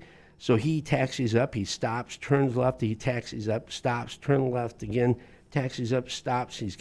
Starts accelerating. The plane's shaking. And all of a sudden it comes back down to an idle. And you're sitting there thinking, all this stuff has happened, and they're playing with us one last time. But we had no idea. The synchronicity of what was happening back home was the inauguration. So they had turned the runway lights off and waited until President Carter was out of office, 20 minutes, just to stab him in the back. And then they turned the runway lights off when President Reagan was in power. So you have to think about, what they did to President Carter, but then what did they do to President Reagan? 2 years later, they killed 240 Marines, which, Beirut, Iran recently admitted, we had involvement. Yeah. So it's like, and it all started November 4th. So the pilot comes back on and says, the lights are on, we must leave. And so you're on that plane. The only thing you could hear was the sound of that plane, taxiing down. And you're wondering, was there a missile? Is somebody going to pop a missile? Is there a bomb on the plane? It wasn't until we got in Turkish airspace that the pilot came on and says, we're in the Turkish airspace. 2 fighters were escorting us to Algiers that we came unglued. And the pair of pants, I was telling the guys earlier, maybe I told you guys, I'd worn for over 200 days. My left cheek was completely hanging out of it. But here you were, you had heard some people when you were in prison. Maybe I'd heard Ryan, I heard Lance in another cell, but you never got to see them and talk to them. And here you were for the first time out of 444 days, had breakfast with you on November 4th, 1979. It's now January 20th, 1981. And so I turned 23 in that hole. And but you had a second chance in life. And we got to we got to Athens, Greece. The pilot and stewardesses, they left and brought in new pilots, new stewardesses. They flew from Athens to Algiers. We got off the plane there in Algiers, kissed the ground. I mooned many people with my my hole in my pants. And people were hugging us and probably smelled bad and looked bad. But we boarded medevac planes. And as I was boarding this medevac plane, this young Air Force guy goes, Mr. Sickman, welcome home. I said, how'd you know who I was? He goes, we've been following you for a year. Had no idea what people were doing. We get from Algiers to Wiesbaden, Germany. At Wiesbaden, Germany, the bed that they assigned to me, there's a letter. I was telling the guys at lunch, the letter that my parents had written me They said by the time you received this letter, you had been freed. It was written January 15th, 1980. And it's a whole year later that we're released. And so we get to make our first phone call home. You walk down the hall, and in this room, there were like these little phone booths. And so I walked in, it had my name over top the phone booth, and I walk in, and I pick up the headset. I'm starting to push, and the lady goes, "Yes, Mr. Sickman, can I?" I said, "How'd you know I'm Mr. Sickman?" And she goes, "Well, you're in Mr. Sickman's phone booth." And I said, "Well, yeah, that's me." And I said, "Well, I'd like to call home." She goes, "Well, I've been waiting for this call." Wow. Look, I know we couldn't handle this. We talked to you before about how there were people cut from a different cloth. You're one of those guys, and you're one of the reasons we're here. Yeah. But the closest I ever got to it was watching the movie Argo, and I know that's laughable out loud, but that is one of those, and it's Oscar-worthy. It won Best Picture. Yep. But sitting back and watching that and how on edge I was the entire movie for that small group of hostages that were able to get out of there. It's an amazing story. If you've never seen Argo, it is well worth the watch. And I think from what I hear, the accuracy is pretty spot on, right? I can tell you that my son was in the movie, and I don't know if I told you the story about that, but it was 2011. My wife and I are in Columbus, Ohio, and we're at a wedding. Father of the bride goes, "Rocky, I want you to meet my sister. She's a casting director." My son, ever since he was 6 years old, wanted to be an actor. And so he knew this. I gave a card to his sister. She left, went out to L.A. 3 days later, she's emailing her girlfriend, asking her, "Hey, what are you working on?" Girlfriend comes back, "I'm working on a movie about the Iran hostage crisis with Ben Affleck, Alan Arkin, John Goodman, and a cast of others." And the girl that we just met, she goes, "I was just with one of the hostages past weekend." And she goes, "Really, who was that?" And she goes, "Rocky Sickman." And the girl comes back and says, "Wait, Rocky, he was one of the Marines, right?" And they're typing, and she goes, "Yeah." He goes, "His character, Sergeant Sickman, is in the movie." I had no idea there was a movie being produced. But the movie is about, you're right, 6 of my fellow colleagues. 3 of them I had breakfast with the morning of November 4th. Wow. Here we were talking about how the upcoming Marine Corps birthday, November 10th, and we're at breakfast talking about how fun it was going to be. The other embassies were going to come over, and they left to go to the Visa building, which was on the backside of the American compound. I walked down to the Chancery, which is in the front. As we were being attacked from the front, they were in the back in another building watching everything. So they realized that the government wasn't coming. Nobody was there to help. It was going to be 18 hours before the United States got any help to us. So they destroyed the plates, and they left to go to the Canadian ambassador. Interesting story about Canadian ambassador, Ken Taylor. When I got there, October 7th of 1979, we had a clay court right behind the ambassador's house. And I played tennis in Asia and Europe and in the U.S. I get to Iran, I'd never played clay court, so I got to be pretty good. The ambassador one day, during detail, he goes, "Rocky, I notice you're a pretty good tennis player. Would you mind being my partner?" I said, "Sure, I'd be honored. Who do we have to play?" He goes, "We have to play the Canadian ambassador." The week before we're taken hostage, we smoked Ken Taylor and his assistant. The next week, he rescues our 6 people. So I can tell you the attack that morning, when we went to the red carpet premiere, my son, he was in the movie as a mail delivery guy in the CIA room. I got to speak to the cast of Argo. But I can tell you, when we went to the movie, the sound of it, it made my left leg twitch. And my wife was sitting to my left, and she goes, "Are you all right?" And I said, "No, it's just the sounds are just so real." Billy Gallegos, the guy I spent 400 days with, he came out, and he and his wife, and he goes, "Yeah, they do. They sound so real." And so what he did was create that, there are pictures that are out there. And that's why last night I had a picture of the first day of when we were attacked and how they came over the wall. And I told everybody, I said, "I'll give you $1,000 if you can find a security guard that was on guard duty that morning." There was none. It was like they told them to go home and just let the radicals. What isn't correct, as I told Ben, I said, that's not how they got into the American embassy. They got into the American embassy. As I said, 7 Marines held that embassy. I was at the front door, and the plaster started to fall from around the front door of the American embassy where I just came in, and we had 4-inch secured door, had my sawed-off shotgun, and my snub-nosed State Department-issued pistol. That's all we had to secure an American embassy. No host government protection. And I'm sitting there loading my shells, and I'm dropping my shells. I mean, my adrenaline's pumping. I mean, and you're sitting there thinking, here I'm a little kid from Krakow, Missouri, and this is where I'm going to be ending my day. And you're loading, and about this time, they're pounding on the front steel door, and the plaster is starting to come from around the door. So I radioed for assistance. 3 other Marines came. 2 Marines are kneeling, 2 are standing, just, pointing the shotgun at the front door. Because at that point in time, I mean, it's an attack. It's deadly force. And all of a sudden, down in the basement, Billy radios and says they've gotten in. So I break away. I'm the closest to the step. I break away, don my gas mask as I'm going in. And, in training in the Marine Corps, they put you through this training. And all of a sudden, when the time shit hits the fan, I mean, you go through this training, you don't realize you're doing it. And I get down there, my gas mask is on. And that's, there are things, guys, that, trust me, I have post-traumatic stress. How do you not have post-traumatic stress out of 444 days? But you don't forget those little things, like, my gas mask going from clear to fog. And down the corridor, Billy points, and you can see a bellow of smoke, and all of a sudden, around the corner, come 4 Iranian women in black chadors. And the men are pushing them forward, because they knew the mindset that we would not shoot unarmed innocent women.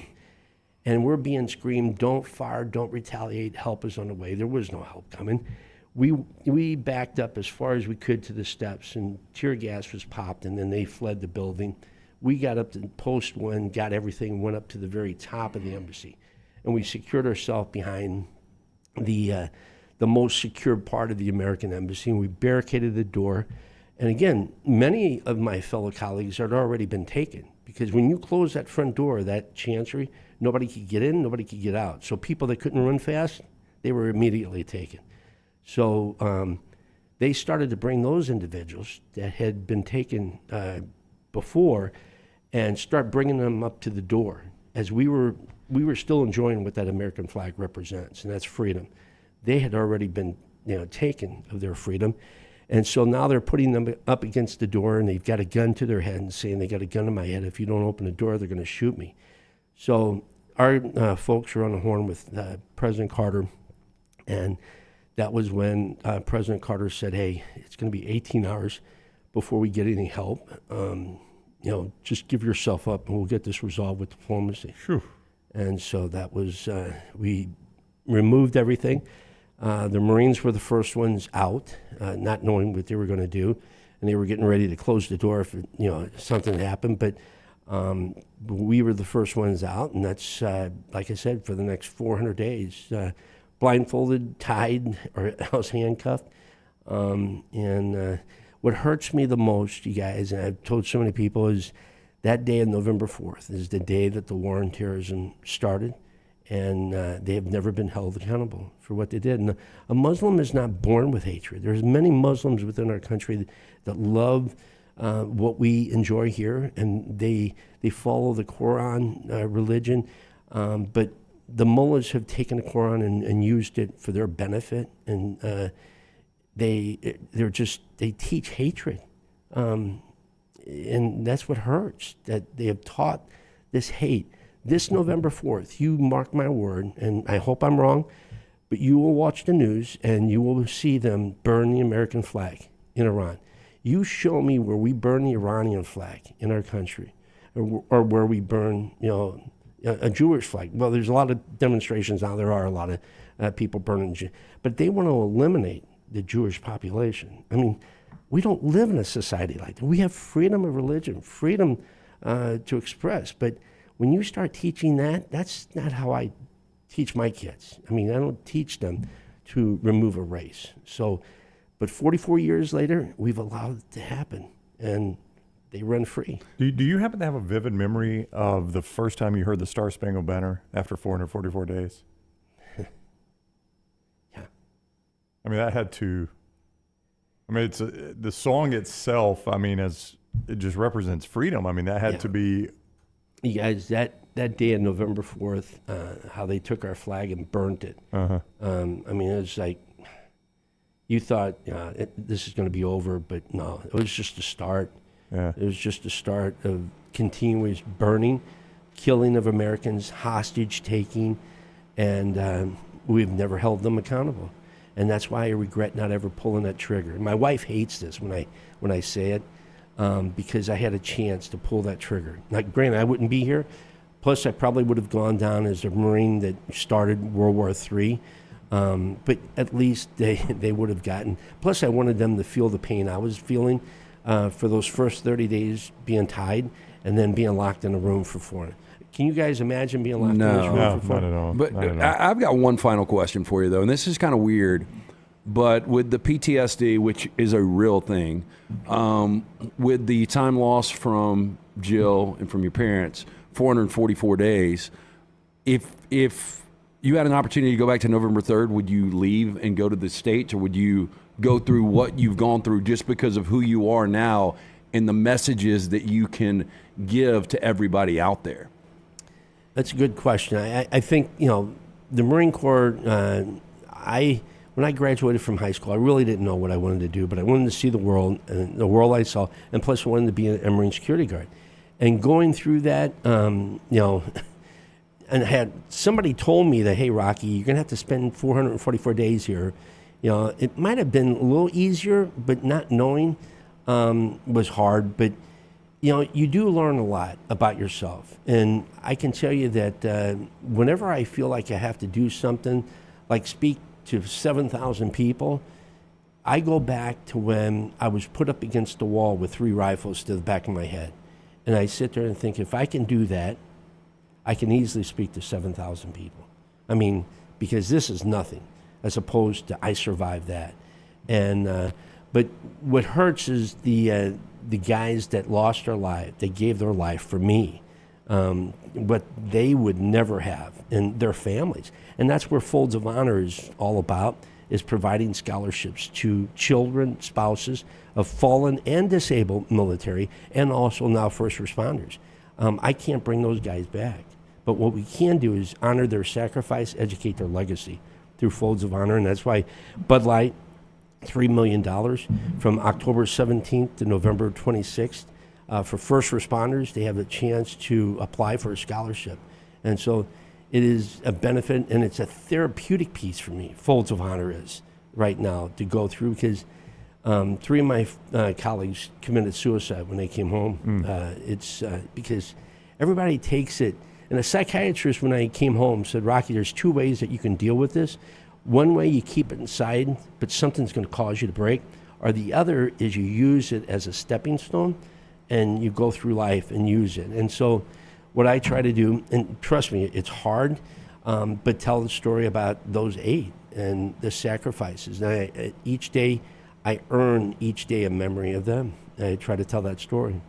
Well, it's the greatest country in the universe because of men like you and ones that didn't come home. And you can support them at foldsofhonor.org, foldsofhonor.org, and do what we as Americans have an obligation to do, and that's take care of those families. Yes.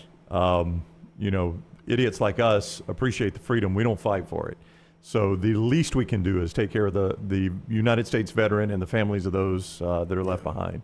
Well, thank you for what you guys are doing to help educate everybody, because freedom is not free. And again, it's something that we must remind them and teach. And so you guys are doing that. So I salute you. Well, thank you. We salute you. Foldsofhonor.org. Sergeant Rocky Sickman, a true American hero, and you can support everything at foldsofhonor.org.